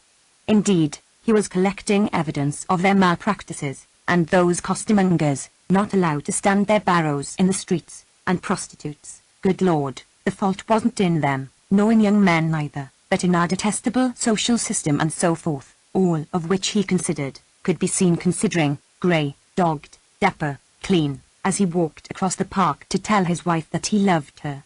For he would say it in so many words, when he came into the room. Because it is 1,000 pities never to say what one feels, he thought, crossing the Green Park and observing with pleasure how in the shade of the trees whole families, poor families, were sprawling, children kicking up their legs, sucking milk, paper bags thrown about, which could easily be picked up, if people objected, by one of those fat gentlemen in livery, for he was of opinion that every park, and every square, during the summer months should be open to children. The grass of the park flushed and faded, lighting up the poor mothers of Westminster and the crawling babies, as if a yellow lamp were moved beneath. But what could be done for female vagrants like that poor creature, stretched on her elbow, as if she had flung herself on the earth, rid of all ties, to observe curiously, to speculate boldly, to consider the whys and the wherefores, impudent, loose-lipped, humorous, he did not know. Bearing his flowers like a weapon, Richard Dalloway approached her, intent he passed her. Still there was time for a spark between them. She laughed at the sight of him. He smiled good-humouredly, considering the problem of the female vagrant, not that they would ever speak. But he would tell Clarissa that he loved her, in so many words. He had, once upon a time, been jealous of Peter Walsh, jealous of him and Clarissa. But she had often said to him that she had been right not to marry Peter Walsh, which, knowing Clarissa, was obviously true. She wanted support. Not that she was weak, but she wanted support. As for Buckingham Palace, like an old prima donna facing the audience all in white, you can't deny it a certain dignity, he considered, nor despise what does, after all, stand to millions of people. A little crowd was waiting at the gate to see the king drive out, for a symbol, absurd though it is, A child with a box of bricks could have done better, he thought, looking at the memorial to Queen Victoria, whom he could remember in her horn spectacles driving through Kensington, its white mound, its billowing motherliness. But he liked being ruled by the descendant of Horsa. He liked continuity, and the sense of handing on the traditions of the past. It was a great age in which to have lived. Indeed, his own life was a miracle, let him make no mistake about it. Here he was, in the prime of life, walking to his house in Westminster to tell Clarissa that he loved her. Happiness is this, he thought. It is this, he said, as he entered Dean's Yard. Big Ben was beginning to strike, first the warning, musical, then the hour, irrevocable. Lunch parties waste the entire afternoon, he thought, approaching his door. The sound of Big Ben flooded Clarissa's drawing room, where she sat, ever so annoyed, at her writing table, worried, annoyed. It was perfectly true that she had not asked Ellie Henderson to her party, but she had done it on purpose. Now Mrs. Marsham wrote she had told Ellie Henderson she would ask Clarissa. Ellie so much wanted to come. But why should she invite all the dull women in London to her parties? Why should Mrs. Marsham interfere? And there was Elizabeth closeted all this time with Doris Kilman. Anything more nauseating she could not conceive. Prayer at this hour with that woman. And the sound of the bell flooded the room with its melancholy wave, which receded, and gathered itself together to fall once more, when she heard, distractingly, something fumbling, something scratching at the door. Who at this hour? 3, good heavens! 3 already. For with overpowering directness and dignity the clock struck 3, and she heard nothing else, but the door handle slipped round and in came Richard. What a surprise! In came Richard, holding out flowers. She had failed him, once at Constantinople, and Lady Bruton, whose lunch parties were said to be extraordinarily amusing, had not asked her. He was holding out flowers, roses, red and white roses. But he could not bring himself to say he loved her, not in so many words. But how lovely, she said, taking his flowers. She understood without his speaking, his Clarissa. She put them in vases on the mantelpiece. How lovely they looked, she said. And was it amusing, she asked. Had Lady Bruton asked after her? Peter Walsh was back. Mrs. Marsham had written. Must she ask Ellie Henderson? That woman Kilman was upstairs. But let us sit down for 5 minutes, said Richard. It all looked so empty. All the chairs were against the wall. What had they been doing? Oh, it was for the party. No, he had not forgotten, the party. Peter Walsh was back. Oh, yes, she had had him. And he was going to get a divorce, and he was in love with some woman out there. And he hadn't changed in the slightest. There she was, mending her dress, thinking of them, she said. He was at lunch, said Richard. She had met him too. Well, he was getting absolutely intolerable. Buying Evelyn necklaces, fatter than ever, an intolerable ass. And it came over me I might have married you, she said, thinking of Peter sitting there in his little bow tie, with that knife, opening it, shutting it. Just as he always was, you know. They were talking about him at lunch, said Richard. But he could not tell her he loved her. He held her hand. Happiness is this, he thought. They had been writing a letter to the Times for Millicent Bruton. That was about all he was fit for. And our dear Miss Kilman? He asked. Clarissa thought the roses absolutely lovely, first bunched together, now of their own accord starting apart.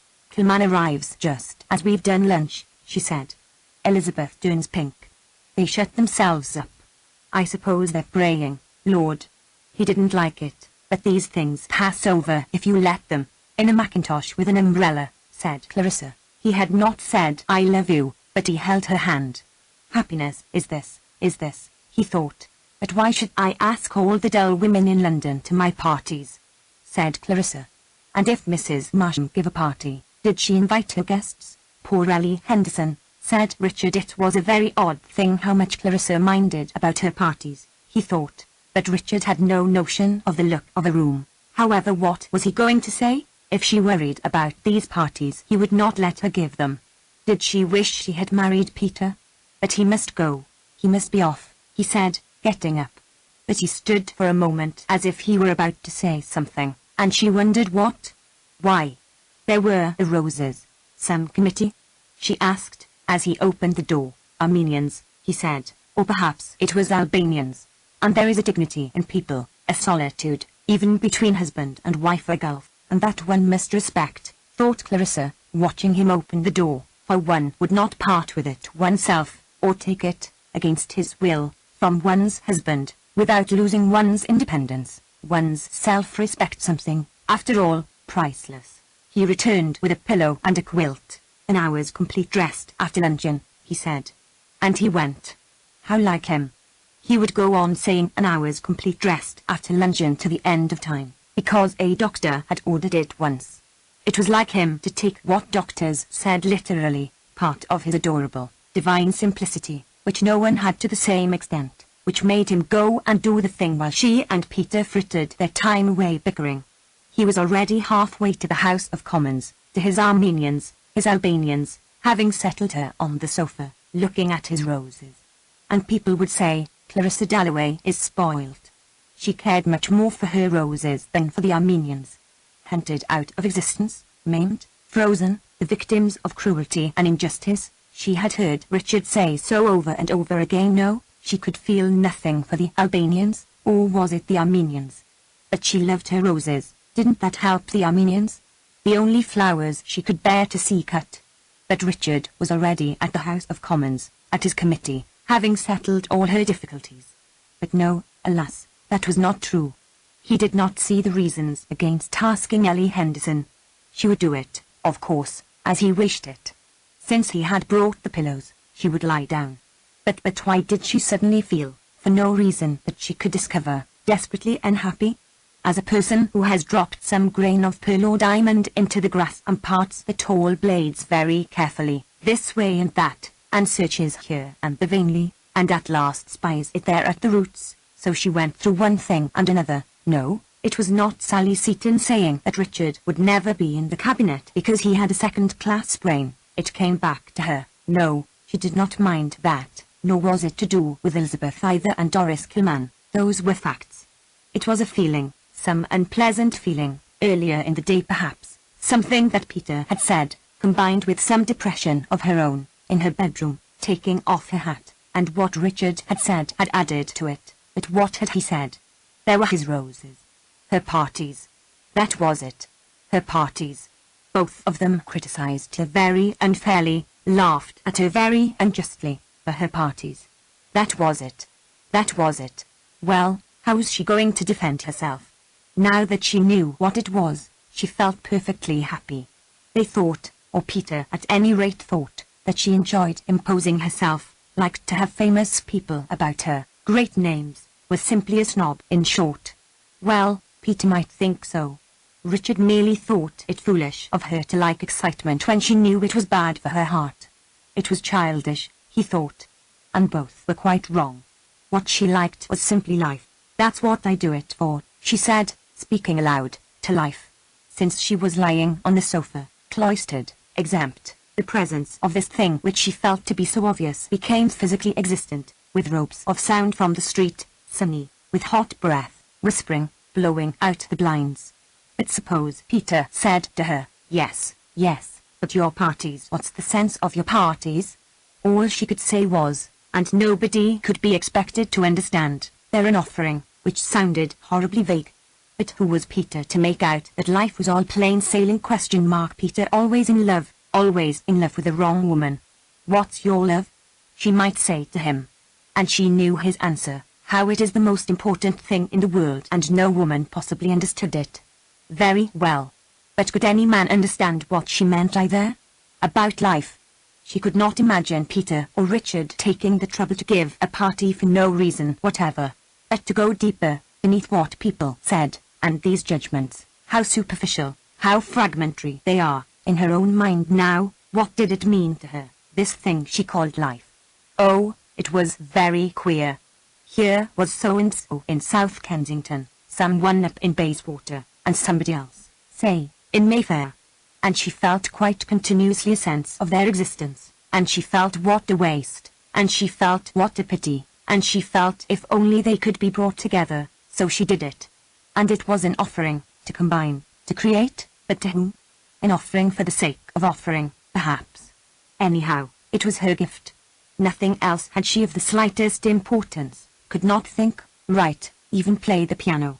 She muddled Armenians and Turks, loved success, hated discomfort, must be liked, talked oceans of nonsense, and to this day, ask her what the equator was, and she did not know. All the same, that one day should follow another, Wednesday, Thursday, Friday, Saturday, that one should wake up in the morning, see the sky, walk in the park, meet Hugh Whitbread, then suddenly in came Peter, then these roses. It was enough.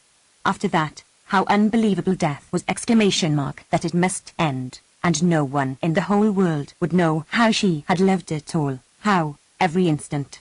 The door opened. Elizabeth knew that her mother was resting. She came in very quietly.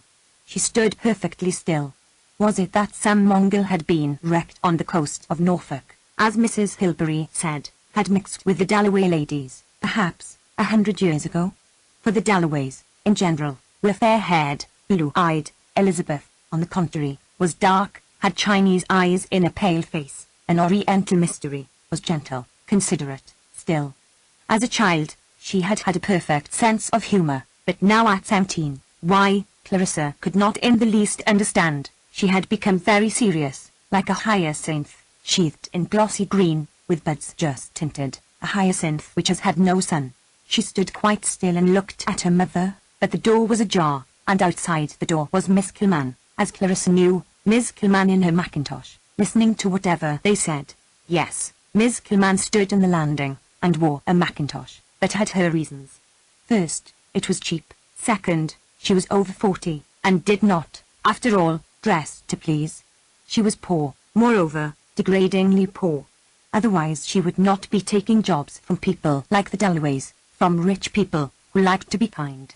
Mr. Dalloway, to do him justice, had been kind. But Mrs. Dalloway had not. She had been merely condescending.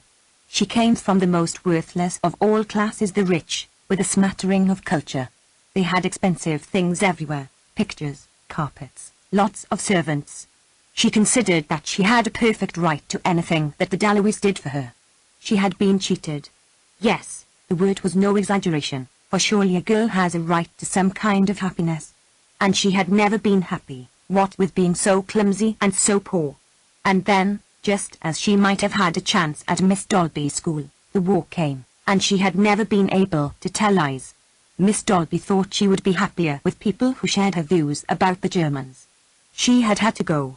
It was true that the family was of German origin, spelt the name Kaiserman in the 18th century, but her brother had been killed.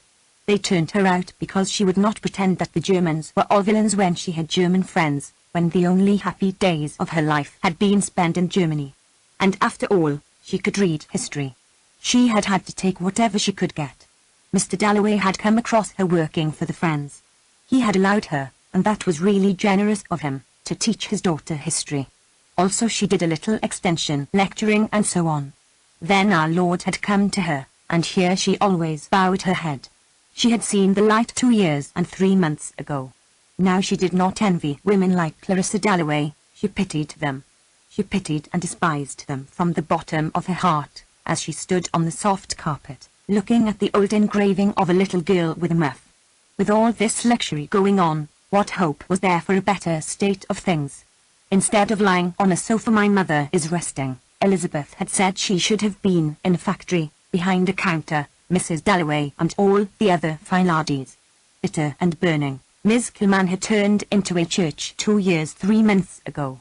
She had heard the Reverend Edward Whittaker preach, the boys sing, had seen the solemn lights descend, and whether it was the music, or the voices, she herself when alone in the evening found comfort in a violin, but the sound was excruciating. She had no ear. The hot and turbulent feelings which boiled and surged in her had been assuaged as she sat there, and she had wept copiously, and gone to call on Mr. Whittaker at his private house in Kensington.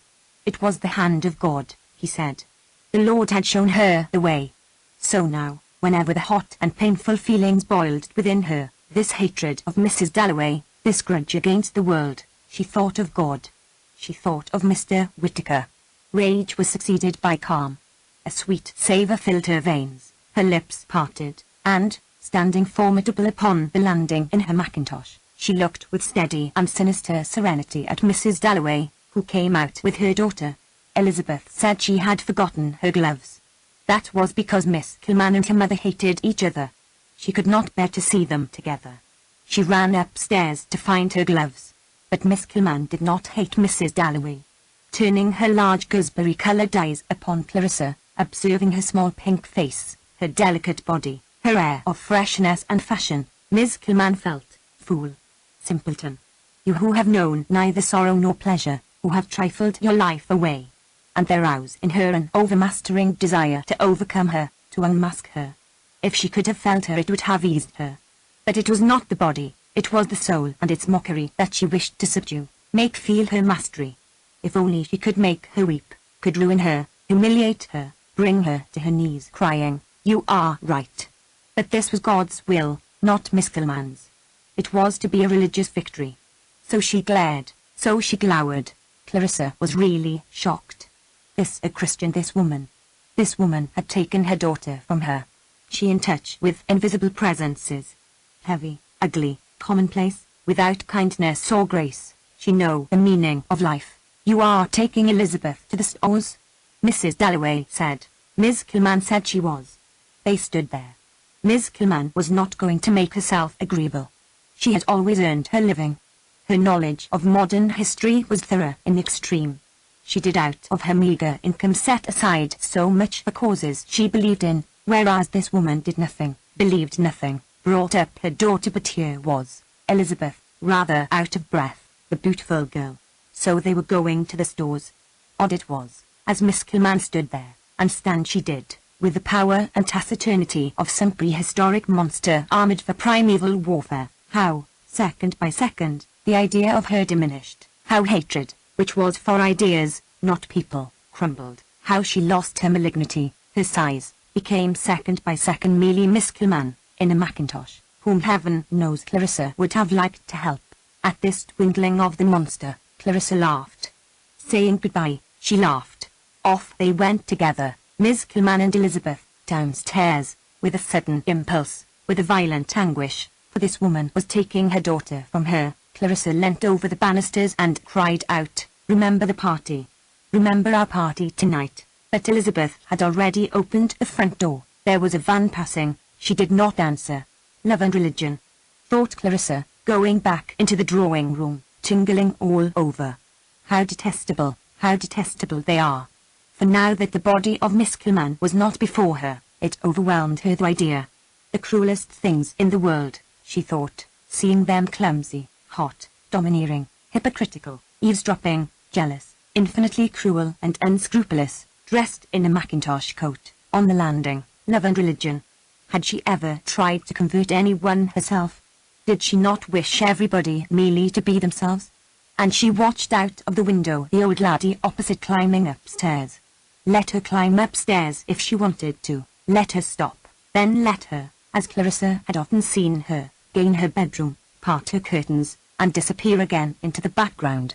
Somehow one respected that old woman looking out of the window, quite unconscious that she was being watched.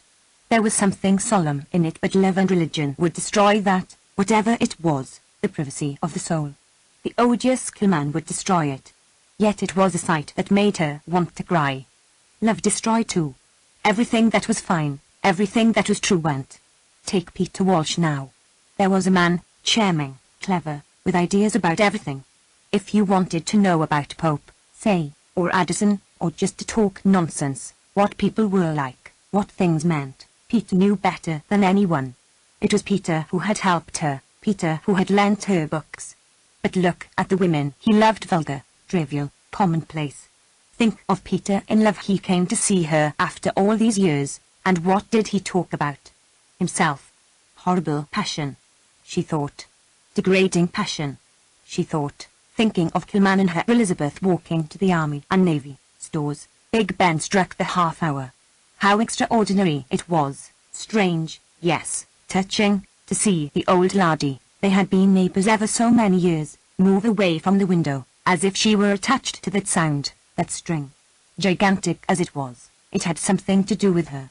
Down, down, into the midst of ordinary things the finger fell, making the moment solemn. She was forced, so Clarissa imagined, by that sound, to move, to go, but where? Clarissa tried to follow her as she turned and disappeared, and could still just see her white cap moving at the back of the bedroom. She was still there, moving about at the other end of the room. White reeds and prayers and mackintoshes. When, thought Clarissa, that's the miracle, that's the mystery, that old lady, she meant, whom she could see going from chest of drawers to dressing table. She could still see her. And the supreme mystery which Kilman might say she had solved, or Peter might say he had solved, but Clarissa didn't believe either of them had the ghost of an idea of solving, was simply this: here was one room, there another. Did religion solve that, or love? Love, but here the other clock, the clock which always struck 2 minutes after Big Ben, came shuffling in with its lap full of odds and ends, which it dumped down as if Big Ben were all very well, with His Majesty laying down the law, so solemn, so just, but she must remember all sorts of little things besides Mrs. Marsham, Ellie Henderson, glasses for ices, all sorts of little things came flooding and lapping and dancing in on the wake of that solemn stroke which lay flat like a bar of gold on the sea. Mrs. Marsham, Ellie Henderson, glasses for ices. She must telephone now at once. Volubly, troublessly, the late clock sounded, coming in on the wake of Big Ben, with its slapful of trifles. Beaten up, broken up by the assault of carriages, the brutality of vans, the eager advance of myriads of angler men, of flaunting women, the domes and spires of offices and hospitals, the last relics of this slapful of odds and ends seemed to break, like the spray of an exhausted wave, upon the body of Miss Kilman standing still in the street for a moment to mutter, "It is the flesh." It was the flesh that she must control. Clarissa Dalloway had insulted her. That she expected. But she had not triumphed. She had not mastered the flesh. Ugly, clumsy, Clarissa Dalloway had laughed at her for being that, and had revived the fleshly desires, for she minded looking as she did beside Clarissa. Nor could she talk as she did. But why wish to resemble her? Why? She despised Mrs. Dalloway from the bottom of her heart. She was not serious. She was not good. Her life was a tissue of vanity and deceit. Yet Doris Kilman had been overcome. She had, as a matter of fact, very nearly burst into tears when Clarissa Dalloway laughed at her. "It is the flesh, it is the flesh," she muttered, it being her habit to talk aloud, trying to subdue this turbulent and painful feeling as she walked down Victoria Street. She prayed to God. She could not help being ugly. She could not afford to buy pretty clothes. Clarissa Dalloway had laughed, but she would concentrate her mind upon something else until she had reached the pillar box. At any rate, she had got Elizabeth. But she would think of something else. She would think of Russia until she reached the pillar box.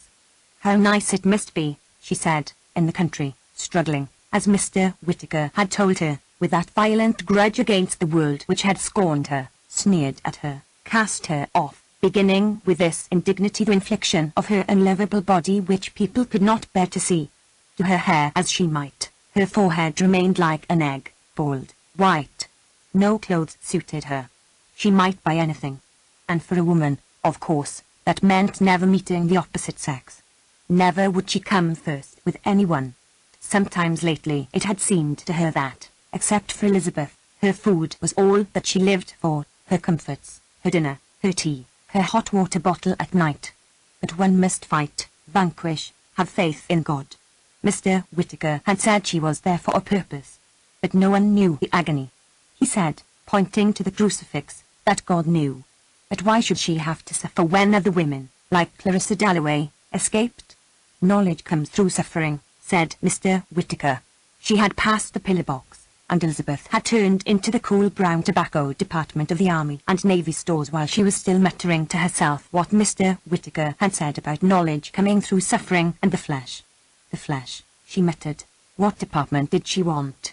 Elizabeth interrupted her. Petticoats, she said abruptly, and stalked straight onto the lift. Up they went. Elizabeth guided her this way and that, guided her in her abstraction as if she had been a great child, an unwieldy battleship. There were the petticoats, brown, decorous, striped, frivolous, solid, flimsy, and she chose, in her abstraction, portentously, and the girl serving thought her mad. Elizabeth rather wondered, as they did up the parcel, what Miss Kilman was thinking. They must have their tea, said Miss Kilman, rousing, collecting herself. They had their tea. Elizabeth rather wondered whether Miss Kilman could be hungry. It was her way of eating with intensity, then looking, again and again, at a plate of sugared cakes on the table next them. Then, when a lady and a child sat down and the child took the cake, could Miss Kilman really mind it? Yes, Miss Kilman did mind it. She had wanted that cake, the pink one. The pleasure of eating was almost the only pure pleasure left her, and then to be baffled even in that. When people are happy, they have a reserve, she had told Elizabeth, upon which to draw, whereas she was like the wheel without a tire. She was fond of such metaphors, jolted by every babble. So she would say, staying on after the lesson, standing by the fireplace with her bag of books, her satchel, she called it, on a Tuesday morning, after the lesson was over. And she talked too about the war. After all, there were people who did not think the English invariably right. There were books. There were meetings. There were other points of view. Would Elizabeth like to come with her to listen to so-and-so, a most extraordinary-looking old man? Then Miss Kilman took her to some church in Kensington and they had tea with a clergyman. She had lent her books. Law, medicine, politics, all professions are open to women of your generation, said Miss Kilman. But for herself, her career was absolutely ruined, and was it her fault? Good gracious, said Elizabeth, number. And her mother would come calling to say that a hamper had come from Britain, and would Miss Kilman like some flowers? To Miss Kilman she was always very, very nice, but Miss Kilman squashed the flowers all in a bunch, and hadn't any small talk, and what interested Miss Kilman bored her mother, and Miss Kilman and she were terrible together, and Miss Kilman swelled and looked very plain. But then Miss Kilman was frightfully clever. Elizabeth had never thought about the poor. They lived with everything they wanted, her mother had breakfast in bed every day, Lucy carried it up, and she liked old women because they were duchesses, and being descended from some lord. But Miss Kilman said, one of those Tuesday mornings when the lesson was over, my grandfather kept an oil and colour shop in Kensington. Miss Kilman made one feel so small. Miss Kilman took another cup of tea. Elizabeth, with her oriental bearing, her inscrutable mystery, sat perfectly upright. No, she did not want anything more. She looked for her gloves, her white gloves. They were under the table. Ah, but she must not go. Miss Kilman could not let her go. This youth, that was so beautiful, this girl, whom she genuinely loved. Her large hand opened and shut on the table, but perhaps it was a little flat somehow, Elizabeth felt. And really she would like to go, but said Miss Kilman, I've not quite finished yet. Of course, then, Elizabeth would wait. But it was rather stuffy in here. Are you going to the party tonight? Miss Kilman said. Elizabeth supposed she was going. Her mother wanted her to go. She must not let parties absorb her, Miss Kilman said, fingering the last 2 inches of a chocolate eclair. She did not much like parties, Elizabeth said. Miss Kilman opened her mouth, slightly projected her chin, and swallowed down the last inches of the chocolate eclair, then wiped her fingers, and washed the tea round in her cup. She was about to split asunder, she felt. The agony was so terrific. If she could grasp her, if she could clasp her, if she could make her hers absolutely and forever and then die, that was all she wanted. But to sit here, unable to think of anything to say, to see Elizabeth turning against her, to be felt repulsive even by her, it was too much. She could not stand it. The thick fingers curled inwards. I never go to parties, said Miss Kilman, just to keep Elizabeth from going. People don't ask me to parties, and she knew as she said it that it was this egotism that was her undoing. Mr. Whittaker had warned her, but she could not help it. She had suffered so horribly. Why should they ask me? She said. I'm plain, I'm unhappy. She knew it was idiotic. But it was all those people passing people with parcels who despised her, who made her say it. However, she was Doris Kilman. She had her degree. She was a woman who had made her way in the world. Her knowledge of modern history was more than respectable. I don't pity myself, she said.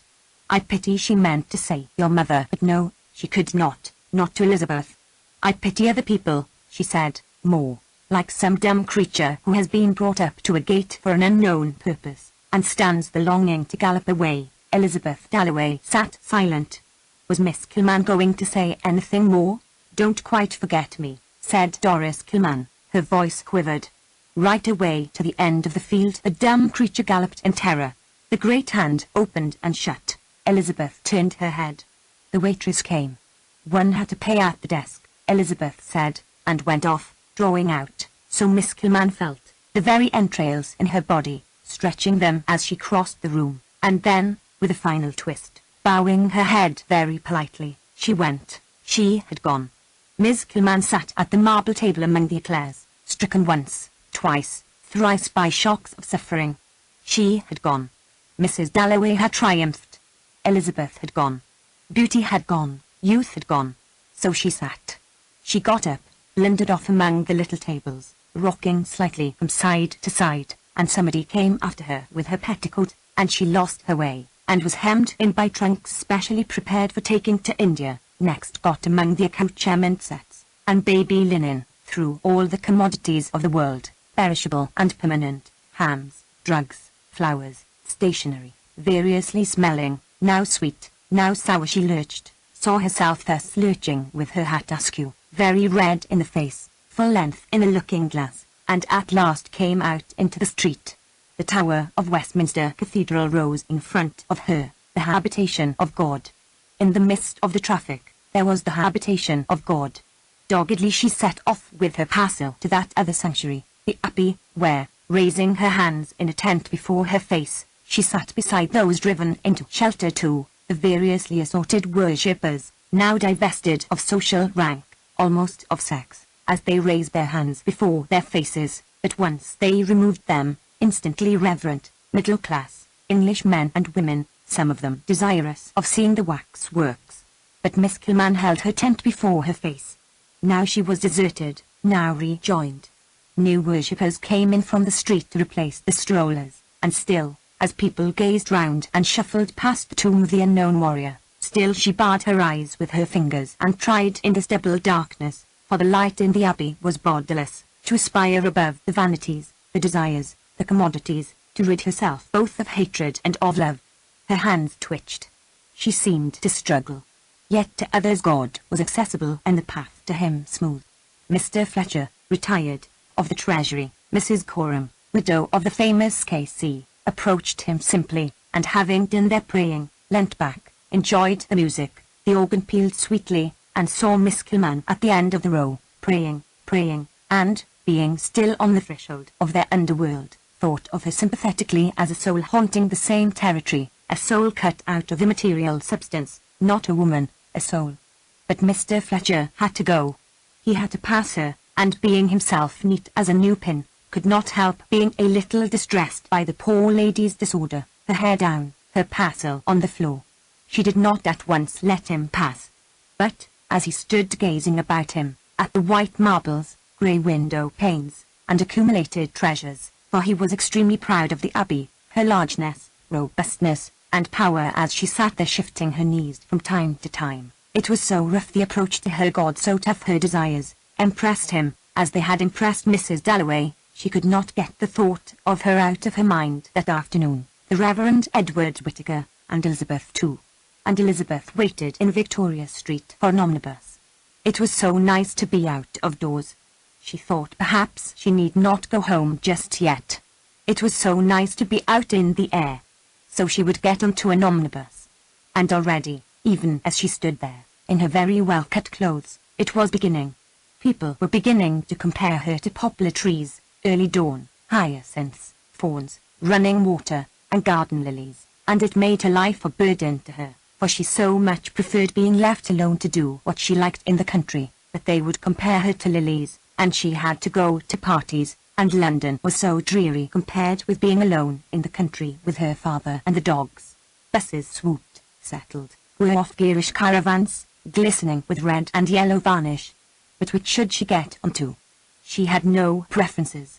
Of course, she would not push her way. She inclined to be passive. It was expression she needed, but her eyes were fine, Chinese, Oriental, and, as her mother said, with such nice shoulders and holding herself so straight, she was always charming to look at, and lately, in the evening especially, when she was interested, for she never seemed excited, she looked almost beautiful, very stately, very serene. What could she be thinking? Every man fell in love with her, and she was really awfully bored. For it was beginning. Her mother could see that their compliments were beginning. That she did not care more about it, for instance, for her clothes sometimes worried Clarissa, but perhaps it was as well with all those puppies and guinea pigs about having distemper, and it gave her a charm. And now there was this odd friendship with Miss Kilman. Well, thought Clarissa about 3 o'clock in the morning, reading Baron Marbot, for she could not sleep, it proves she has a heart. Suddenly Elizabeth stepped forward and most competently boarded the omnibus, in front of everybody. She took a seat on top.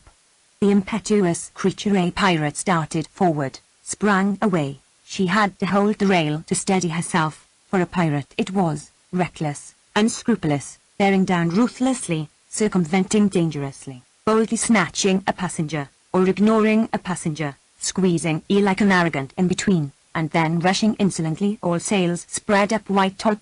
And did Elizabeth give one thought to poor Miss Kilman, who loved her without jealousy, to whom she had been a fawn in the open, a moon in a glade? She was delighted to be free. The fresh air was so delicious. It had been so stuffy in the Army and Navy stores. And now it was like riding, to be rushing up Whitehall, and to each movement of the omnibus the beautiful body in the fawn-coloured coat responded freely like a rider, like the figurehead of a ship, for the breeze slightly disarrayed her, the heat gave her cheeks the pallor of white painted wood, and her fine eyes, having no eyes to meet, gazed ahead, blank, bright, with a staring incredible innocence of sculpture. It was always talking about her own sufferings that made Miss Kilman so difficult. And was she right? If it was being on committees and giving up hours and hours every day, she hardly ever saw him in London, that helped the poor. Her father did that, goodness knows, if that was what Miss Kilman meant about being a Christian, but it was so difficult to say. Oh, she would like to go a little further.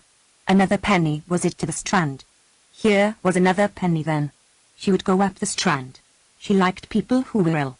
And every profession is open to the women of your generation, said Miss Kilman. So she might be a doctor. She might be a farmer. Animals are often ill. She might own 1,000 acres and have people under her. She would go and see them and their cottages. This was Somerset House. One might be a very good farmer, and that, strangely enough, though Miss Kilman had her share in it, was almost entirely due to Somerset House. It looked so splendid, so serious, that great grey building. And she liked the feeling of people working. She liked those churches, like shapes of grey paper, breasting the stream of the Strand. It was quite different here from Westminster, she thought, getting off at Chancery Lane. It was so serious, it was so busy. In short, she would like to have a profession. She would become a doctor, a farmer, possibly go into Parliament, if she found it necessary, all because of the Strand. The feet of those people busy about their activities, hands putting stone to stone, minds eternally occupied not with trivial chatterings, comparing women to poplars, which was rather exciting, of course, but very silly, but with thoughts of ships, of business, of law, of administration, and with it all so stately. She was in the Temple, gay, there was the river, pious, there was the church, made her quite determined, whatever her mother might say, to become either a farmer or a doctor. But she was, of course, rather lazy, and it was much better to say nothing about it. It seemed so silly. It was the sort of thing that did sometimes happen, when one was alone. Buildings without architects' names, crowds of people coming back from the city having more power than single clergyman in Kensington, than any of the books Miss Kilman had lent her, to stimulate what lay slumbrous, clumsy, and shy on the mind's sandy floor to break surface, as a child suddenly stretches its arms. It was just that, perhaps, a sigh, a stretch of the arms, an impulse, a revelation, which has its effects forever, and then down again it went to the sandy floor. She must go home. She must dress for dinner. But what was the time? Where was a clock? She looked up Fleet Street. She walked just a little way towards St. Paul's, shyly, like someone penetrating on tiptoe, exploring a strange house by night with a candle, on edge lest the owner should suddenly fling wide his bedroom door and ask her business. Nor did she dare wander off into queer alleys, tempting by-streets, any more than in a strange house open doors which might be bedroom doors, or sitting-room doors, or lead straight to the larder. For no Dalloways came down there. Strand daily, she was a pioneer, a stray, venturing, trusting. In many ways, her mother felt she was extremely immature, like a child still, attached to dolls, jeweled slippers, a perfect baby, and that was charming. But then, of course, there was in the Dalloway family the tradition of public service. Abbesses, principals, headmistresses, dignitaries, in the Republic of Women without being brilliant, any of them, they were that. She penetrated a little further in the direction of St. Paul's. She liked the geniality, sisterhood, motherhood, brotherhood of this uproar. It seemed to her good. The noise was tremendous, and suddenly there were trumpets, the unemployed, blaring, rattling about in the uproar, military music, as if people were marching, yet had they been dying had some woman breathed her last, and whoever was watching, opening the window of the room where she had just brought off that act of supreme dignity, looked down on Fleet Street, that uproar, that military music would have come triumphing up to him, conciliatory, indifferent. It was not conscious. There was no recognition in it of one fortune, or fate, and for that very reason even to those dazed with watching for the last shivers of consciousness on the faces of the dying, consoling. Forgetfulness in people might wound, their ingratitude corrode, but this voice, pouring endlessly, year in year out, would take whatever it might be, this vow, this van, this life, this procession, would wrap them all about and carry them on, as in the rough stream of a glacier the ice holds a splinter of bone, a blue petal, some oak trees, and rolls them on. But it was later than she thought. Her mother would not like her to be wandering off alone like this. She turned back down the Strand. A puff of wind, in spite of the heat, there was quite a wind, blew a thin black veil over the sun and over the Strand. The faces faded, the omnibuses suddenly lost their glow. For although the clouds were of mountainous white so that one could fancy hacking hardships off with a hatchet, with broad golden slopes, lawns of celestial pleasure gardens, on their flanks, and had all the appearance of settled habitations assembled from the conference of gods above the world, there was a perpetual movement among them. Signs were interchanged, when, as if to fulfill some scheme arranged already, now a summit dwindled, now a whole block of pyramidal size which had kept its station inalterably advanced into the mist or gravely led the procession to fresh anchorage. Fixed though they seemed at their posts, at rest in perfect unanimity, nothing could be fresher, freer, more sensitive superficially than the sun or white or gold-kindled surface. To change, to go, to dismantle the solemn assemblage was immediately possible, and in spite of the grave fixity, the accumulated robustness and solidity, now they struck light to the earth, now darkness. Calmly and competently, Elizabeth Dalloway mounted the Westminster omnibus, going and coming, beckoning, signalling, so the light and shadow which now made the wall grey, now the bananas bright yellow, now made the Strand grey, now made the omnibuses bright yellow, seemed to Septimus Warren Smith lying on a sofa in the sitting-room, watching the watery gold glow and fade with the astonishing sensibility of some live creature on the roses, on the wallpaper. Outside, the trees dragged their leaves like nets through the depths of the air. The sound of water was in the room, and through the waves came the voices of birds singing. Every power poured its treasures on his head, and his hand lay there on the back of the sofa, as he had seen his hand lie when he was bathing, floating, on the top of the waves, while far away on shore he heard dogs barking and barking far away. Fear no more, says the heart in the body, fear no more.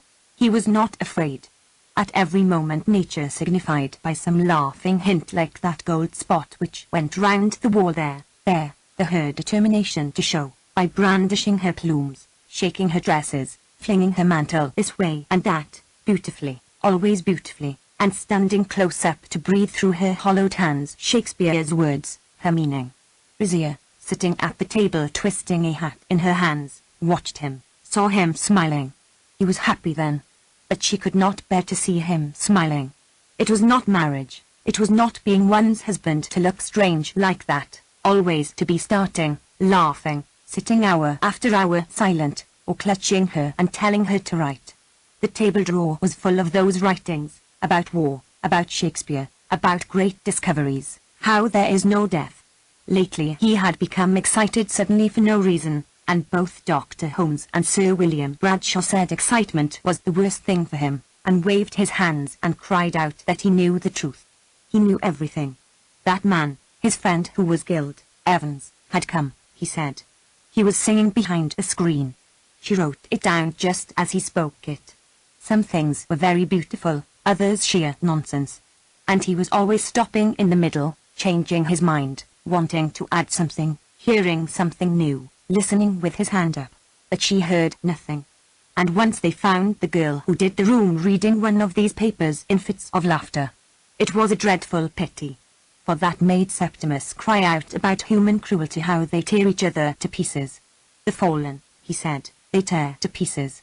Holmes is on us, he would say, and he would invent stories about Holmes. Holmes eating porridge, Holmes reading Shakespeare, making himself roar with laughter or rage, for Dr. Holmes seemed to stand for something horrible to him. Human nature, he called him. Then there were the visions. He was drowned, he used to say, and lying on a cliff with the gulls screaming over him. He would look over the edge of the sofa down into the sea. Or he was hearing music. Really, it was only a barrel organ or some man crying in the street. But lovely. He used to cry, and the tears would run down his cheeks, which was to her the most dreadful thing of all, to see a man like Septimus, who had fought, who was brave, crying. And he would lie listening until suddenly he would cry that he was falling down, down into the flames. Actually, she would look for flames. It was so vivid. But there was nothing. They were alone in the room. It was a dream, she would tell him, and so quiet him at last, but sometimes she was frightened too. She sighed as she sat sewing. Her sigh was tender and enchanting, like the wind outside a wood in the evening. Now she put down her scissors, now she turned to take something from the table. A little stir, a little crinkling, a little tapping built up something on the table there, where she sat sewing.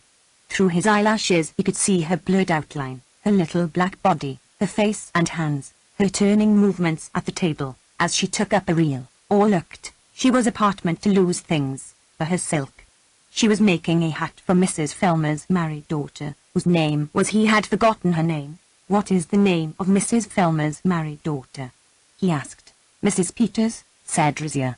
And she was afraid it was too small, she said, holding it before her. Mrs. Peters was a big woman, but she did not like her.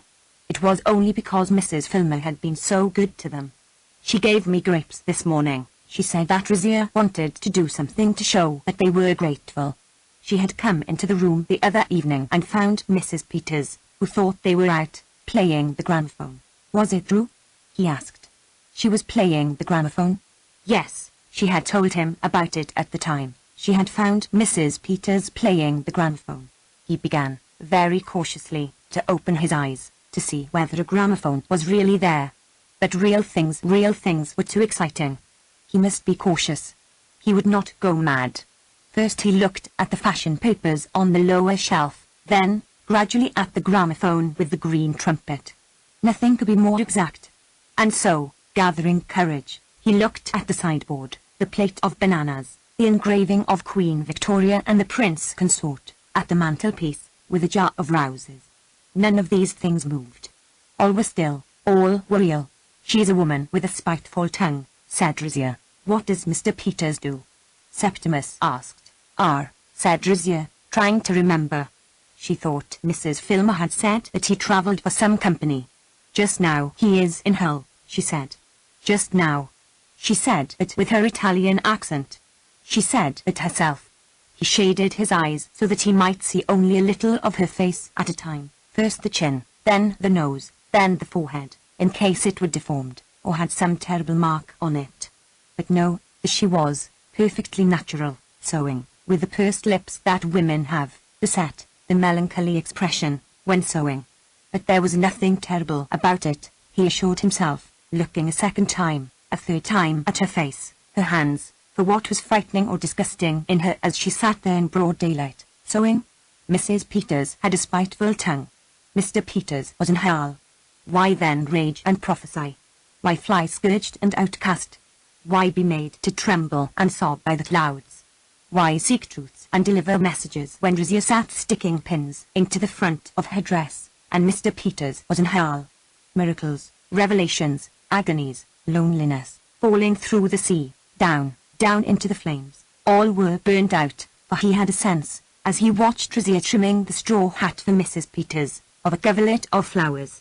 It's too small for Mrs. Peters, said Septimus. For the first time for days he was speaking as he used to do. Of course it was absurdly small, she said. But Mrs. Peters had chosen it. He took it out of her hands. He said it was an organ grinder's monkey's hat. How it rejoiced her that. Not for weeks had they laughed like this together, poking fun privately like married people. What she meant was that if Mrs. Filmer had come in, or Mrs. Peters or anybody, they would not have understood what she and Septimus were laughing at. There, she said, pinning a rose to one side of the hat. Never had she felt so happy. Never in her life. But that was still more ridiculous, Septimus said. Now the poor woman looked like a pig at a fair. Nobody ever made her laugh as Septimus did. What had she got in her workbox? She had ribbons and beads, tassels, artificial flowers. She tumbled them out on the table. He began putting odd colours together, for though he had no fingers, could not even do up a parcel, he had a wonderful eye, and often he was right, sometimes absurd, of course, but sometimes wonderfully right. She shall have a beautiful hat, he murmured, taking up this and that, Rizia kneeling by his side, looking over his shoulder. Now it was finished, that is to say, the design. She must stitch it together. But she must be very, very careful, he said, to keep it just as he had made it. So she sewed. When she sewed, he thought, she made a sound like a kettle on the hob, bubbling, murmuring, always busy, her strong little pointed fingers pinching and poking, her needle flashing straight.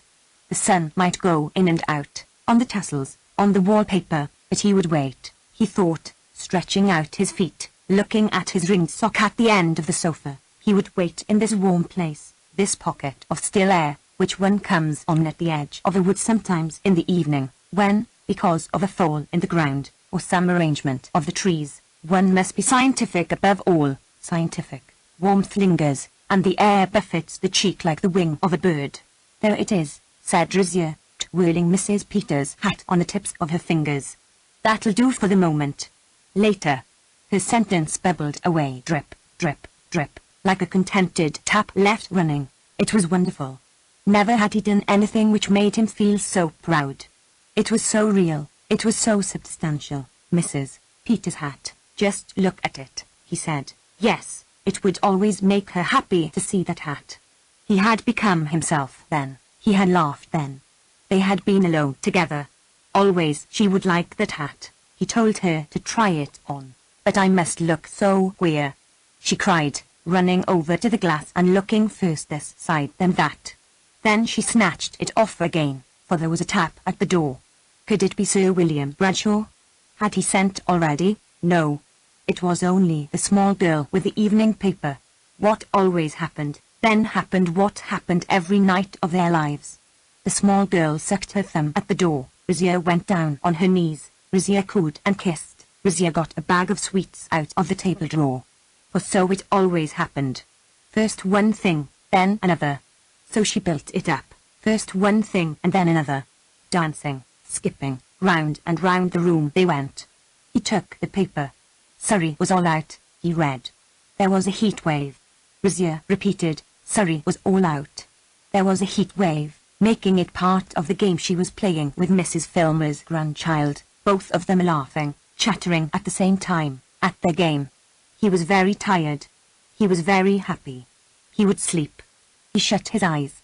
But directly he saw nothing, the sounds of the game became fainter and stranger and sounded like the cries of people seeking and not finding, and passing further and further away. They had lost him. He started up in terror. What did he see? The plate of bananas on the sideboard. Nobody was there. Rizia had taken the child to its mother. It was bedtime. That was it, to be alone forever. That was the doom pronounced in Milan when he came into the room and saw them cutting out backroom shapes with their scissors, to be alone forever. He was alone with the sideboard and the bananas. He was alone, exposed on this bleak eminence, stretched out but not on a hilltop, not on a crag, on Mrs. Filmer's sitting-room sofa. As for the visions, the faces, the voices of the dead, where were they?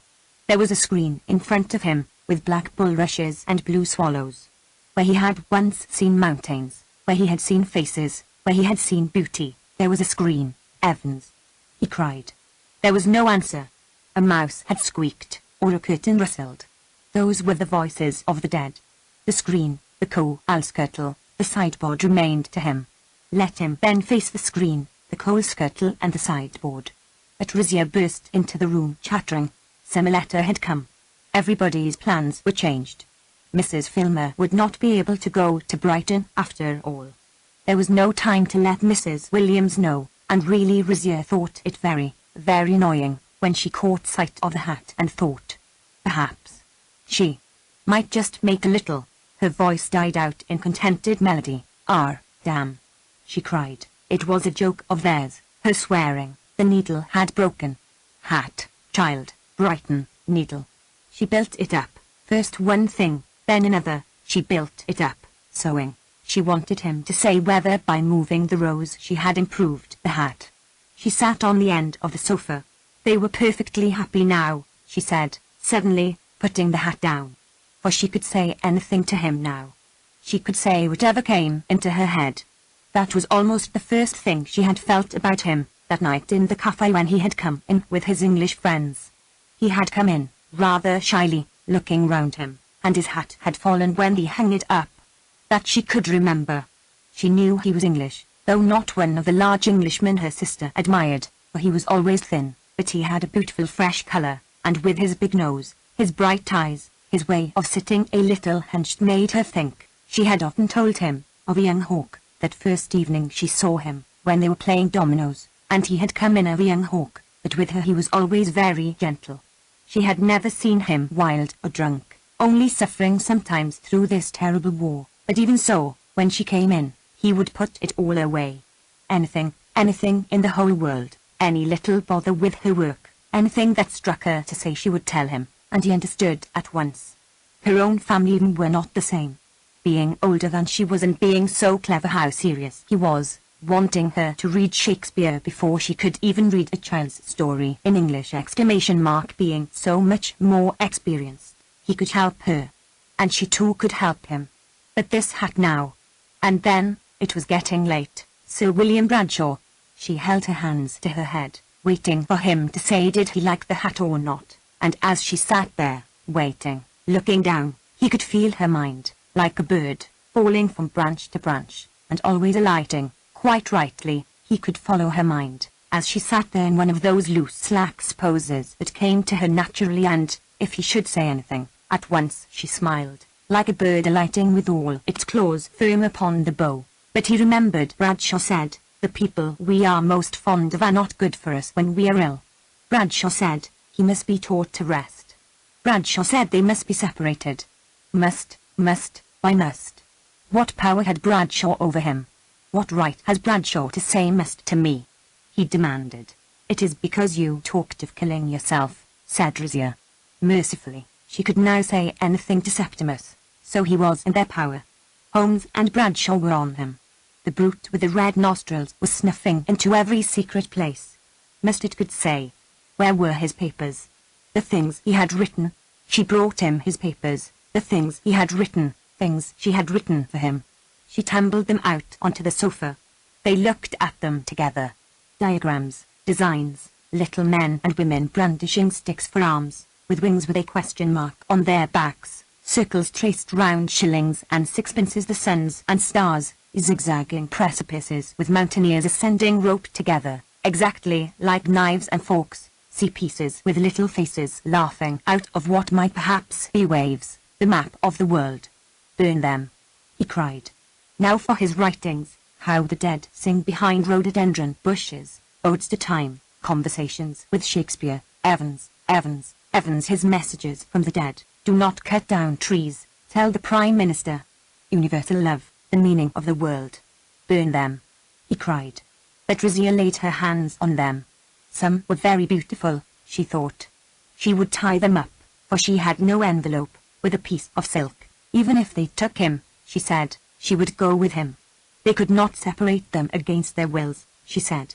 Shuffling the edges straight, she did up the papers, and tied the parcel almost without looking, sitting beside him, he thought, as if all her petals were about her.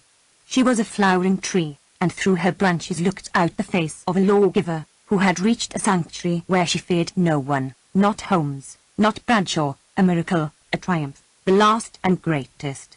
Staggering, he saw her mount the appalling staircase, laden with Holmes and Bradshaw, men who never weighed less than 11 stone 6, who sent their wives to court, men who made 10,000 a year and talked of proportion, who different in their verdicts, for Holmes said one thing, Bradshaw another, yet judges they were, who mixed the vision and the sideboard, saw nothing clear, yet ruled, yet inflicted. Must they said. Over them she triumphed. There, she said. The papers were tied up. No one should get at them. She would put them away, and, she said, nothing should separate them. She sat down beside him and called him by the name of that hawk or crow which, being malicious and a great destroyer of crops, was precisely like him. No one could separate them, she said. Then she got up to go into the bedroom to pack their things, but hearing voices downstairs and thinking that Dr. Holmes had perhaps called, ran down to prevent him coming up. Septimus could hear her talking to Holmes on the staircase. "My dear lady, I have come as a friend," Holmes was saying. "No, I will not allow you to see my husband," she said. He could see her, like a little hen, with her wings spread barring his passage. But Holmes persevered. "My dear lady, allow me," Holmes said, putting her aside. Holmes was a powerfully built man. Holmes was coming upstairs. Holmes would burst open the door. Holmes would say in a funk, "Eh?" Holmes would get him. But no, not Holmes, not Bradshaw. Getting up rather unsteadily, hopping indeed from foot to foot, he considered Mrs. Filmer's nice clean bread knife with bread carved on the handle. Ah, but one mustn't spoil that. The gas fire? But it was too late now. Holmes was coming. Razors he might have got, but Razier, who always did that sort of thing, had packed them. There remained only the window, the large Bloomsbury lodging house window, the tiresome, the troublesome, and rather melodramatic businesses of opening the window and throwing himself out. It was their idea of tragedy, not his or Razier's, for she was with him. Holmes and Bradshaw like that sort of thing. He sat on the sill, but he would wait till the very last moment. He did not want to die. Life was good. The sun hot. Only human beings, what did they want? Coming down the staircase opposite, an old man stopped and stared at him. Holmes was at the door. "I'll give it you," he cried, and flung himself vigorously, violently down onto Mrs. Filmer's area railings. "The coward!" cried Dr. Holmes, bursting the door open. Razier ran to the window. She saw, she understood. Dr. Holmes and Mrs. Filmer collided with each other. Mrs. Filmer flapped her apron and made her hide her eyes in the bedroom. There was a great deal of running up and downstairs. Dr. Holmes came in white as a sheet, shaking all over, with a glass in his hand. "She must be brave and drink something," he said. What was it? Something sweet, for her husband was horribly mangled, would not recover consciousness. She must not see him, must be spared as much as possible, would have the inquest to go through, poor young woman. Who could have foretold it? A sudden impulse. No one was in the least to blame, he told Mrs. Filmer. And why the devil he did it, Dr. Holmes could not conceive.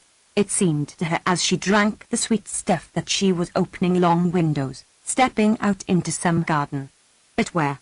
The clock was striking 1, 2, 3. How sensible the sound was, compared with all this thumping and whispering, like Septimus himself.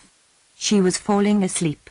But the clock went on striking 4, 5, 6, and Mrs. Filmer waving her apron. They wouldn't bring their body in here, would they? Seemed part of that garden, or a flag. She had once seen a flag slowly rippling out from a mast when she stayed with her aunt at Venice. Men killed in battle were thus saluted, and Septimus had been through the war. Of her memories, most were happy. She put on her hat, and ran through cornfields. Where could it have been? Onto some hill, somewhere near the sea, for there were ships, gulls, butterflies. They sat on a cliff.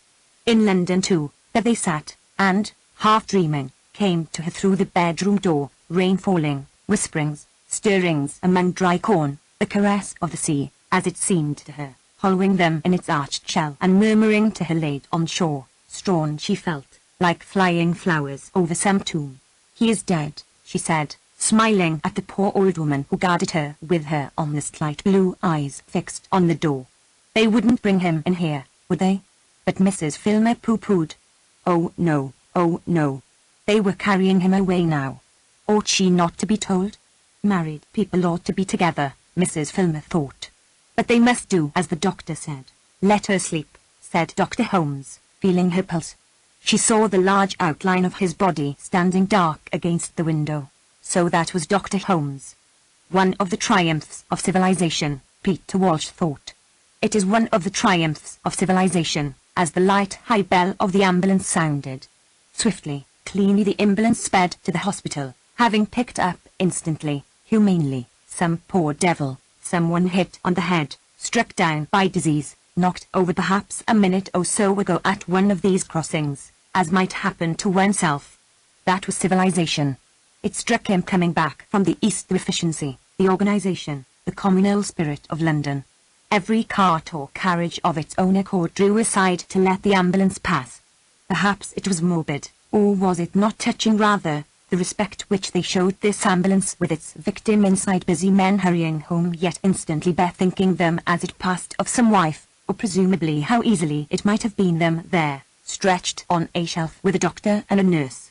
Ah, but thinking became morbid, sentimental, directly one began conjuring up doctors, dead bodies, a little glow of pleasure, a sort of lust too over the visual impression warned one not to go on with that sort of thing any more, fatal to art, fatal to friendship. True. And yet, thought Peter Walsh, as the ambulance turned the corner, though the light high bell could be heard down the next street and still farther as it crossed the Tottenham Court Road, chiming constantly, it is the privilege of loneliness. In privacy one may do as one chooses. One might weep if no one saw. It had been his undoing, this susceptibility in Anglo-Indian society, not weeping at the right time, or laughing either. I have that in me, he thought, standing by the pillar box, which could now dissolve in tears. Why, heaven knows. Beauty of some sort probably, and the weight of the day, which beginning with that visit to Clarissa had exhausted him with its heat, its intensity, and the drip, drip, of one impression after another down into that cellar where they stood, deep, dark, and no one would ever know. Partly for that reason, its secrecy, complete and inviolable, he had found life like an unknown garden, full of turns and corners, surprising, yes, really it took one's breath away, these moments, there coming to him by the pillar box opposite the British Museum, one of them, a moment, in which things came together, this ambulance, and life and death. It was as if he was sucked up to some very high roof by that rush of emotion, and the rest of him, like a white shell-sprinkled beach, left bare. It had been his undoing in Anglo-Indian society, this susceptibility. Clarissa once, going on top of an omnibus with him somewhere, Clarissa superficially at least, so easily moved, now in despair, now in the best of spirits, all aquiver in those days and such good company, spotting queer little scenes, names, people from the top of a bus, for they used to explore London and bring back bags full of treasures from the Caledonian Market. Clarissa had a theory. In those days they had heaps of theories, always theories, as young people have. It was to explain the feeling they had of dissatisfaction, not knowing people, not being known. For how could they know each other? You met every day, then not for 6 months, or years. It was unsatisfactory, they agreed, how little one knew people. But she said, sitting on the bus going up Shaftesbury Avenue, she felt herself everywhere, not here, here, here, and she tapped the back of the seat, but everywhere. She waved her hand, going up Shaftesbury Avenue. She was all that. So that to know her, or anyone, one must seek out the people who completed them, even the places. Odd affinities she had with people she had never spoken to, some woman in the street, some man behind a counter, even trees, or barns. It ended in a transcendental theory which, with her horror of death, allowed her to believe, or say that she believed, for all her skepticism, that since our apparitions, the part of us which appears, are so momentary compared with the other, the unseen part of us, which spreads wide, the unseen might survive, be recovered, somehow attached to this person or that, or even haunting certain places after death. Perhaps. Looking back over that long friendship of almost 30 years, her theory worked to this extent. Brief, broken, often painful as their actual meetings had been, what with his absences and interruptions. This morning, for instance, in came Elizabeth, like a long-legged colt, handsome, dumb, Just as he was beginning to talk to Clarissa, the effect of them on his life was immeasurable. There was a mystery about it. You were given a sharp, acute, uncomfortable grain. The actual meeting, horribly painful as often as not, yet in absence, in the most unlikely places, it would flower out, open, shed its scent, let you touch, taste, look about you, get the whole feel of it and understanding, after years of lying lost. Thus she had come to him, on board ship, in the Himalayas, suggested by the oddest things. So Sally Seton, generous, enthusiastic goose, thought of him when she saw blue hydrangeas. She had influenced him more than any person he had ever known, and always in this way coming before him without his wishing it, cool, ladylike, critical, or ravishing, romantic, recalling some field or English harvest. He saw her most often in the country, not in London. One scene after another at Pton. He had reached his hotel. He crossed the hall, with its mounds of reddish chairs and sofas, its spike-leaved, withered-looking plants. He got his key off the hook. The young lady handed him some letters. He went upstairs. He saw her most often at Pton, in the late summer, when he stayed there for a week, or fortnight even, as people did in those days. First, on top of some hill there she would stand, hands clapped to her hair, her cloak blowing out, pointing, crying to them she saw the seven beneath. Or in a wood, making the kettle boil very ineffective with her fingers, the smoke curtsying, blowing in their faces, her little pink face showing through, begging water from an old woman in a cottage, who came to the door to watch them go. They walked always, the others drove. She was bored driving, disliked all animals, except that dog. They tramped miles along roads.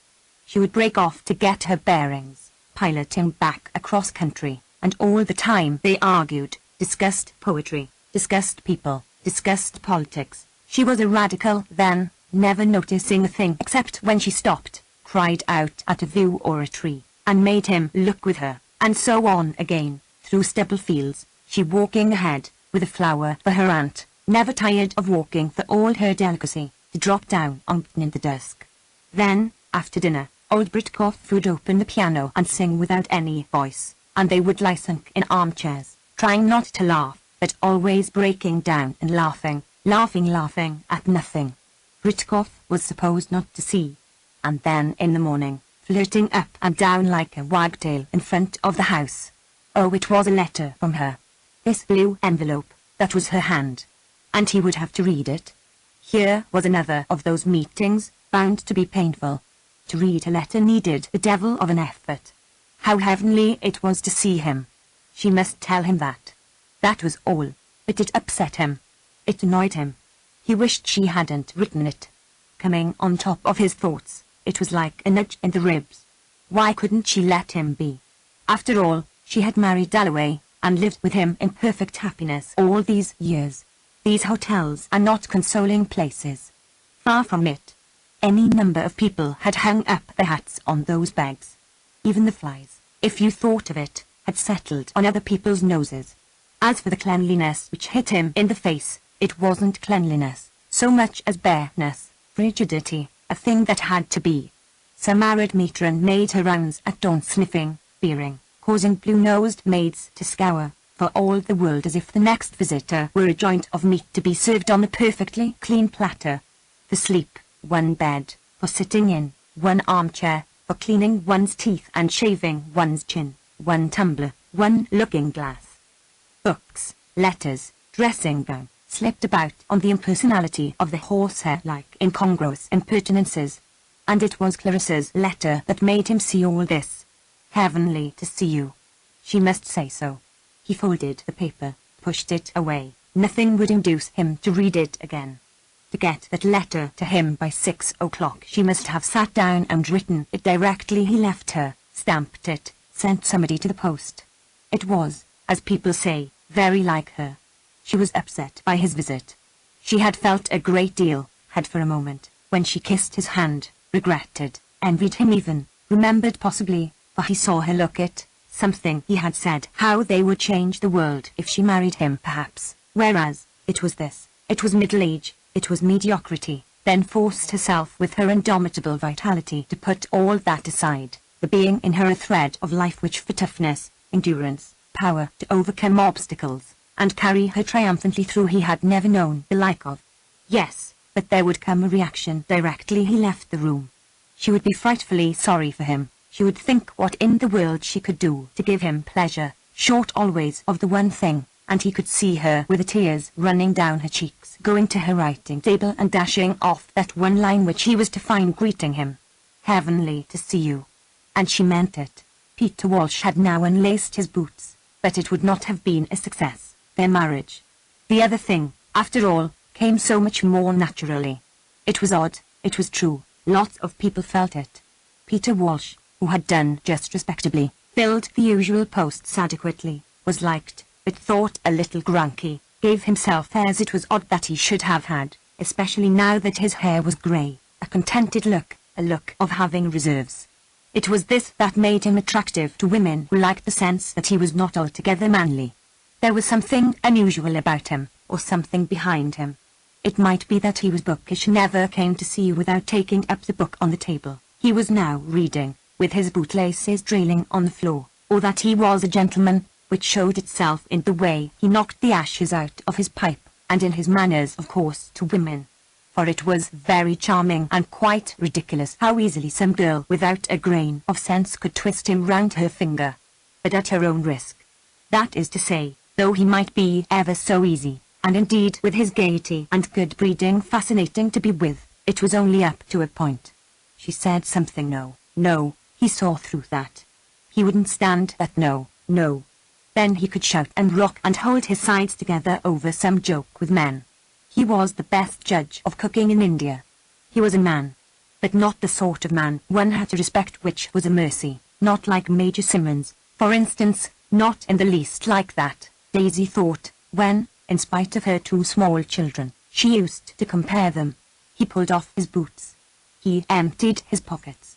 Out came with his pocket knife a snapshot of Daisy on the veranda, Daisy all in white, with a fox terrier on her knee, very charming, very dark, the best he had ever seen of her. It did come, after all, so naturally, so much more naturally than Clarissa. No fuss, no bother, no finicking and fidgeting, all plain sailing. And the dark, adorably pretty girl on the veranda exclaimed, he could hear her. Of course, she would give him everything. She cried. She had no sense of discretion, everything he wanted. She cried, running to meet him, whoever might be looking. And she was only 24. And she had 2 children. Well, indeed he had got himself into a mess at his age. And it came over him when he woke in the night pretty forcibly. Suppose they did marry? For him it would be all very well, but what about her? Mrs. Burgess, the good sort and no chatterbox, in whom he had confided, thought this absence of his in England, ostensibly to see lawyers, might serve to make Daisy reconsider, think what it meant. It was a question of her position, Mrs. Burgess said, the social barrier, giving up her children. She'd be a widow with a past one of these days, draggling about in the suburbs, or more likely, indiscriminate, you know, she said, what such women get like, with too much paint. But Peter Walsh pooh-poohed all that. He didn't mean to die yet. Anyhow she must settle for herself, judge for herself, he thought, padding about the room in his socks, smoothing out his dress shirt, for he might go to Clarissa's party, or he might go to one of the halls, or he might settle in and read an absorbing book written by a man he used to know at Oxford. And if he did retire, that's what he'd do, write books. He would go to Oxford and poke about in the Bodleian. Vainly the dark, adorably pretty girl ran to the end of the terrace, vainly waved her hand, vainly cried she didn't care a straw what people said. There he was, the man she thought the world of, the perfect gentleman, the fascinating, the distinguished, and his age made not least difference to her, padding about a room in an hotel in Bloomsbury, shaving, washing, continuing, as he took up cans, put down razors, to poke about in the Bodleian, and get at the truth about 1 or 2 little matters that interested him. And he would have a chat with whoever it might be, and so come to disregard more and more precise hours for lunch, and miss engagements, and when Daisy asked him, as she would, for a kiss, a scene, failed to come up to the scratch, though he was genuinely devoted to her. In short, it might be happier, as Mrs. Burgess said, that she should forget him, or merely remember him as he was in August 1922, like a figure standing at the crossroads at dusk, which grows more and more remote as the dog-cart spins away, carrying her securely fastened to the back seat, though her arms are outstretched, and as she sees the figure dwindle and disappear still she cries out how she would do anything in the world, anything, anything, anything. He never knew what people thought. It became more and more difficult for him to concentrate. He became absorbed, he became busied with his own concerns, now surly, now gay, dependent on women, absent-minded, moody, less and less able, so he thought as he shaved, to understand why Clarissa couldn't simply find him a lodging and be nice to Daisy, introduce her. And then he could just do what? Just haunt and hover. He was at the moment actually engaged in sorting out various keys, papers, swoop and taste, be alone, in short, sufficient to himself, and yet nobody of course was more dependent upon others. He buttoned his waistcoat, it had been his undoing. He could not keep out of smoking rooms, liked colonels, liked golf, liked bridge, and above all women's society, and the fineness of their companionship, and their faithfulness and audacity and greatness in living which though it had its drawbacks seemed to him, and the dark, adorably pretty face was on top of the envelopes, so wholly admirable, so splendid a flower to grow on the crest of human life, and yet he could not come up to the scratch, being always apartment to see round things. Clarissa had sapped something in him permanently, and to tire very easily of mute devotion and to want variety in love, though it would make him furious if Daisy loved anybody else, furious. For he was jealous, uncontrollably jealous by temperament. He suffered tortures. But where was his knife, his watch, his seals, his note-case, and Clarissa's letter which he would not read again but liked to think of, and Daisy's photograph? And now for dinner, they were eating, sitting at little tables round vases, dressed or not dressed, with their shawls and bags laid beside them, with an air of false composure, for they were not used to so many courses at dinner, and confidence, for they were able to pay for it, and strain, for they had been running about London all day shopping, sightseeing, and their natural curiosity, for they looked round and up as the nice-looking gentlemen in horn-rimmed spectacles came in, and their good nature, for they would have been glad to do any little service, such as lend a timetable or impart useful information, and their desire, pulsing in them, tugging at them subterraneously, somehow to establish connections if it were only a birthplace, Liverpool, for example, in common or friends of the same name, with their furtive glances, odd silences, and sudden withdrawals into family jocularity and isolation. There they sat eating dinner when Mr. Welsh came in and took his seat at a little table by the curtain. It was not that he said anything, for being solitary he could only address himself to the waiter. It was his way of looking at the menu, of pointing his forefinger to a particular wine, of hitching himself up to the table, of addressing himself seriously, not gluttonously to dinner, that won him their respect, which, having to remain unexpressed for the greater part of the meal, flared up at the table where the Morrises sat when Mr. Welsh was heard to say at the end of the meal, "Bartlett Pears." Why he should have spoken so moderately yet firmly, with the air of a disciplinarian well within his rights which are founded upon justice, neither young Charles Morris, nor old Charles, neither Miss Elaine nor Mrs. Morris knew. But when he said, "Bartlett Pears," sitting alone at his table, they felt that he counted on their support in some lawful demand, was champion of a cause which immediately became their own, so that their eyes met his eyes sympathetically, and when they all reached the smoking room simultaneously, a little talk between them became inevitable.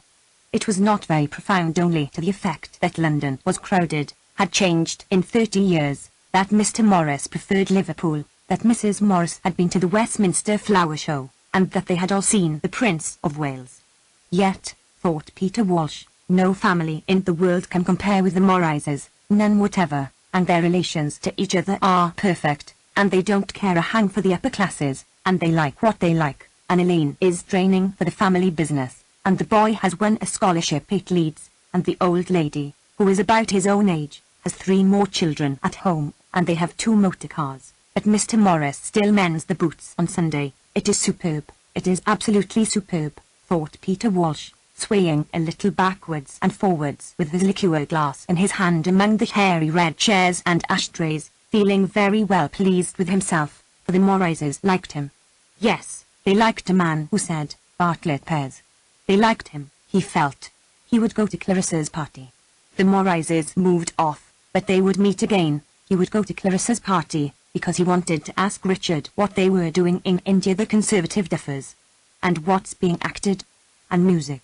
Oh, yes, and mere gossip. For this is the truth about our soul, he thought, ourself, who fish-like inhabits deep seas and plies among obscurities, threading her way between the boles of giant weeds, over sun-flickered spaces and on into gloom, cold, deep, inscrutable. Suddenly she shoots to the surface and sports on the wind-wrinkled waves, that is, has a positive need to brush, scrape, kindle herself, gossiping. What did the government mean Richard Dalloway would know to do about India? Since it was a very hot night and the paper boys went by with placards proclaiming in huge red letters that there was a heat wave, wicker chairs were placed on the hotel steps and there, sipping, smoking, detached gentlemen sat. Peter Walsh sat there. One might fancy that day, the London day, was just beginning. Like a woman who had slipped off her print dress and white apron to array herself in blue and pearls, the day changed, put off stuff, took gauze, changed to evening, and with the same sigh of exhilaration that a woman breathes, tumbling petticoats on the floor, it too shed dust, heat, colour. The traffic thinned, motor cars, tinkling, darting, succeeded the lumber of vans, and here and there among the thick foliage of the squares an intense light hung. I resign, the evening seemed to say, as it paled and faded above the battlements and prominences, moulded, pointed, of hotel, flat, and block of shops. I fade, she was beginning, I disappear, but London would have none of it, and rushed her bayonets into the sky, pinioned her, constrained her to partnership in her revelry. For the great revolution of Mr. Willet's summer time had taken place since Peter Walsh's last visit to England. The prolonged evening was new to him. It was inspiriting, rather. For as the young people went by with it as patchboxes, awfully glad to be free, proud too, dimly, of stepping this famous pavement, joy of a kind, cheap, tinselly, if you like, but all the same rapture, flushed their faces. They dressed well too, pink stockings, pretty shoes. They would now have 2 hours at the pictures. It sharpened, it refined them, the yellow-blue evening light, and on the leaves in the square shone lurid, livid. They looked as if dipped in sea-water, the foliage of a submerged city. He was astonished by the beauty. It was encouraging too, for where the returned Anglo-Indian sat by rights, he knew crowds of them, in the Oriental Club biliously summing up the ruin of the world. Here was he, as young as ever, envying young people their summer time and the rest of it, and more than suspecting from the words of a girl, from a housemaid's laughter, intangible things. You couldn't lay your hands on that shift in the whole pyramidal accumulation which in his youth had seemed immovable. On top of them it had pressed, weighed them down, the women especially, like those flowers Clarissa's Aunt Helena used to press between sheets of grey blotting paper with Litter's dictionary on top, sitting under the lamp after dinner. She was dead now. He had heard of her, from Clarissa, losing the sight of one eye. It seemed so fitting, one of nature's masterpieces, that old Miss Barry should turn to glass. She would die like some bird in a frost gripping her perch. She belonged to the different age, but being so entire, so complete, would always stand up on the horizon, stone-white, eminent, like a lighthouse marking some past stage on this adventurous, long, long voyage, this interminable. He felt for a copper to buy a paper and read about Surrey and Yorkshire. He had held out that copper millions of times. Surrey was all out once more, this interminable life. But cricket was no mere game. Cricket was important. He could never help reading about cricket. He read the scores in the stop press first, then how it was a hot day, then about a murder case. Having done things millions of times enriched them, though it might be said to take the surface off. The past enriched, and experience, and having cared for one or two people, and so having acquired the power which the young lack, of cutting short, doing what one likes, not caring a rap what people say, and coming and going without any very great expectations. He left his paper on the table and moved off, which however, and he looked for his hat and coat, was not altogether true of him, not tonight, for here he was starting to go to a party, at his age, with the belief upon him that he was about to have an experience. But what? Beauty, anyhow. Not the crude beauty of the eye. It was not beauty pure and simple Bedford Place leading into Russell Square. It was straightness and emptiness, of course, the symmetry of a corridor, but it was also windows lit up, a piano, a gramophone sounding, a sense of pleasure making hidden, but now and again emerging when, through the uncurtained window, the window left open, one saw parties sitting over tables, young people slowly circling, conversations between men and women, maids idly looking out, a strange comment theirs, when work was done, stockings drying on top ledges, a parrot, a few plants. Absorbing, mysterious, of infinite richness, this life. And in the large square where the cabs shot and swerved so quick, there were loitering couples, dallying, embracing, shrunk up under the shower of a tree that was moving, so silent, so absorbed, that one passed, discreetly, timidly, as if in the presence of some sacred ceremony to interrupt which would have been impious. That was interesting. And so on into the flare and glare. His light overcoat blew open, he stepped with indescribable idiosyncrasy, leant a little forward, tripped, with his hands behind his back and his eyes still a little hawk-like, he tripped through London, towards Westminster, observing. Was everybody dining out, then? Doors were being opened here by a footman to let issue a high-stepping old dame, in buckled shoes, with 3 purple ostrich feathers in her hair. Doors were being opened for ladies wrapped like mummies in shawls with bright flowers on them, ladies with bare heads. And in respectable quarters with stucco pillars through small front gardens lightly swathed with combs in their hair, having run up to see the children, women came, men waited for them, with their coats blowing open, and the motors started. Everybody was going out. What with these doors being opened, and the descent and the start, it seemed as if the whole of London were embarking in little boats moored to the bank, tossing on the waters, as if the whole place were floating off in carnival. And Whitehall was skated over, silver-beaten as it was, skated over by spiders, and there was a sense of midges round the arc lamps. It was so hot that people stood about talking. And here in Westminster was a retired judge, presumably, sitting foursquare at his house door dressed all in white. An Anglo-Indian presumably, and here a shindy of brawling women, drunken women, here only a policeman and looming houses, high houses, domed houses, churches, parliaments, and the hoot of the steamer on the river, a hollow misty cry.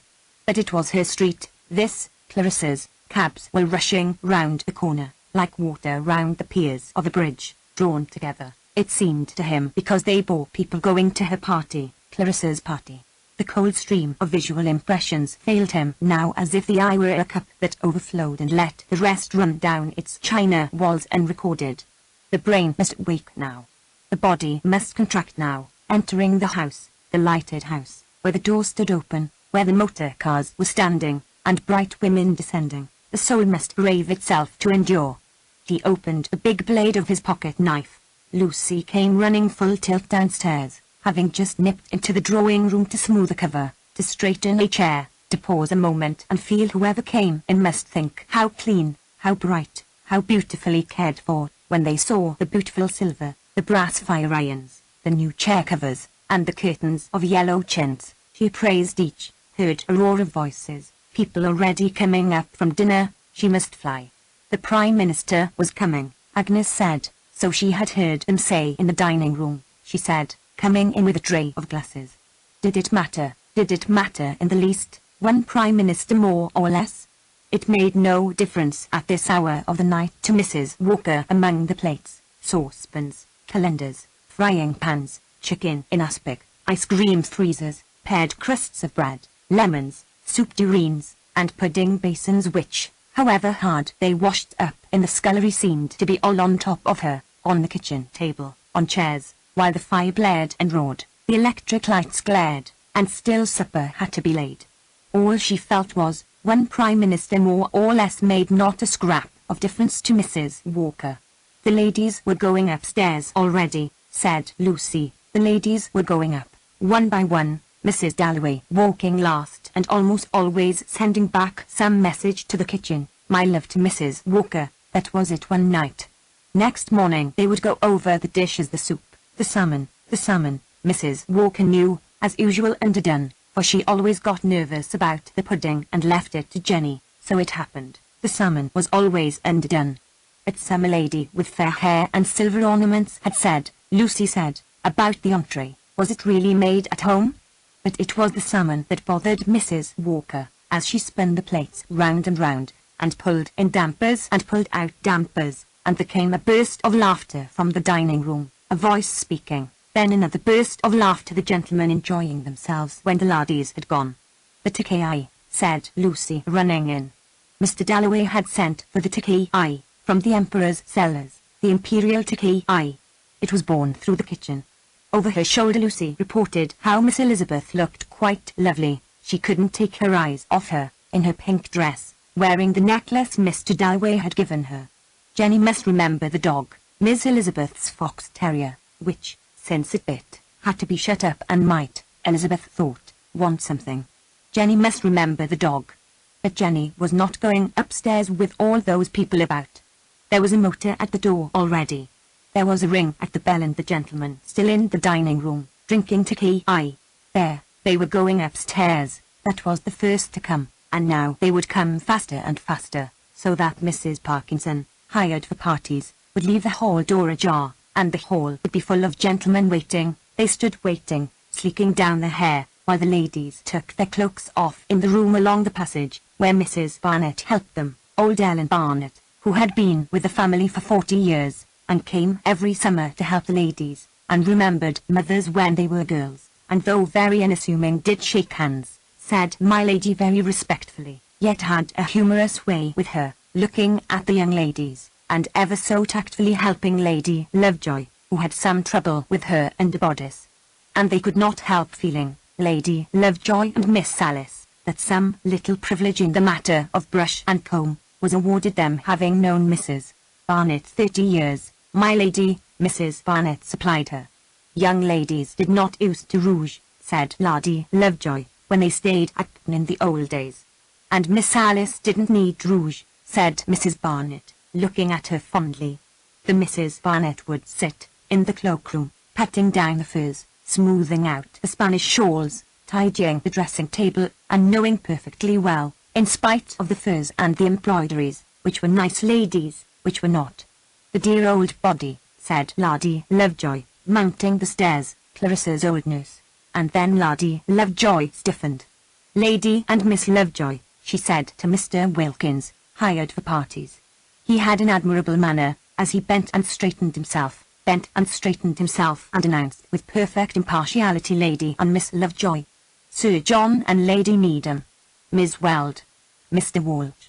His manner was admirable. His family life must be reproachable, except that it seemed impossible that a being with greenish lips and shaven cheeks could ever have blundered into the nuisance of children.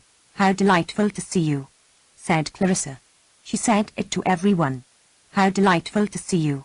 She was at her worst effusive, insincere. It was a great mistake to have come. He should have stayed at home and read his book, thought Peter Walsh. Should have gone to a music hall. He should have stayed at home, for he knew no one. Oh dear, it was going to be a failure, a complete failure. Clarissa felt it in her bones as dear old Lord Lexham stood there apologizing for his wife who had caught cold at the Buckingham Palace garden party. She could see Peter out of the tail of her eye, criticizing her, there, in that corner. Why, after all, did she do these things? Why seek pinnacles and stand drenched in fire? Might it consume her anyhow? Burn her to cinders? Better anything. Better brandish one's torch and hurl it to earth than taper and dwindle away like some Ellie Henderson. It was extraordinary how Peter put her into these states just by coming and standing in a corner. He made her see herself, exaggerate. It was idiotic. But why did he come, then, merely to criticize? Why always take, never give? Why not risk one's one little point of view? There he was wandering off, and she must speak to him. But she would not get the chance. Life was that humiliation, renunciation. What Lord Lexham was saying was that his wife would not wear her furs at the garden party because, my dear, you ladies are all alike, Lady Lexham being 75 at least. It was delicious, how they petted each other, that old couple. She did like old Lord Lexham.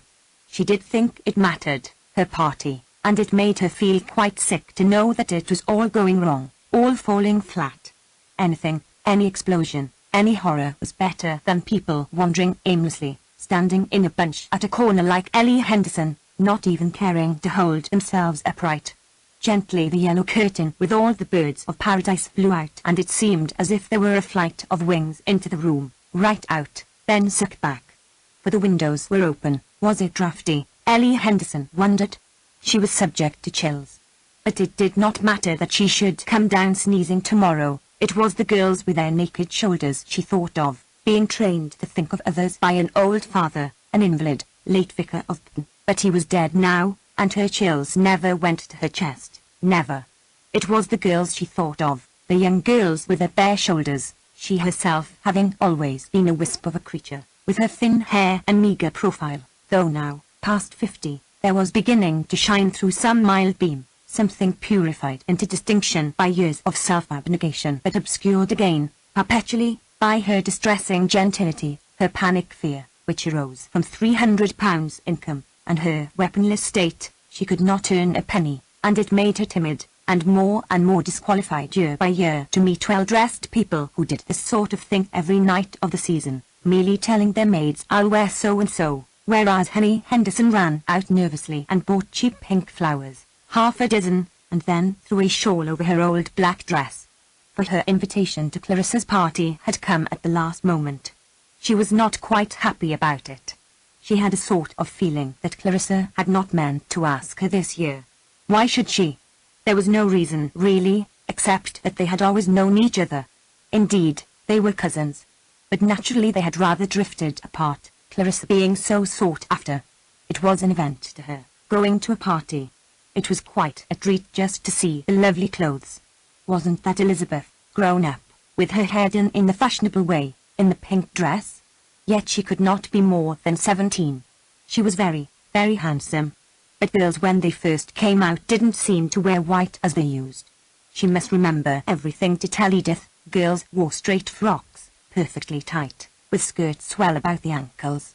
It was not becoming, she thought. So, with her weak eyesight, Ellie Henderson craned rather forward, and it wasn't so much she who minded not having anyone to talk to. She hardly knew anybody there, for she felt that they were all such interesting people to watch. Politicians presumably, Richard Dalloway's friends, but it was Richard himself who felt that he could not let the poor creature go on standing there all the evening by herself. "Well, Ellie, and how's the world treating you?" he said in his genial way, and Ellie Henderson, getting nervous and flushing and feeling that it was extraordinarily nice of him to come and talk to her, said that many people really felt the heat more than the cold. "Yes, they do," said Richard Dalloway. "Yes. But what more did one say?" "Hello, Richard," said somebody, taking him by the elbow, and, good Lord, there was old Peter Walsh. He was delighted to see him, ever so pleased to see him. He hadn't changed a bit. And off they went together, walking right across the room, giving each other little pats, as if they hadn't met for a long time. Ellie Henderson thought, watching them go, certain she knew that man's face. A tall man, middle-aged, rather fine eyes, dark, wearing spectacles, with a look of John Burroughs. Edith would be sure to know. The curtain with its flight of birds of paradise flew out again. And Clarissa saw Ralph fly and beat it back, and go on talking. So it wasn't a failure after all. It was going to be all right now, her party. It had begun. It had started. But it was still touch and go. She must stand there for the present. People seemed to come in a rush. Colonel and Mrs. Garrard, Mr. Hugh Whitbread, Mr. Bowley, Mrs. Hilbery, Lady Mary Maddox, Mr. Quinn, intoned Wilkin. She had 6 or 7 words with each, and they went on. They went into the rooms, into something now, not nothing, since Ralph Lyon had beat back the curtain. And yet for her own part, it was too much of an effort. She was not enjoying it. It was too much like being just anybody, standing there. Anybody could do it, yet this anybody she did a little admire, couldn't help feeling that she had, anyhow, made this happen, that it marked a stage, this post that she felt herself to have become, for oddly enough she had quite forgotten what she looked like, but felt herself a stake driven in at the top of her stairs. Every time she gave a party she had this feeling of being something not herself, and that everyone was unreal in one way, much more real in another. It was, she thought, partly the clothes, partly being taken out of their ordinary ways, partly the background. It was possible to say things you couldn't say anyhow else, things that needed an effort, possible to go much deeper. But not for her, not yet anyhow. "How delightful to see you," she said. Dear old Sir Harry. He would know everyone, and what was so odd about it was the sense one had as they came up the stairs one after another. Mrs. Mount and Celia, Herbert Ainstey, Mrs. Dacre and Lady Bruton. "How awfully good of you to come," she said, and she meant it. It was odd how standing there one felt them going on, some quite old, some, what name? Lady Rossiter? But who on earth was Lady Rossiter? Clarissa. That voice. It was Sally Seton. Sally Seton. After all these years. She loomed through a mist. For she hadn't looked like that, Sally Seton, when Clarissa grasped the hot water can, to think of her under this roof, Not like that. All on top of each other, embarrassed, laughing, words tumbled out passing through London, heard from Clara Hayden. "What a chance of seeing you." So I thrust myself in without an invitation. One might put down the hot water can quite composedly. The lustre had gone out of her. Yet it was extraordinary to see her again, older, happier, less lovely. They kissed each other, first this cheek then that, by the drawing-room door, and Clarissa turned, with Sally's hand in hers, and saw her rooms full, heard the roar of voices, saw the candlesticks, the blowing curtains, and the roses which Richard had given her. "I have 5 enormous boys," said Sally. She had the simplest egotism, the most open desire to be thought first always, and Clarissa loved her for being still like that. "I can't believe it," she cried, kindling all over with pleasure at the thought of the past. But alas, Wilkins wanted her. Wilkins was emitting in a voice of commanding authority as if the whole company must be admonished and the hostess reclaimed from frivolity. One name. "The Prime Minister," said Peter Walsh. "The Prime Minister? Was it really?" Ellie Henderson marvelled. What a thing to tell Edith. One couldn't laugh at him. He looked so ordinary. You might have stood him behind a counter and bought biscuits, poor chap, all rigged up in gold lace. And to be fair, as he went his rounds, first with Clarissa then with Richard escorting him, he did it very well. He tried to look somebody. It was amusing to watch.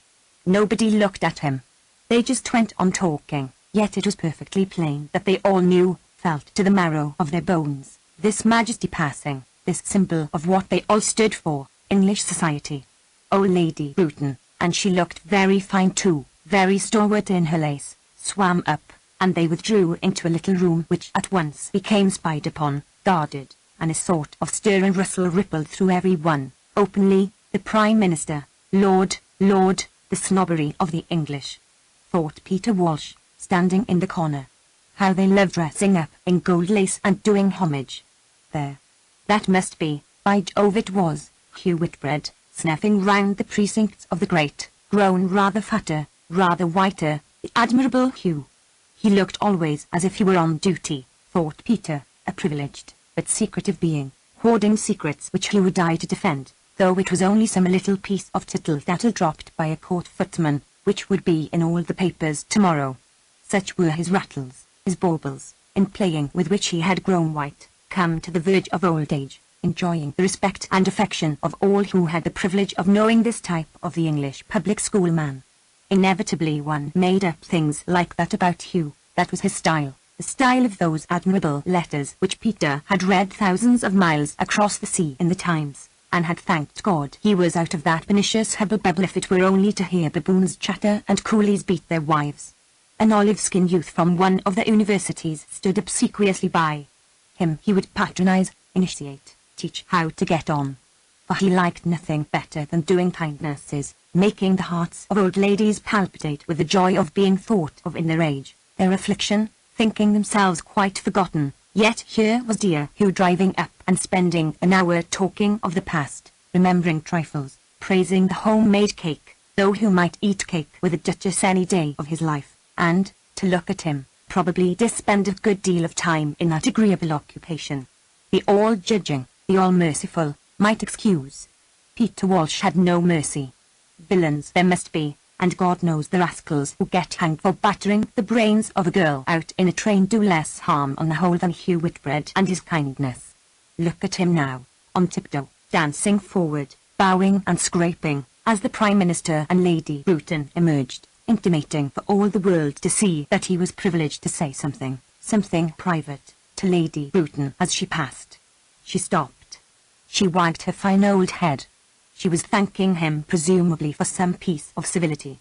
She had her toadies, minor officials in government offices who ran about putting through little jobs on her behalf, in return for which she gave them a luncheon. But she derived from the 18th century. She was all right. And now Clarissa escorted her Prime Minister down the room, prancing, sparkling, with the stateliness of her grey hair. She wore earrings, and a silver-green mermaid's dress. Lolloping on the waves and braiding her dresses, she seemed, having that gift still, to exist, to sum it all up in the moment as she passed, turned, caught her scarf in some other woman's dress, unhitched it, laughed, all with the most perfect ease and air of a creature floating in its element. But age has brushed her, even as a mermaid might behold in her glass the setting sun on some very clear evening over the waves. There was a breath of tenderness. Her severity, her prudery, her woodenness were all worn through now, and she had about her as she said goodbye to the thick gold-laced man who was doing his best, and good luck to him, to look important, an inexpressible dignity, an exquisite cordiality, as if she wished the whole world well, and must now, being on the very virgin rim of things, take her leave. So she made him think. But he was not in love. Indeed, Clarissa felt, the Prime Minister had been good to come. And, walking down the room with him, with Sally there and Peter there and Richard very pleased, with all those people rather inclined, perhaps, to envy, she had felt that intoxication of the moment, that dilatation of the nerves of the heart itself till it seemed to quiver, steeped, upright, yes, but after all it was what other people felt, that, for, though she loved it and felt it tingle and sting, still these semblances, these triumphs, dear old Peter, for example, thinking her so brilliant, had a hollowness, at arm's length they were, not in the heart, and it might be that she was growing old but they satisfied her no longer as they used, and suddenly, as she saw the Prime Minister go down the stairs, the gilt trim of the Sir Joshua picture of the little girl with a muff brought back Kilman with a rush, Kilman her enemy. That was satisfying, that was real. Ah, how she hated her hot, hypocritical, corrupt, with all that power, Elizabeth's seducer, the woman who had crept in to steal and defile, Richard would say, what nonsense. She hated her, she loved her. It was enemies when wanted, not friends, not Mrs. Durrant and Clara, Sir William and Lady Bradshaw, Miss Trulock and Eleanor Gibson, whom she saw coming upstairs. They must find her if they wanted her. She was for the party. There was her old friend Sir Harry. Dear Sir Harry, she said, going up to the fine old fellow who had produced more bad pictures than any other two academicians in the whole of St. John's Wood. They were always of cattle, standing in sunset pools absorbing moisture, or signifying, for he had a certain range of gesture, by the raising of one foreleg and the toss of the antlers, the approach of the stranger. All his activities, dining out, racing, were founded on cattle standing absorbing moisture in sunset pools. What are you laughing at? She asked him. For Willie Titcombe and Sir Harry and Herbert Ainslie were all laughing. But no. Sir Harry could not tell Clarissa Dalloway, much though he liked her, of her type. He thought her perfect, and threatened to paint her his stories of the music hall stage. He chaffed her about her party. He missed his brandy. These circles, he said, were above him. But he liked her, respected her, in spite of her damnable, difficult upper-class refinement, which made it impossible to ask Clarissa Dalloway to sit on his knee. And up came that wandering will-o'-the-wisp, that vagueless phosphorescence, old Mrs. Hilbery, stretching her hands to the blaze of his laughter, about the Duke and the laddie, which, as she heard it across the room, seemed to reassure her on a point which sometimes bothered her if she woke early in the morning and did not like to call her maid for a cup of tea. How it is certain we must die. They won't tell us their stories, said Clarissa. Dear Clarissa, exclaimed Mrs. Hilbery. She looked tonight, she said, so like her mother as she first saw her walking in a garden in a grey hat. And really Clarissa's eyes filled with tears. Her mother, walking in a garden. But alas, she must go. For there was Professor Briley, who lectured on Milton, talking to little Jim Hutton, who was unable even for a party like this to compass both tie and waistcoat or make his hair lie flat, and even at this distance they were quarrelling, she could see. For Professor Briley was a very queer fish. With all those degrees, honours, lectureships between him and the scribblers, he suspected instantly an atmosphere not favourable to his queer compound, his prodigious learning and timidity, his wintry charm without cordiality, his innocence blent with snobbery. He quivered if made conscious by a lady's unkempt hair, a youth's boots, of an underworld, very creditable doubtless, of rebels, of ardent young people, of would-be geniuses, and intimated with a little toss of the head, with a sniff Humphrey exclamation mark, the value of moderation, of some slight training in the classics in order to appreciate Milton. Professor Briley, Clarissa could see, wasn't hitting it off with little Jim Hutton, who wore red socks, his black being at the laundry, about Milton. She interrupted. She said she loved Bach. So did Hutton. That was the bond between them, and Hutton, a very bad poet, always felt that Mrs. Dalloway was far the best of the great ladies who took an interest in art. It was odd how strict she was. About music she was purely impersonal. She was rather a prig, but how charming to look at. She made her house so nice if it weren't for her professors. Clarissa had half a mind to snatch him off and set him down at the piano in the back room, for he played divinely, but the noise, she said. The noise, the sign of a successful party. Nodding urbanely, the professor stepped delicately off. He knows everything in the whole world about Milton, said Clarissa. Does he indeed? Said Hutton, who would imitate the professor throughout Hampstead. The professor on Milton, there. Professor on moderation. The professor stepping delicately off. But she must speak to that couple, said Clarissa, Lord Gayton and Nancy Blow. Not that they added perceptibly to the noise of the party. They were not talking perceptibly as they stood side by the yellow curtains. They would soon be off elsewhere, together, and never had very much to say in any circumstances. They looked, that was all. That was enough. They looked so clean, so sound, she with an apricot bloom of powder and paint, that he scrubbed, rinsed, with the eyes of a bird, so that no ball could pass him or stroke surprise him. He struck, he leapt, accurately, on the spot.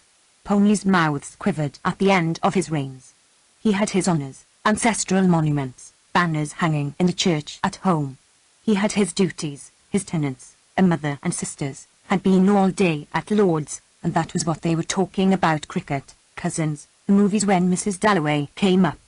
Lord Gayton liked her most awfully. So did Miss Blow. She had such charming manners. It is angelic, it is delicious of you to have come, she said. She loved Lord's, she loved youth, and Nancy, dressed at enormous expense by the greatest artists in Paris, stood there looking as if her body had merely put forth, of its own accord, a green frill. I had meant to have dancing, said Clarissa, for the young people could not talk. And why should they? Shout, embrace, swing, be up at dawn, carry sugar to ponies, kiss and caress the snouts of adorable cows, and then all tingling and streaming, plunge and swim. But the enormous resources of the English language, the power it bestows, after all, of communicating feelings, at their age, she and Peter would have been arguing all the evening, was not for them. They would solidify young. They would be good beyond measure to the people on the estate, but alone, perhaps, rather dull. What a pity, she said. I had hoped to have dancing. It was so extraordinarily nice of them to have come. But talk of dancing.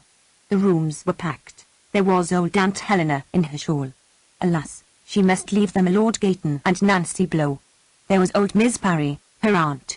For Miss Helena Parry was not dead, Miss Parry was alive. She was past 80. She ascended staircases slowly with a stick. She was placed in a chair. Richard had seen to it. People who had known Burma in the 70s were always led up to her. Where had Peter got to? They used to be such friends. For at the mention of India, or even Ceylon, her eyes, only one was glass, slowly deepened, became blue, beheld, not human beings. She had no tender memories, no proud illusions about viceroys, generals, mutinies. It was orchids she saw, and mountain passes, and herself carried on the backs of coolies in the 60s over solitary peaks, or descending to uproot orchids, startling blossoms, never beheld before, which she painted in watercolour, an indomitable Englishwoman, fretful if disturbed by the war, say, which dropped a bomb at her very door, from her deep meditation over orchids and her own figure journeying in the 60s in India. But here was Peter. "Come and talk to Aunt Helena about Burma," said Clarissa. And yet he had not had a word with her all the evening. "We will talk later," said Clarissa, leading him up to Aunt Helena, in her white shawl, with her stick. "Peter Walsh," said Clarissa. That meant nothing, Clarissa had asked her. It was tiring, it was noisy, but Clarissa had asked her. So she had come. It was a pity that they lived in London, Richard and Clarissa. If only for Clarissa's health it would have been better to live in the country. But Clarissa has always been fond of society. "He has been in Burma," said Clarissa. "Ah." She could not resist recalling what Charles Darwin had said about a little book on the orchids of Burma. Clarissa must speak to Lady Bruton. No doubt it was forgotten now, her book on the orchids of Burma, but it went into 3 editions before 1870, she told Peter. She remembered him now. He had been at and he had left her, Peter Walsh remembered, without a word in the drawing room that night when Clarissa had asked him to come boating. Richard so much enjoyed his lunch party, said Clarissa to Lady Bruton. Richard was the greatest possible help, Lady Bruton replied. He helped me to write a letter. And how are you? Oh, perfectly well, said Clarissa. Lady Bruton detested illness in the wives of politicians. And there's Peter Walsh, said Lady Bruton, for she could never think of anything to say to Clarissa, though she liked her. She had lots of fine qualities, but they had nothing in common, she and Clarissa. It might have been better if Richard had married a woman with less charm, who would have helped him more in his work. He had lost his chance of the cabinet. There's Peter Walsh, she said, shaking hands with that agreeable sinner, that very able fellow who should have made a name for himself but hadn't, always in difficulties with women, and, of course, old Miss Parry. Wonderful old lady. Lady Bruton stood by Miss Parry's chair, a spectral grenadier, draped in black, inviting Peter Walsh to lunch, cordial, but without small talk, remembering nothing whatever about the flora or fauna of India. She had been there, of course, had stayed with 3 viceroys, thought some of the Indian civilians uncommonly fine fellows, but what a tragedy it was, the state of India. The Prime Minister had just been telling her. Old Miss Parry, huddled up in her shawl, did not care what the Prime Minister had just been telling her, and Lady Bruton would like to have Peter Walsh's opinion, he being fresh from the centre, and she would get Sir Sampson to meet him, for really it prevented her from sleeping at night, the folly of it, the wickedness, she might say, being a soldier's daughter. She was an old woman now, not good for much. But her house, her servants, her good friend Millie Brush, did he remember her question mark, were all there, only asking to be used if they could be of help, in short. For she never spoke of England, but this Isle of Man, this dear, dear land, was in her blood, without reading Shakespeare, and if ever a woman could have worn the helmet and shot the arrow, could have led troops to attack, ruled with indomitable justice barbarian hordes and lain under a shield noseless in a church, or made a green grass mound on some primeval hillside, that woman was Millicent Bruton. Debarred by her sex and some truancy, too, of the logical faculty, she found it impossible to write a letter to the Times. She had the thought of empire always at hand, and had acquired from her association with that armoured goddess her ramrod bearing, her robustness of demeanour, so that one could not figure her even in death parted from the earth or roaming territories over which, in some spiritual shape, the Union Jack had ceased to fly. To be not English even among the dead, no, no. Impossible. But was it Lady Bruton, whom she used to know? Was it Peter Walsh grown grey? Lady Rossiter asked herself, who had been Sally Seton. It was old Miss Parry, certainly, the old aunt who used to be so cross when she stayed up. Never should she forget running along the passage naked, and being sent for by Miss Parry. And Clarissa. Oh, Clarissa. Sally caught her by the arm. Clarissa stopped beside them. But I can't stay, she said. I shall come later. Wait, she said, looking at Peter and Sally. They must wait, she meant, until all these people had gone. I shall come back, she said, looking at her old friends, Sally and Peter, who were shaking hands, and Sally, remembering the past no doubt, was laughing. But her voice was wrung of its old ravishing richness, her eyes not aglow as they used to be, when she smoked cigars, when she ran down the passage to fetch her sponge bag, without a stitch of clothing on her, and Ellen Atkins asked, what if the gentleman had met her? But everybody forgave her. She stole a chicken from the larder because she was hungry in the night. She smoked cigars in her bedroom. She left a priceless book in the bunt. But everybody adored her, except perhaps Papa. It was her warmth, her vitality she would paint, she would write. Old women in the village never to this day forgot to ask after your friend in the red cloak who seemed so bright. She accused Hugh Whitbread, of all people, and there he was, her old friend Hugh, talking to the Portuguese ambassador, of kissing her in the smoking room to punish her for saying that women should have votes. Vulgar men did, she said. And Clarissa remembered having to persuade her not to denounce him at family prayers, which she was capable of doing with her daring, her recklessness, her melodramatic love of being the centre of everything and creating scenes, and it was bound, Clarissa used to think, to end in some awful tragedy, her death, her martyrdom, instead of which she had married, quite unexpectedly, a bald man with a large buttonhole who owned, it was said, cotton mills at Manchester. And she had 5 boys. She and Peter had settled down together. They were talking. It seemed so familiar that they should be talking. They would discuss the past.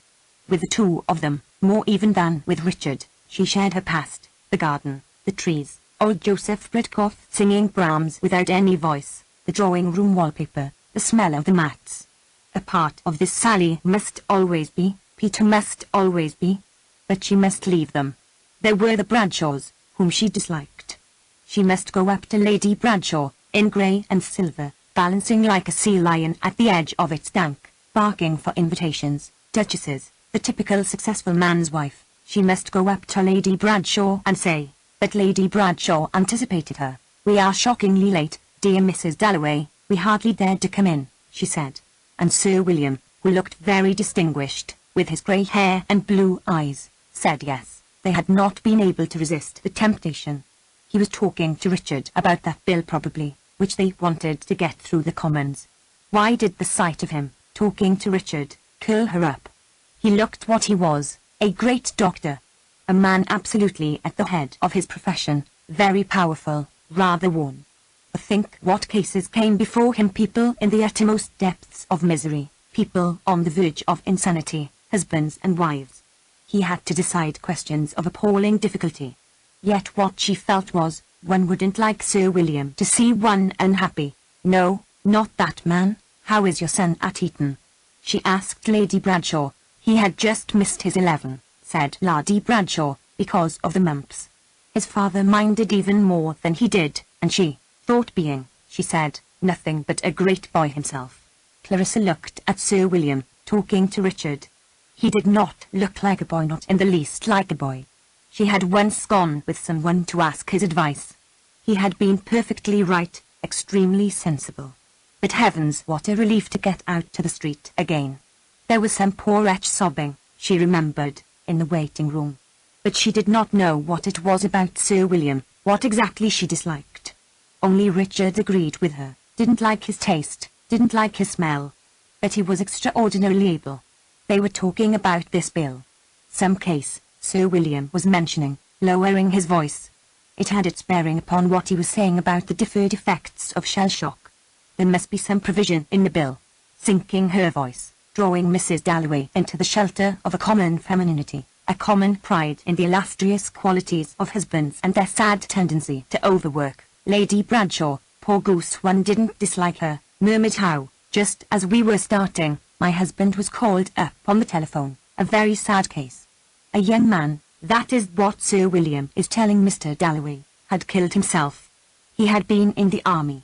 Oh, thought Clarissa, in the middle of my party, here's death, she thought. She went on, into the little room where the Prime Minister had gone with Lady Bruton.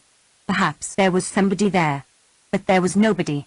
The chairs still kept the impress of the Prime Minister and Lady Bruton. She turned deferentially, he sitting foursquare, authoritatively. They had been talking about India. There was nobody. The party's splendour fell to the floor, so strange it was to come in alone in her finery. What business had the Bradshaws to talk of death at her party? A young man had killed himself. And they talked of it at her party. The Bradshaws talked of death. He had killed himself, but how? Always her body went through it first. When she was told, suddenly, of an accident, her dress flamed, her body burnt. He had thrown himself from a window. Up had flashed the ground, through him, blundering, bruising, went the rusty spikes. There he lay with a thud, thud, thud in his brain, and then a suffocation of blackness. So she saw it. But why had he done it? And the Bradshaws talked of it at her party.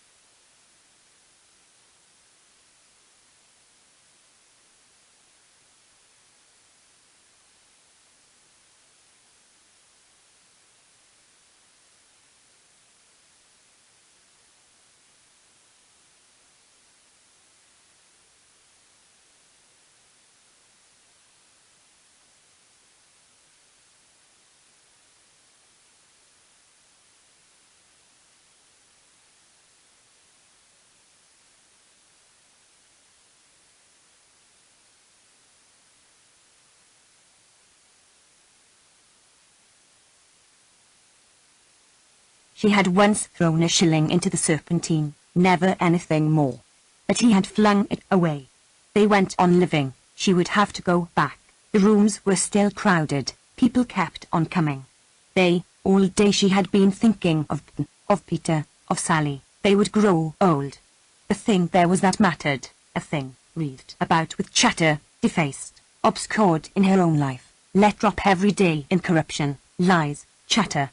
This he had preserved. Death was defiance. Death was an attempt to communicate, people feeling the impossibility of reaching the centre which, mystically, evaded them. Closeness drew apart, rapture faded, one was alone.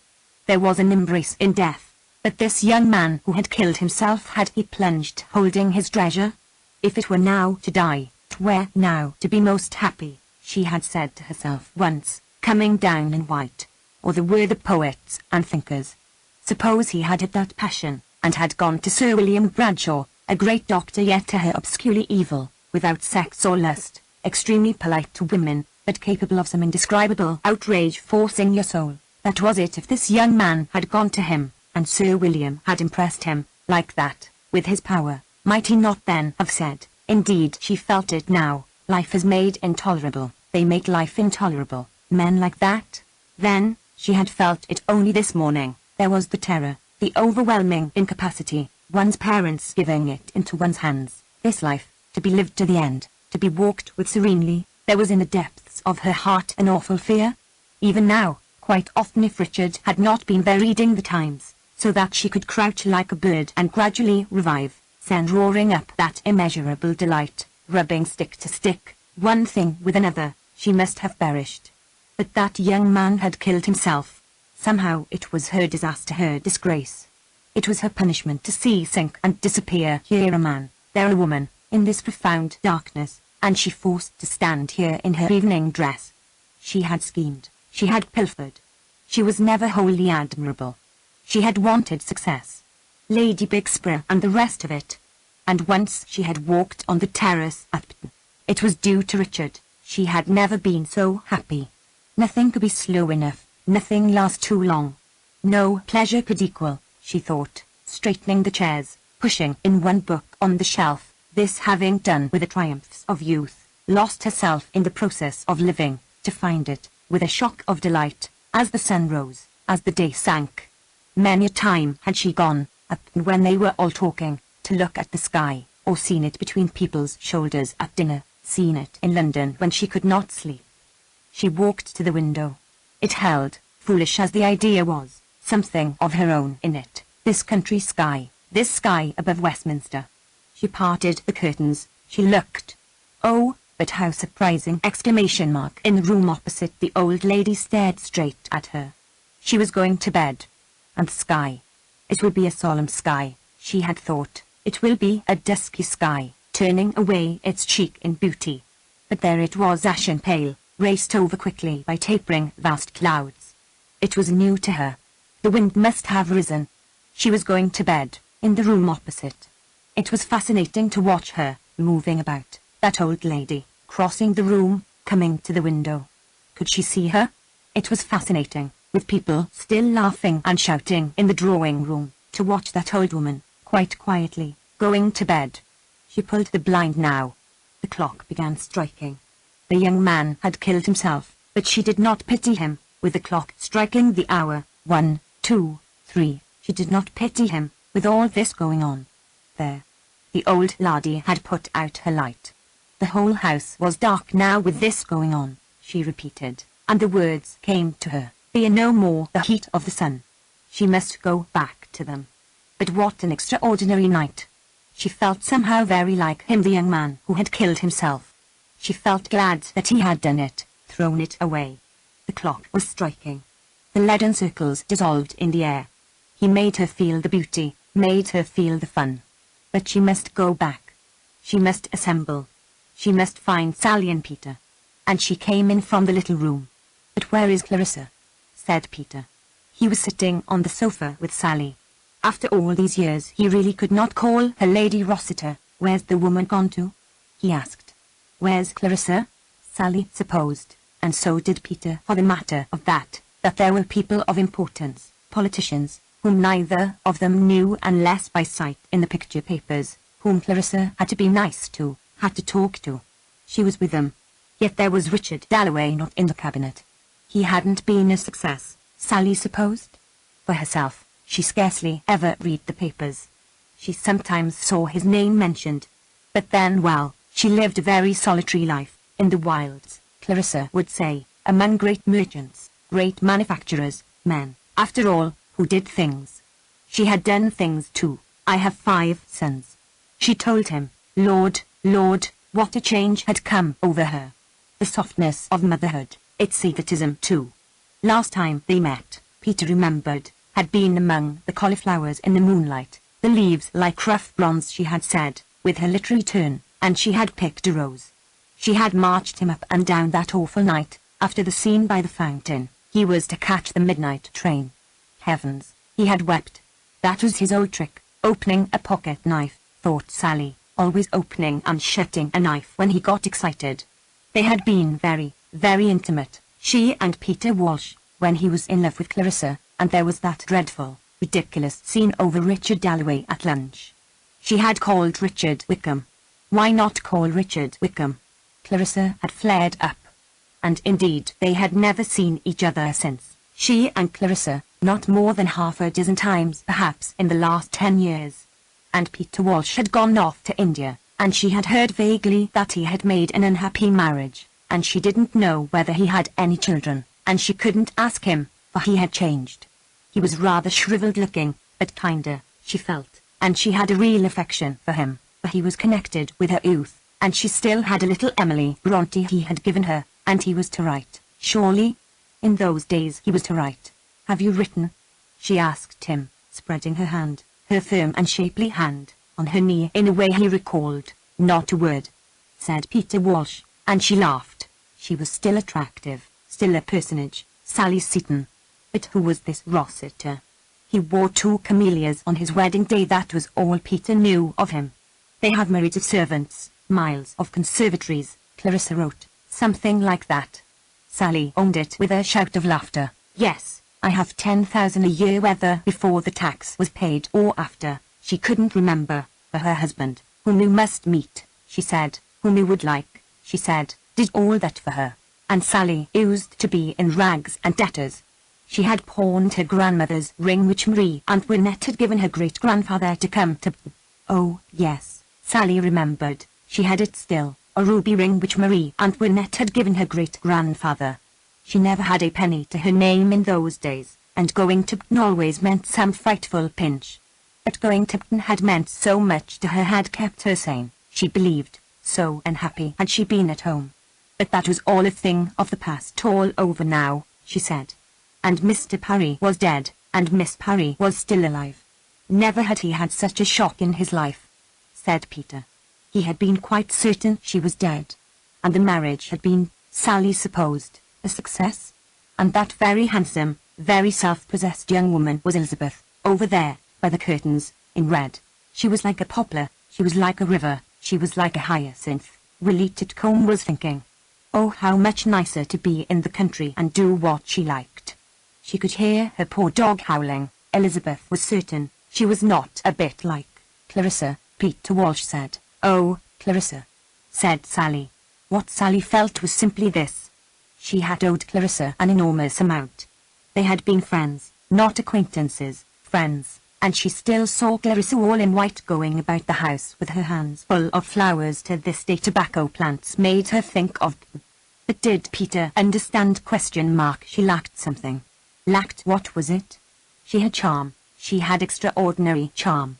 But to be frank, and she felt that Peter was an old friend, a real friend. Did absence matter? Did distance matter? She had often wanted to write to him, but torn it up, yet felt he understood, for people understand without things being said, as one realizes growing old, and old she was, had been that afternoon to see her sons at Eton, where they had the mumps. To be quite frank then, how could Clarissa have done it? ? Married Richard Dalloway.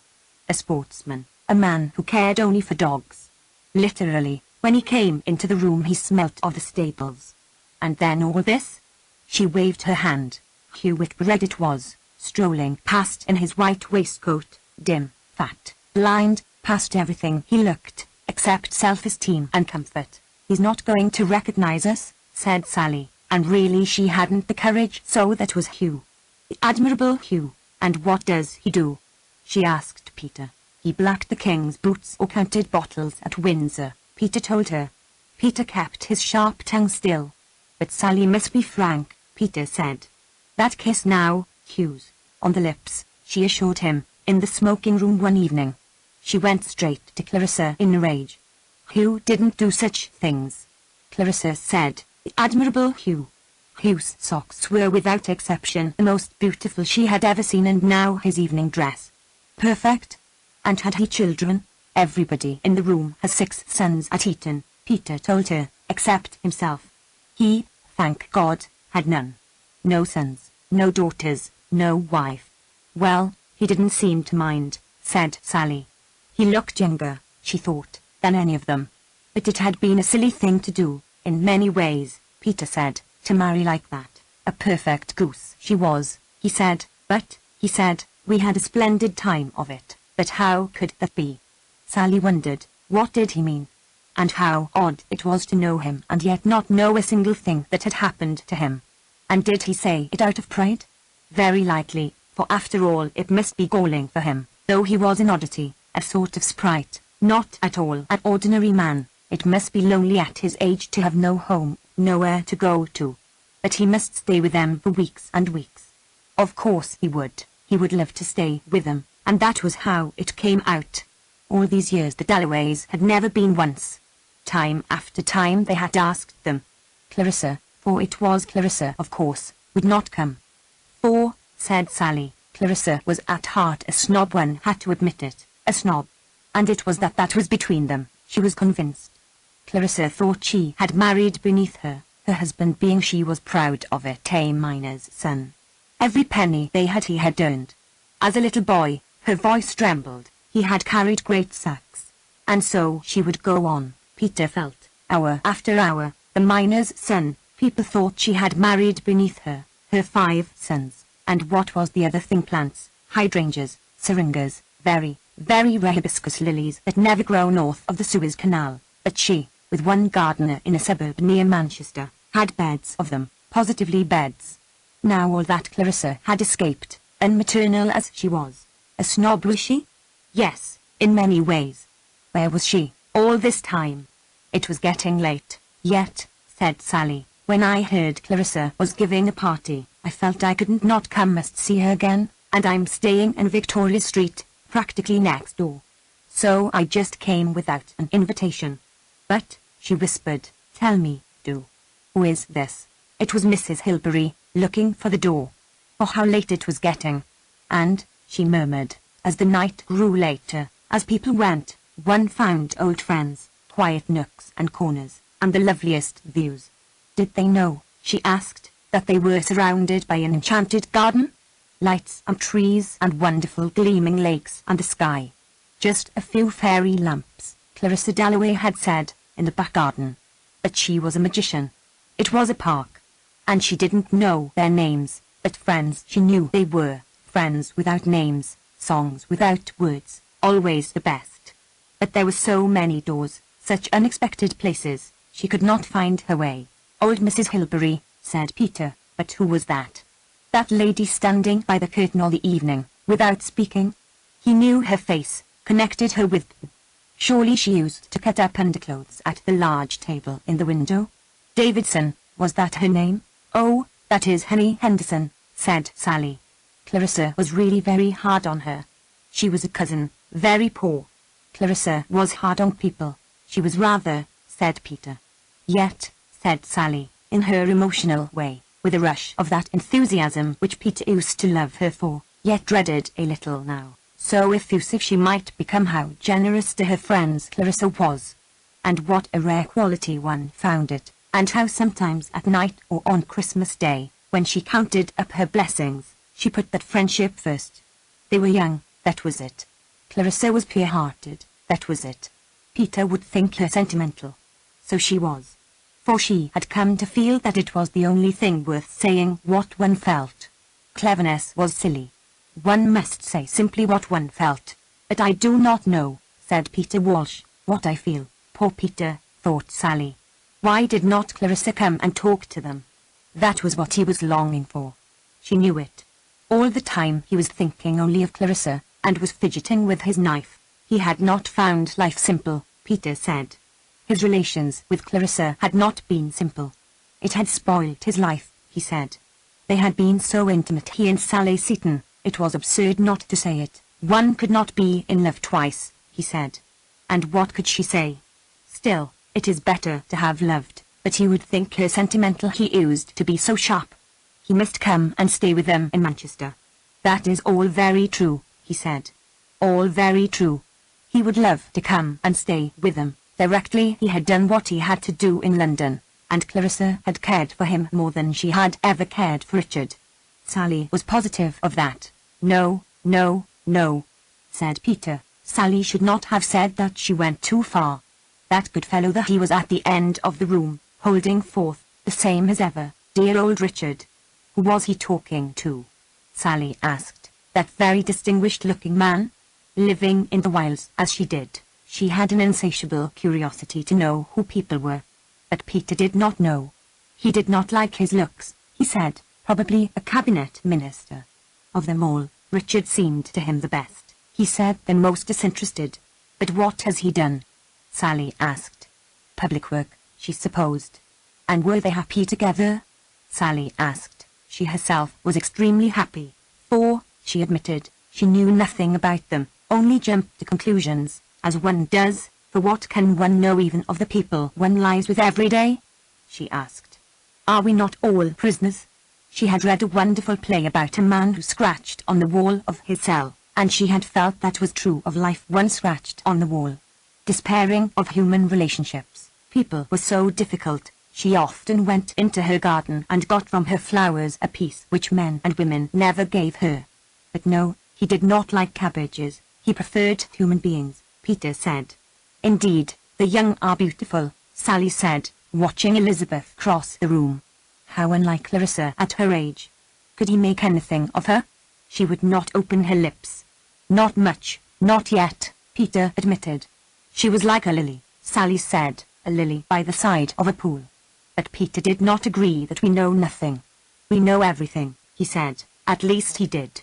But these two, Sally whispered, these two coming now, and really she must go, if Clarissa did not come soon. This distinguished-looking man and his rather common-looking wife who had been talking to Richard. What could one know about people like that? That they're damnable humbugs, said Peter, looking at them casually. He made Sally laugh, but Sir William Bradshaw stopped at the door to look at a picture. He looked in the corner for the engraver's name. His wife looked too. Sir William Bradshaw was so interested in art. When one was young, said Peter, one was too much excited to know people.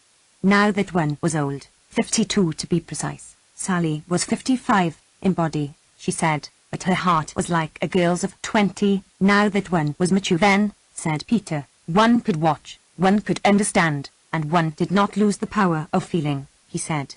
No, that is true, said Sally. She felt more deeply, more passionately, every year. It increased, he said, alas, perhaps, but one should be glad of it. It went on increasing in his experience. There was someone in India. He would like to tell Sally about her. He would like Sally to know her. She was married, he said. She had 2 small children. They must all come to Manchester, said Sally. He must promise before they left. There's Elizabeth, he said. She feels not half what we feel, not yet. But, said Sally, watching Elizabeth go to her father, one can see they are devoted to each other. She could feel it by the way Elizabeth went to her father. For her father had been looking at her, as he stood talking to the Bradshaws, and he had thought to himself, who is that lovely girl? And suddenly he realized that it was his Elizabeth, and he had not recognized her. She looked so lovely in her pink frock. Elizabeth had felt him looking at her as she talked to Willie Titcombe. So she went to him and they stood together, now that the party was almost over, looking at the people going, and the rooms getting emptier and emptier, with things scattered on the floor. Even Ellie Henderson was going, nearly last of all, though no one had spoken to her, but she had wanted to see everything, to tell Edith. And Richard and Elizabeth were rather glad it was over, but Richard was proud of his daughter. And he had not meant to tell her, but he could not help telling her.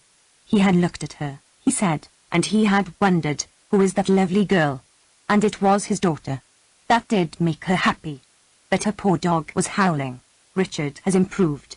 You are right, said Sally. I shall go and talk to him. I shall say good night.